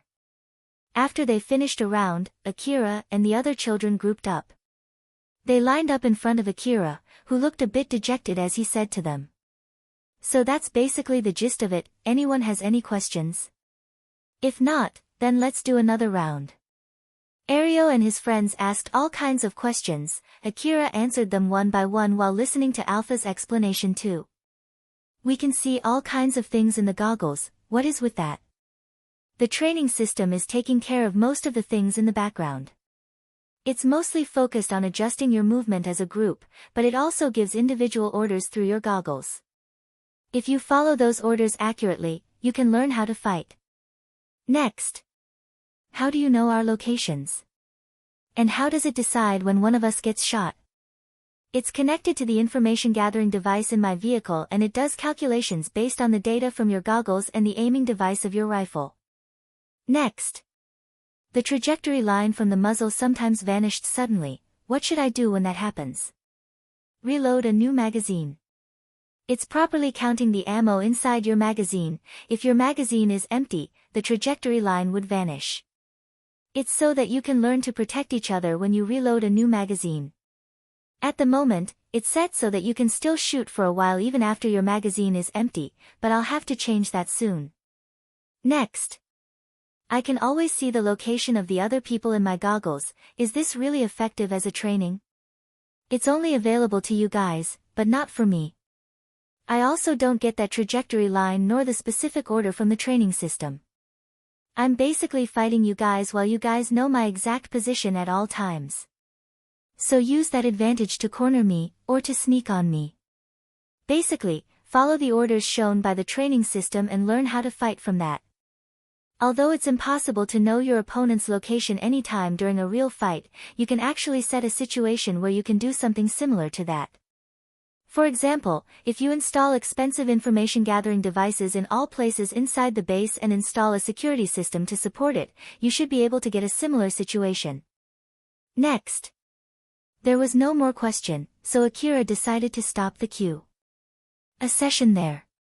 No more questions, huh? Then let's do another round. But Erio flusteredly stopped Akira. Wait for a sec. So basically we're the only ones who know your location all the time. And that's not the case for Akira-san. No one was asking questions since they were shocked when they heard that from Akira. Akira then casually replied. Yeah, I don't get anything like that. Ah, really? This won't be much of a training if I don't at least have that much handicap. Not to mention, we have different equipment too. Unlike you guys, I have my augmented suit and my information gathering device.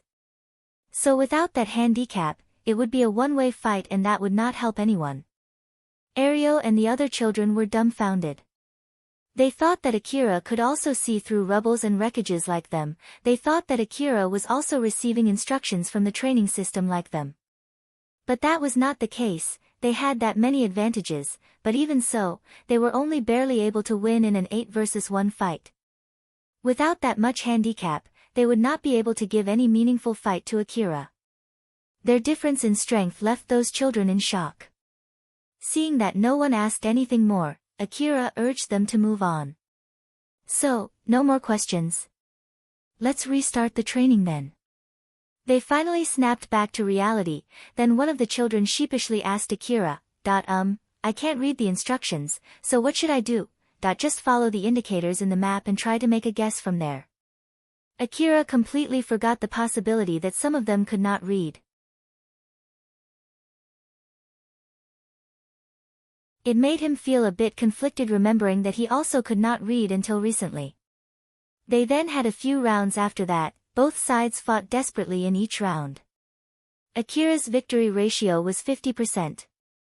Most of the rounds ended up either with Akira shooting down all of his opponents or Erio's side using one of the boys as a decoy to shoot Akira. Alpha adjusted the training to be like that. Akira suddenly asked Alpha a question while hiding behind a cover. But still, I didn't expect them to get this strong just by following your instructions. Although, unlike in my case, I bet they don't always move following your orders. You're right. After all, back in the Kuzusuhara ruin, there was a time when you took an action against my instruction, right? Akira remembered that blunder back in Kuzusuhara ruin and smiled wryly. I'm really sorry about that. Alpha lightly giggled. Well, I do all kinds of adjustment in the background though. For example, when I give them an instruction to go right, they would need to read that instruction, understand the instruction and check if it's safe first before actually following that instruction. So if they take 10 seconds to go through this process, I'll adjust it to show that instruction 10 seconds earlier before it's actually needed. That way they'll move much more efficiently. You're even doing something like that, huh? How did you know that it'll take 10 seconds? Through a lot of different methods. For example, I measure the lag between when I send an instruction into their goggle until they actually execute that order. I also do other adjustments depending on the psychological state of the receiver, how nervous or tired they are, or if they're in a dangerous situation, or how difficult the order is. Akira nodded in amazement. I see, that's really a lot of things to consider and adjust. Well, your support did help a slum city kid who recklessly went to Kuzusuhara ruin to look for relics to return alive, and that boy is now doing pretty well as a hunter. So I guess it's only to be expected for you to be able to do that much, huh? Yup, that's true. Aren't you glad that you got to meet me? Yeah, I'm really grateful to you. I'll return back the favor by completing your request, so wait patiently until I can do that, okay? Although Akira sounded like he was being cynical, he did not lie. He really felt thankful to Alpha and he was planning to complete her request no matter how long it would take him. Alpha could see through him and smiled satisfied. Yup, I'll be counting on you. By the way, how strong are they now since they have your support? Remember back then when you saved Elena and Sarah in Kuzusuhara ruin? They're basically slightly weaker than you from that time. Although, that's only true during this training, all of them as a whole. Nope, each one of them, no wonder why I'm having a hard time here. After all, he was fighting enemies who were as strong as him from that time, and not to mention, it was in an 8 versus 1 fight. Although Akira smiled bitterly, he also felt slightly happy since the fact that he could fight them well meant that he had grown pretty strong. Erio and the other children kept their distance from Akira as they were trying to surround him. The fight had not started yet. Previously, right after the fight started, Akira would immediately focus on those who had not moved much and take them out first before taking out the rest of the enemy. Since that had happened several times, they decided to only start the fight after Erio and the other children had finished repositioning themselves. Instructions were sent to the goggles. Erio read the instructions shown in his goggles. Starting from this fight, if you shoot from a bad position, we will void your shot considering the kickback from shooting from a bad posture, huh? Then how should I carry my rifle? Erio looked at his rifle. The trajectory line from its muzzle had vanished. Right when he was confused about what to do, his goggles shone an image of someone carrying a rifle. So he imitated that image, like this. Erio used both of his hands to grip tightly on his rifle. Right on the next moment, the trajectory line extended out from its muzzle. He then tried to carry his rifle with one hand again, and just like last time, the trajectory line vanished again. So basically I need to properly carry it with my both hands, huh? But I remember Akira shot with only one arm and in a very bad posture though. Ah, I see. It's because he has his augmented suit so that he can properly stabilize the kickback with only one arm, huh? After that, the goggles also showed all kinds of other shooting postures which Erio tried. Since the trajectory line only came out when he took the correct posture, it helped him to learn how to correctly carry his rifle. Erio looked at the other children. It seemed that they were also trying to imitate the postures shown in their goggles. Looking at that, he thought that they looked completely like a group of amateurs. The other children must have thought so too when they looked at each other, that it seems that we still have a long way to go, huh? Erio had made his decision to train himself so that he can be strong enough to protect his lover, Alicia. Back then when he won against Akira for the first time, he thought that it might be not as difficult as he thought it would be, but right after that Akira won 4 times in a row. Erio fully recognized his weakness and admitted that he had a long way to go. He let out a sigh as he felt really pathetic. He then remembered about his lover and resolved himself once again. He had already made his decision. Things like this would not break him. The battle started. Erio ran as fast as he could. Right about the time when Akira and the other children were training in the wasteland. Somewhere in the lower district of Kagomayama City, Shijima put both of his hands on his head in frustration. Shijima was the boss of one of many gangs in the slum city and his gang once had an incident with Akira. A guy from his gang by the name of Wataba once went to Cheryl's base and threatened Akira to give up Cheryl's base. Wataba was killed in Cheryl's base by Akira. Then Akira dragged his corpse all the way back to the gang's base. They were in a situation where they were just one step away from a fight. At that time, Akira said that with his current strength, Shijima and his men might be able to kill him, but Shijima himself would die too. So in the end, they were able to reach a deal where Shijima could still uphold his reputation by making Akira pay him some money. Not too long after that, there was no further problem at all. Shijima originally planned to take over Cheryl's gang if Akira died due to the dangerous nature of his job as a hunter, but Akira was able to survive and was doing fine. So Shijima did not make any big moves. The most that he could do was only visiting Cheryl's base from time to time to check if Akira was still alive. Then one day, a certain hunter caused trouble inside the gang's territory. That hunter was causing a ruckus since he was being chased by someone. Gangs in slum city like Shijima's were also functioning as guards in the area. So if someone armed caused trouble in their territories, it was crucial for them to deal with that person with force. If they ignored something like that, it would not only damage the protection money income that they were receiving, in the worst-case scenario, it might cause other gangs to look down on them and attack them. Normally, Shijima would demand compensation money from these troublemakers and let them go. He was willing to negotiate if it was needed, but he rather not if he was given the choice. It was important to let people know that they had the ability to take care of these troublemakers. So if those hunters paid him with money, then that would be enough. Shijima usually checked the identity of the hunter before dealing with that hunter. That was when the real problem arose. That hunter was Akira. Shijima was being careful of Akira. It was not because of Akira's strength, but it was more because of his unstable personality. After all, he once came to Shijima's base fully expecting a fight.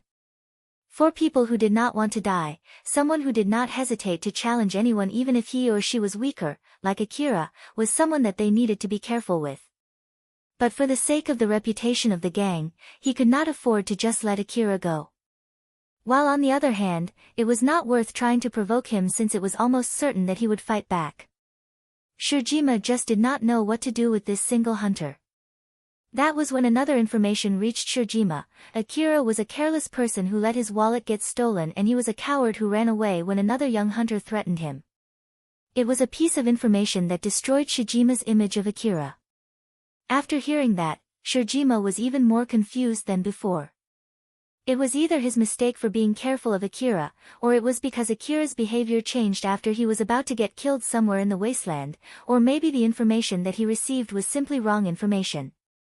Shijima could not decide which one was the correct guess. So in the end, Shijima asked Viola to investigate more about Akira. He knew well about how bad Viola was, but he had also heard how skilled she was.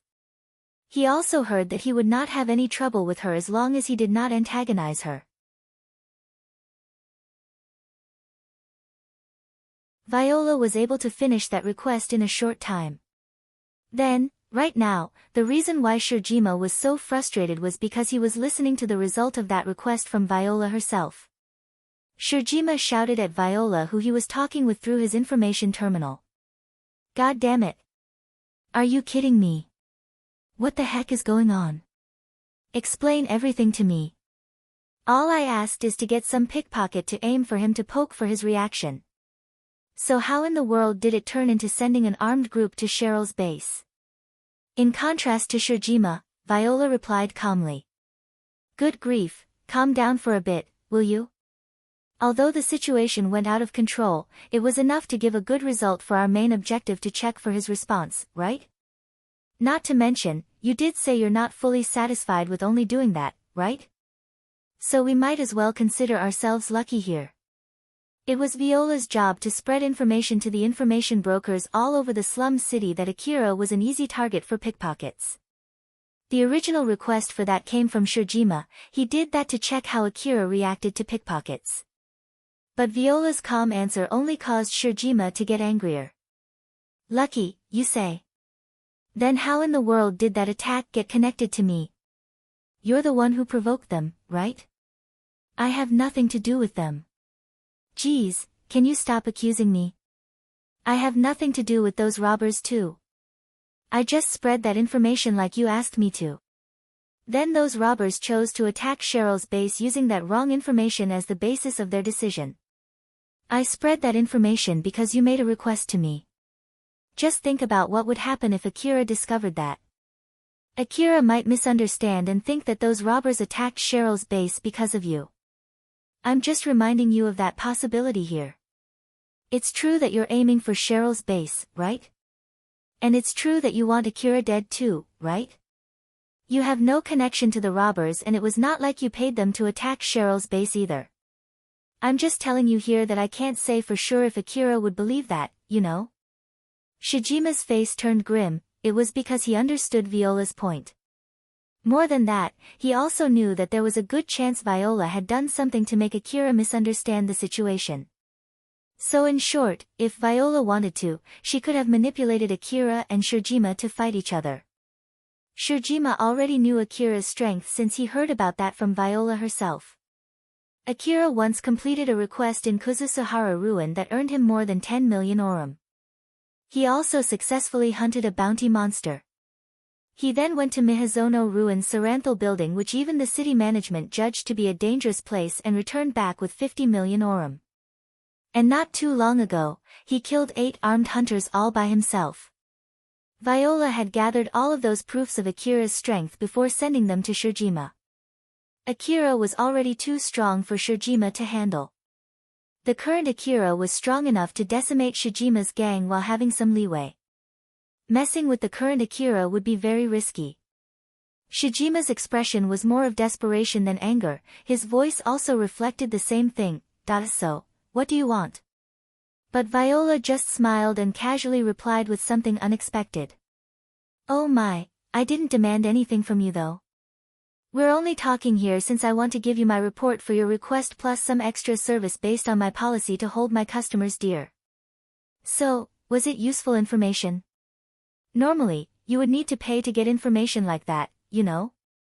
Or is that you prefer not to know anything? Was it something that I shouldn't have done? I'm sorry if it was, I'll make sure not to do that again next time. Shijima was about to retort, but he closed his mouth and gritted his teeth, trying to hold back his anger. He then tried to calm down as he said. Thanks for the information. As a gratitude, is there anything that we can do to help you? Oh my, it would be such a waste if you would even go that far. In that case, I might as well ask you one thing. Shijima could hear Viola's happy voice coming from his information terminal as that bad girl explained her evil plan. Although if it was from her voice alone, Viola had a very appealing voice. But that did not help in this case. Shijima only accepted her request because he did not have much choice. So then, until next time, yeah, I'll be counting on you. Shijima closed the call and immediately yelled as hard as he could. God damn it. Shijima's voice echoed through the bass. Akira did not exactly plan the training duration, but since it seemed that Erio and the other children were getting tired, he decided to stop the training. Erio and the other children received notification in their goggles and heard Akira's voice telling them to stop the training there. They were all really tired as they sighed in relief at the signal saying that they could finally relax. They used their rifle as a walking staff to help them drag their feet back to where Akira parked his vehicle. Before Akira returned back to his vehicle, he looked around and said in disappointment, that I died quite a lot this time. Akira could see countless corpses of himself scattered around the ground. Only he and Alpha could see those corpses. They were the results of his blunders during the training. He would have ended up as one of those corpses if this wasn't just a training. Akira's face looked pretty dejected by the fact of how pathetic he was, so Alpha tried to cheer him up. Well, that's just how it is. Considering that the other party had my support, I think this result is not bad at all, that I see. Wait, is that so? Yep. Although Akira sounded like he was still questioning it, Alpha replied with a confirmation. She answered back so firmly that he did not have much choice but to accept it. Alpha then smiled smugly and said, or is it that you have something to complain about since my support cornered you this much? Akira replied back swiftly. No, I have no complaint. Thought so. Alpha smiled satisfied. Akira then decided to move on. You're right, your support always helps me a lot. Thank you. Let's head back now. On his way back to his vehicle, Akira remembered something and asked Alpha, by the way, I think it worked well as a training for me, but how about for Erio and the other children? How is their fighting skill? Did they get better? Well, although it didn't work out that perfectly, they did receive some training from me. So they're at least stronger than yesterday. Training-wise, I think it was more effective than if they're doing their own training.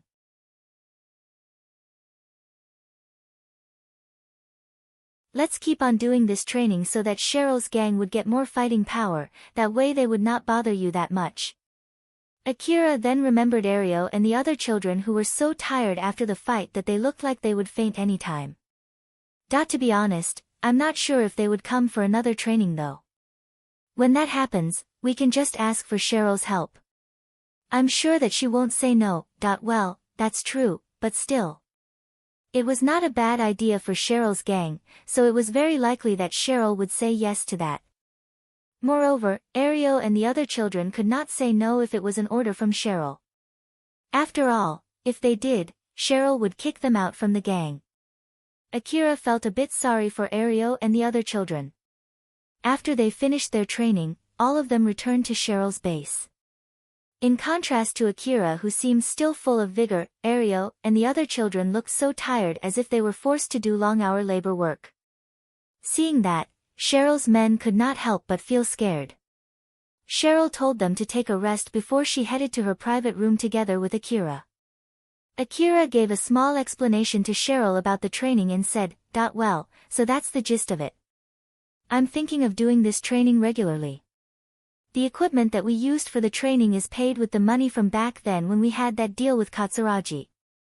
I think it's a good idea to use that money for something like this. If you ask me how is it useful to me, it also serves as a training for me. Cheryl smiled happily and said to Akira. Thank you very much, I'm sure Erio and the other children would be happy too. Akira questioned for a second whether Cheryl said that because she knew that was true for sure, or because she only guessed that it was true, or because she only said that as not to worsen his mood, or because she knew it was beneficial for her gang to say so. Akira looked at Cheryl more intently than usual. She was smiling at him. To Akira, it did not seem that she was only acting, and even if it was, he did not have the skill to notice that. Cheryl realized what Akira was trying to do there, so she confusedly asked him. What's wrong? No, it's nothing. Akira decided not to let that bother him too much. It was up to Cheryl and her gang whether to continue the training or not. It was not something for him to worry about. Cheryl observed Akira's reaction carefully. She understood that he had something in his mind, but he decided to just stop thinking about that. Just to be safe, she reevaluated what she just did there. I'm sure I didn't say anything that might offend Akira. It should be all right. Is it better if I ask him what he is thinking about? No, Akira said that it's nothing, so it might be better not to ask him. Cheryl still had her usual smile on her face as she thought about a lot of things in the back of her mind on how to make sure not to offend Akira, make him like her, and make him keep supporting the gang. Cheryl then said to Akira, "There's something else that I want to talk about. I got a call from Shijima. He said that he wants to meet me and Akira. What should we do?" "Shijima? Who's that?" "He's the boss of another gang." "He's the boss of a gang that you once visited." "Oh, that one. If it's about gang business, you alone should be enough, right?" "No, he specifically asked to meet you sometime soon." "Why?" "It's just my guess, he might want to check if we're okay after that shootout in the base. I believe he wants to confirm that we're not trying to hide if you or I are wounded or killed." Akira agreed with Cheryl's guess. "Ah, so it's about that, huh?" If he refused without a good reason, Shijima might think that Cheryl's gang had lost Akira's support, and that would definitely cause more troubles later. If it was possible, Akira wanted to avoid any trouble until his new equipment arrived. Unlike last time, Shijima would not look down on Akira and think that Akira was just a common young hunter, so this time for sure he must be properly prepared for him. When Akira concluded as such and thought of having to fight the force that Shijima prepared, he exasperatedly said, "Dad, I'm tired today, so how about tomorrow?" "Very well, I'll tell him so." Cheryl thought that Akira said so simply because he was tired. She did not think that Akira also thought about the possibility of fighting Shijima's gang. It seemed that there was still a gulf between his and Cheryl's way of thinking.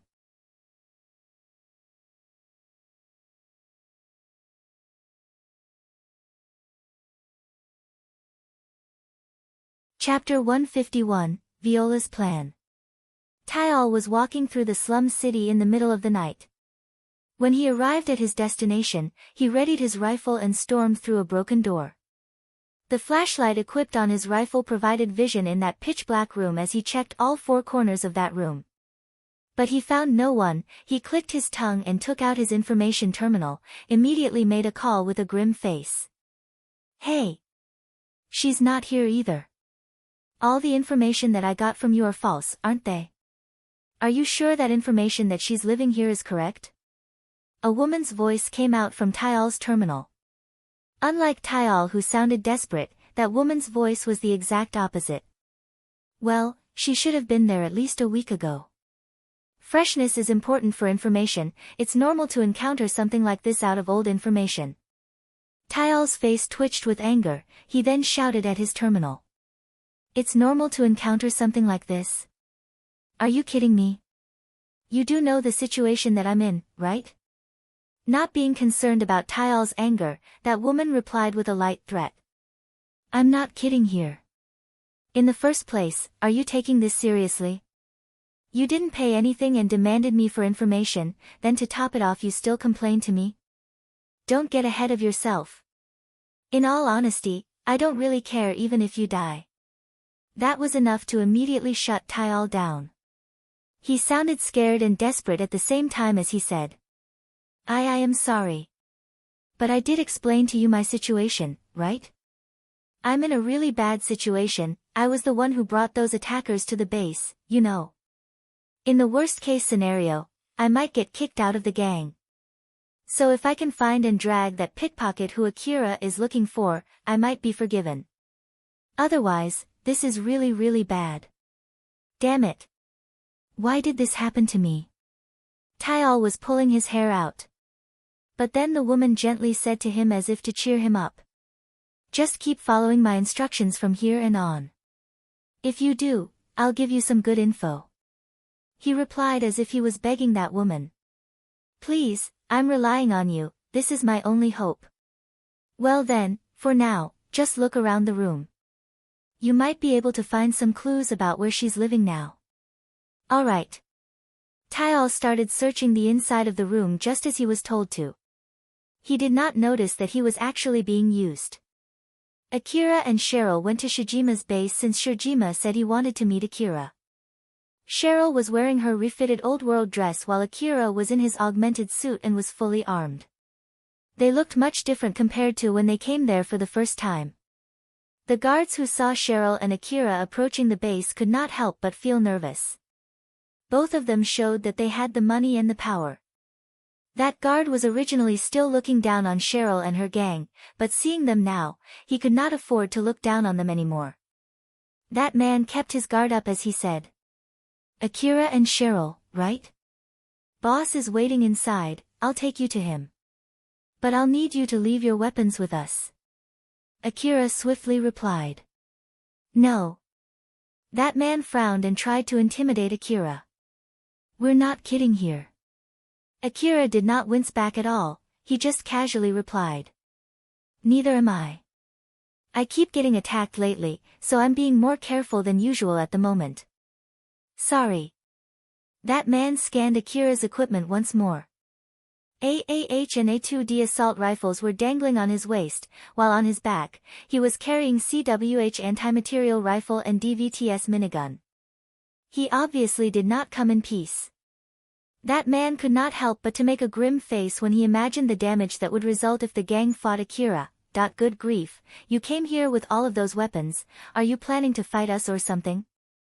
No, I have no intention to fight any of you.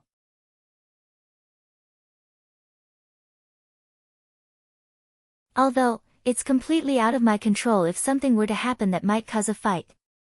That man gave up trying to convince Akira and shifted to Cheryl. Are you really okay with this? Cheryl seemed a bit troubled as she replied. Since Akira said no, it's not like I can do anything to change his mind. And he is here to protect me too. So if you say that we can't pass unless we give up our weapons, then it can't be helped, we have no other choice but to leave. The man clicked his tongue. Wait here for a bit. He then went into the base, gave his report, and returned back to Cheryl and Akira. Boss said that it's okay. Follow me, and don't try anything funny. Judging from that guard's face, it seemed that they actually did not want to let Akira and Cheryl into the base. Akira and Cheryl were guided to a big guest room. Shijima welcomed them with a suspicious smile. Thanks for coming, come and sit. Cheryl went and took a seat on the sofa, while Akira stood near Cheryl and scanned the room, registering everyone inside the room in his mind. He could see there were some people behind Shijima and they were all armed. Shijima noticed what Akira was doing there and said to him. Don't worry, it's just to be safe. And since you're armed too, I won't accept any complaint, okay? It's fine. Akira saw some familiar faces among them, it was Carol and Viola. Carol was fully armed too, she smiled at Akira and lightly waved at him, while Viola was sitting casually next to Shijima. Cheryl saw that small exchange between Akira and Carol. She tried her best to hold the emotion that was welling up inside her as she barely kept her calm and her usual smile. Cheryl then asked Shijima a question. So then, what kind of business do you want to talk about today? Well, first things first, I heard that some people attacked your place. I'm glad that both of you are okay. Thank you for your concern. We lost some people too, so I can't really say that we're totally fine. But thanks to Akira, I believe that the damage was kept to a minimum. Selling relics is really profitable after all, so it's no surprise that some people would target you. And also, it seems that more and more people are gathering around your territory. If your gang that is maintaining order in that area is gone, it would cause trouble for us too. So I'm glad that you're fine. Shijima and Cheryl sounded like they were talking about mundane stuff from the outside, but behind that, they were actually probing each other's real intentions. They were trying to probe for reactions when they brought up different subjects and then they would guess each other's intention judging from the reactions they got.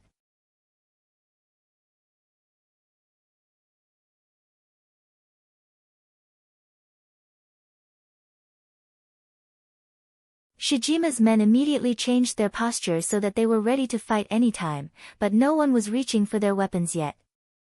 If any of them had grabbed their rifles and aimed at Akira, there was no question that Akira would not hesitate to open fire. Bullets would have filled the room before anyone could try to calm the situation down. Shijima signaled his men to calm down. Viola was still smiling like usual. Although she was also equally surprised by that unexpected reaction from Akira, she was able to hide the shiver that ran down her spine. She then casually said, "I want to continue my explanation if you're okay with it." Akira replied with a calm but cold voice, "That I would be thankful if you can refrain from saying anything that might cause a misunderstanding. Even if you can properly explain everything, if I listen to you until the end of your explanation, I can't guarantee that I'll calmly listen to your explanation until the end." Akira was stating that he had no confidence he could listen calmly until the end. After hearing that statement, Viola continued while trying to keep her face from wincing. "Alright. In that case, let's start with the overview. It ended up pretty badly purely by coincidence. We did not mean you any harm when we did that. We do feel sorry for what happened, so please calm down and listen to our explanation. It all started when you caused a ruckus in Shijima's territory with your gun out, so from there." Viola explained what was going on to Akira. Back then, when Akira pulled out his rifle as he was chasing Alna, they were actually in Shijima's territory. So Shijima wanted to know more about the hunter who caused that ruckus. Then he found out that Akira pulled back when he was confronted by a young hunter, and that was the biggest reason why incomplete information about Akira spread around. Because of that, the piece of information that misevaluated Akira spread among the information brokers, which eventually gave the final push for those robbers that attacked Cheryl's base. Viola and Shijima admitted their fault and explained that they had nothing to do with those robbers. They did not say anything to those robbers who attacked Cheryl's gang. They gave their detailed explanations slowly to make sure that Akira understood everything. Akira listened to Viola's explanation without saying anything. But there was no sign of change in his mood even after he finished listening to the explanation. Viola smiled at Akira and continued. "So basically that's everything. I did my best to not cause any misunderstanding. To say it clearly, we have no wish to be hostile with you. So, do we understand each other here?" Akira did not say anything back. Everyone in the room started to tense up. There was no questioning that if someone made a suspicious move there, they would immediately break into a fight.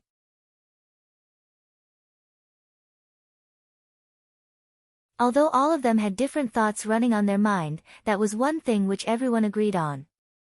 Viola tried to hide the cold sweat running down her skin as she shifted her gaze from Akira to Cheryl. She then smiled gently at Cheryl and said, "Since it's also related to your gang, if it's okay, can you let us know your opinion too?" "My opinion?" "Yes. You lost some of your men during the attack. So I want to know your opinion as the boss of the gang. It would be great if you can understand that we have nothing to do with those robbers, but if you can't believe us, then we understand that too.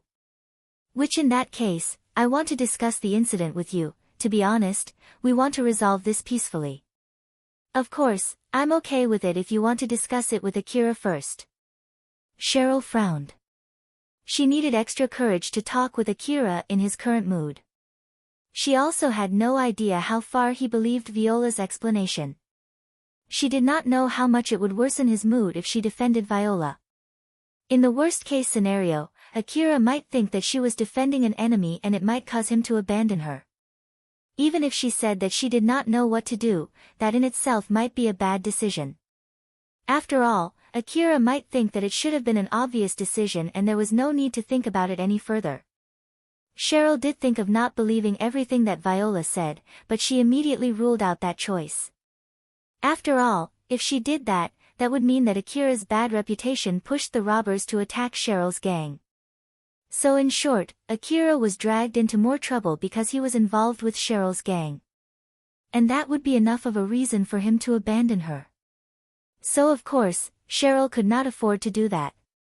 Viola was pushing Cheryl to make her decision even though both of them were equally bad decisions for her. And most likely, Even if Cheryl chose to not say anything, Viola might have a plan to use that for her own benefit too.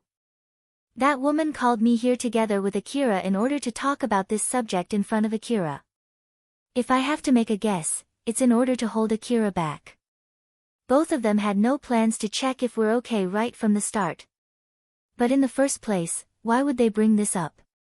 Is it to reduce the damage if Akira finds out about it later? Or is it to check how much I can affect Akira's decision? Or is it for something else? I really have no idea at all. I don't understand what this woman is thinking. Thinking about it only caused Cheryl to become more suspicious, and that suspicion gave birth to nervousness. Cheryl's poker face was slowly crumbling. Viola was smiling. As usual, it seemed that no matter which answer Cheryl gave, she would be able to make good use of it. Akira's mood was pretty bad. He was ready to take action if anyone made a suspicious move. Although he understood that his stance only made the situation tenser and more dangerous, he was not able to try to calm himself down.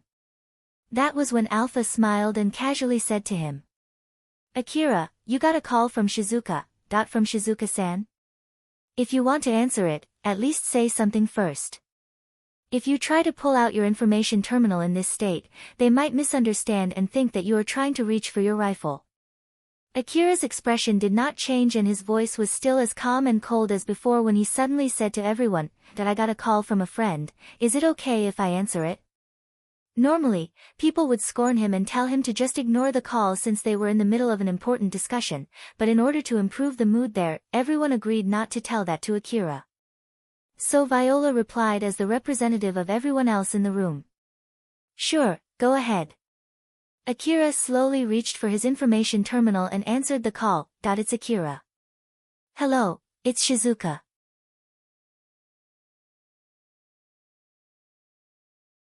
There's something I want to ask you, is it a good time?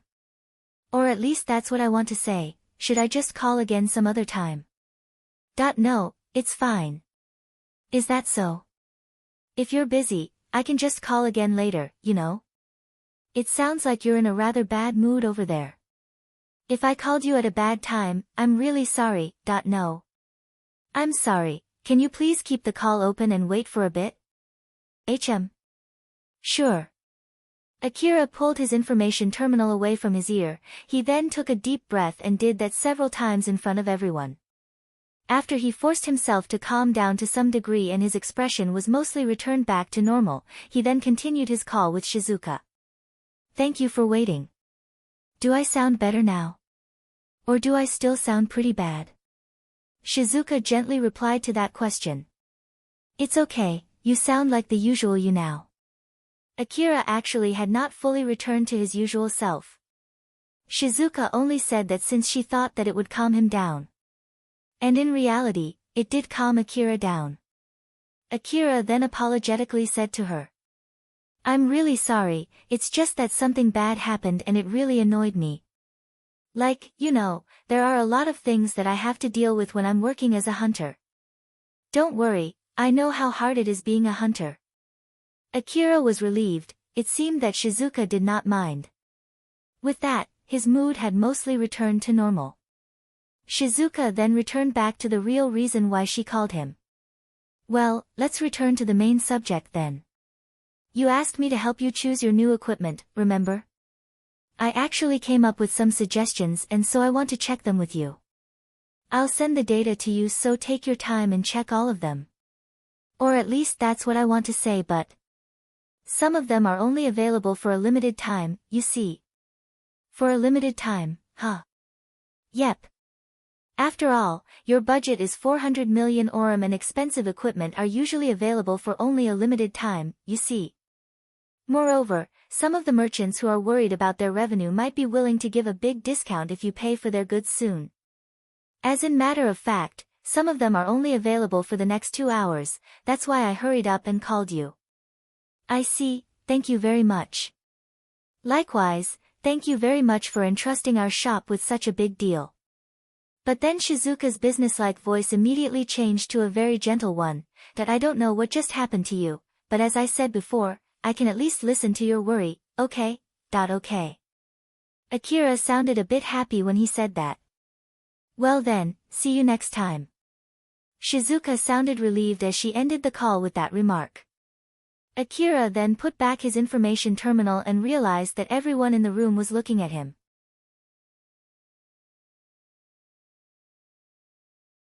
Although they had different expressions, it was more than obvious that everyone was looking at him.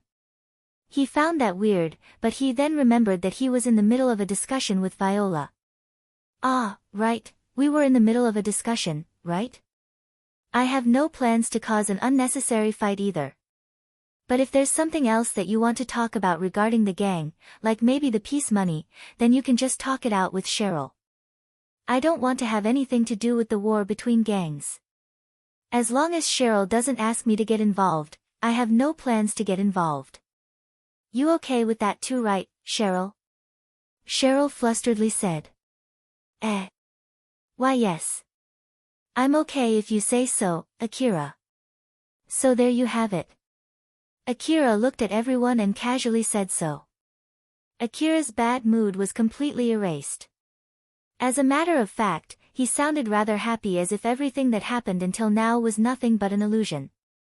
The mood in the room had completely relaxed. Except for one person, Shijima still had a stern expression plastered on his face. He remembered what his men reported to him when Akira came to his base for the first time. Akira dragged the corpse of one of Shijima's men, Wataba, all the way to Shijima's base, and Akira was the one who killed Wataba. Shijima then heard the full report of what had happened from one of his men. It seemed that the moment Akira killed Wataba, Wataba said something about threatening Akira's acquaintance. According to that report, when Wataba was about to mention a name, Akira did not hesitate at all and quickly shot him. From what I heard, that person is the owner of a weapon shop. And judging from the conversation just now, it seemed that it's about buying some equipment. So in short, there's a good chance that Call was with that shop owner, and that alone was enough to fix his mood. I bet that Akira likes that person and thinks dearly of that person. So, is that person the same person who Wataba was about to mention? In the first place, why did Akira kill Wataba? Is it really because Wataba threatened him? But if that's really the case, he should have killed Wataba way sooner, right? Don't tell me that he killed Wataba because he was about to mention that person's name. Did he really kill Wataba just to stop Wataba from mentioning that person's name? Just so that other people won't know about that person? Is that really all the reason? Shijima's face puckered in. That was right when Viola opened her mouth. Akira, who was Dash? Shijima could imagine Viola asking Akira who that was, since Akira seemed to be enjoying talking to that person. And if it was okay with him, Viola also wanted to know that person's name. So Shijima could not help but instinctively interject her. Viola. Akira said so too, so let's just proceed with the discussion. You've already decided what to do to apologize for causing so much trouble to Akira, right? So let's proceed with that. Viola was both surprised and confused since Shijima suddenly cut in while half shouting. Viola did not expect that at all. Shijima looked intensely at her. She understood that Shijima was trying to tell her not to ask any unnecessary questions. Viola tried to change the mood as she smiled at Akira and Cheryl, and said, "Ah, you're right. First of all, I'll exaggerate the information about you killing those robbers and spread that information around. That way, no one would look down on you and Cheryl's gang." Cheryl smiled and replied, "Thank you for that offer. A lot of my men are worried about it, so I'm sure they'll be happy to hear it. To be honest, that would only help Cheryl's gang. So for our apology to Akira, we'll help you take care of that pickpocket whom you're searching for." Akira thought that it was rather strange for Viola to bring that up. Take care.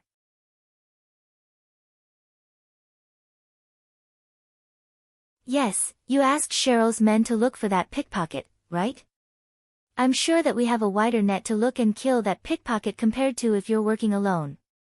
Although, of course, we can't help you much if that pickpocket runs to the inner wall or to a different city. Akira thought for a bit before replying. No, that won't be necessary. Viola did not expect that at all. Oh my, what's wrong? If you want to kill that pickpocket yourself, we can secure that pickpocket alive, you know? That's not what I meant. If you do that, then if something troublesome were to happen later, you have an excuse to blame that on me. That's why you don't need to do it. Viola thought for a sec. But you won't tell me not to do it, right? Even if I tell you to do it or not to do it, either way, that will be enough reason to blame it on me, right? So as I said, I won't tell you anything. Viola took a few more seconds to think before opening her mouth again. I see. In that case, we'll just do what we want to do. Even if we spread that information around, as long as that pickpocket is still alive and still roaming around somewhere, it might cause some contradiction with the information that we're about to spread. So we need to make sure at least that pickpocket is not around the area. You don't mind if we do that, right? I'm in no position to tell you what to do and what not to do. So you decide by yourself on what to do. All right. Shijima sounded a bit arrogant as he said to Cheryl. That's all that we want to talk about with you today. If you have nothing else to say, you can leave now. It's rather troublesome to have someone as heavily armed as you inside my base when you're not a part of my gang. So now that a bigger problem than that is over, it would be great if you can leave quickly. Very well. We'll take our leave then. Cheryl stood up from the sofa and lightly bowed at Shijima. Shijima did not say anything as he just signaled one of his men to escort Akira and Cheryl out of the base. Akira and Cheryl followed that man and left the room. As Viola confirmed that Akira and Cheryl left the room and closed the door, she immediately looked at Shijima and confusedly asked him. So then, what was that just now? I bet you have a reason why you cut me back there, right? Shijima lightly sighed before saying anything. It's just to be safe. Just think of it as me saving you there. I don't mind telling you, but you'll owe me one for that. Viola thought for a bit since owing a favor to someone meant a lot for her. But for the current Viola, that did not outweigh her curiosity. She wanted to know why Shijima did that. Sure then, I owe you one favor. So, why was that? Very well then. Shijima looked at his men without saying anything and his men immediately left the room. Viola then looked at Carol. Ha!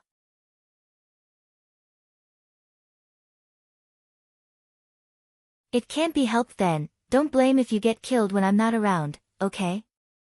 Although Carol did not like that idea, she also left the room while half-jokingly said that to Viola. Akira escorted Cheryl back to the slum city. Cheryl's dress was rather conspicuous there. She was still somewhere not too far from the base and was already gathering a lot of attention from the people around.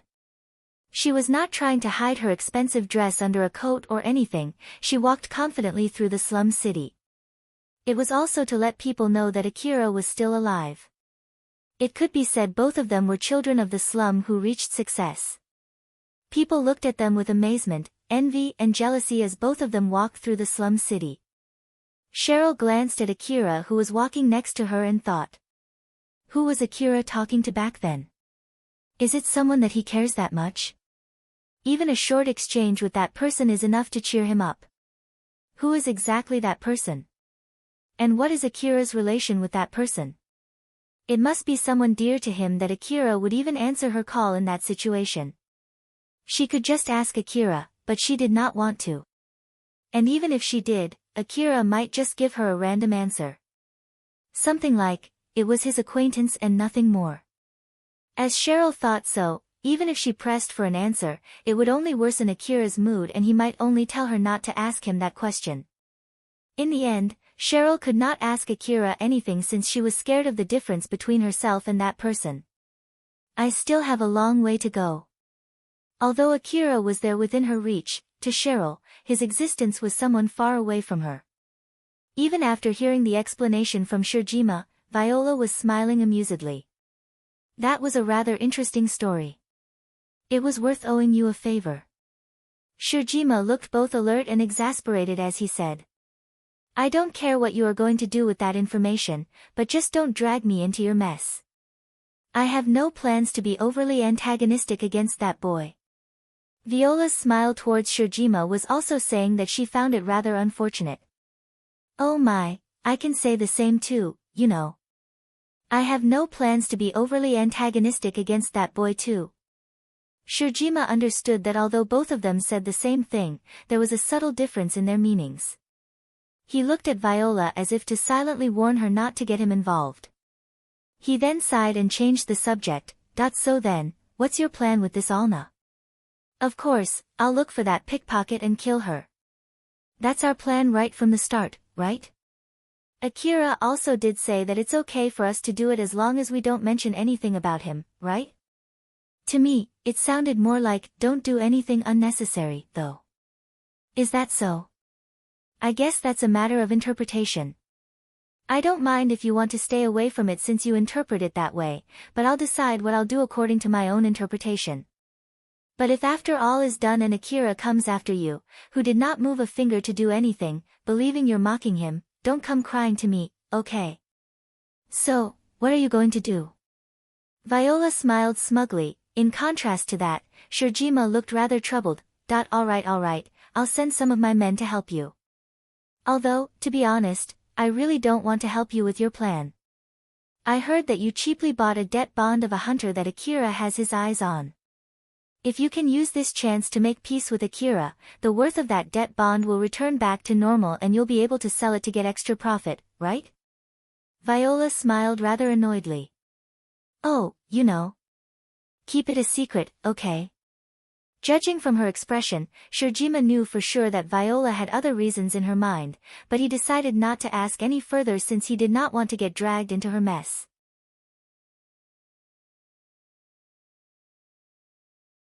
So to make sure that he had nothing to do with it, Shijima changed the subject. By the way, I heard that Cheryl is Akira's lover. Do you think that's true? It might as well be, or at least, according to the information that I gathered, it seems that it's true. I heard he did buy her an expensive dress and took a bath together with her. He's basically taking care of her. Well, with that being said, there are many kinds of relationships that you can simply express with the word lover. Some of them are dating out of love to each other, some of them are dating because it's beneficial to both of them.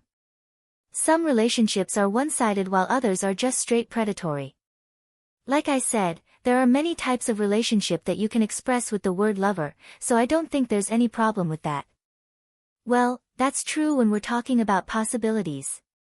But I'm talking about Akira's real intention here. Cheryl is. What can I say, she might be just a decoy, you see. Although he seems to be extremely angry with that pickpocket who stole his wallet, he didn't seem that angry about those robbers that attacked Cheryl's base. Back then, even when he had his lover next to him, he didn't show any worry in that situation. I believe that it's not an exaggeration to say that Akira doesn't care much about Cheryl. But even so, he did buy her an expensive dress and protected her gang from robbers. From this point of view, it can be said that Akira thinks dearly of Cheryl. So if you think about these two contradicting things, he might be just protecting Cheryl to make her a decoy, huh? Being a hunter means that you might earn some grudges from other people, and everyone would love to get a good hunter under their thumb. There might be people who would take his lover hostage to threaten him too. So Akira's real lover might actually be that person whom he was talking to back then. That's what you want to say, right? Yeah, that's my guess.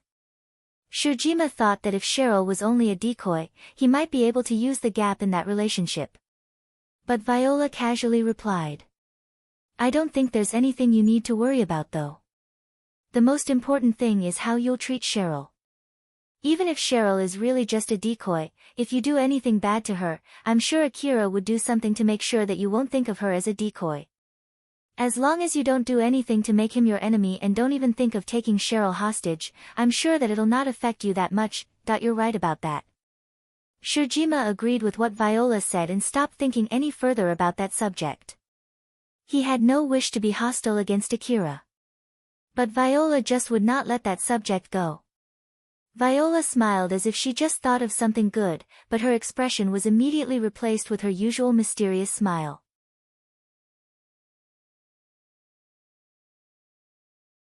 Let's cut this silly talk here and talk about how are we going to get that Alna. Alright. Viola and Shijima stayed for a while inside that room to talk about the details of their plan. You're tuning in to the Blissful Bookshelf YouTube channel. We're so grateful for your support, and don't forget to subscribe to join us on this incredible journey through captivating stories. Your generosity through donations truly makes a world of difference, as it's the primary source of revenue that allows me to expand and enhance this channel for you. Thank you from the bottom of my heart for being a part of this adventure.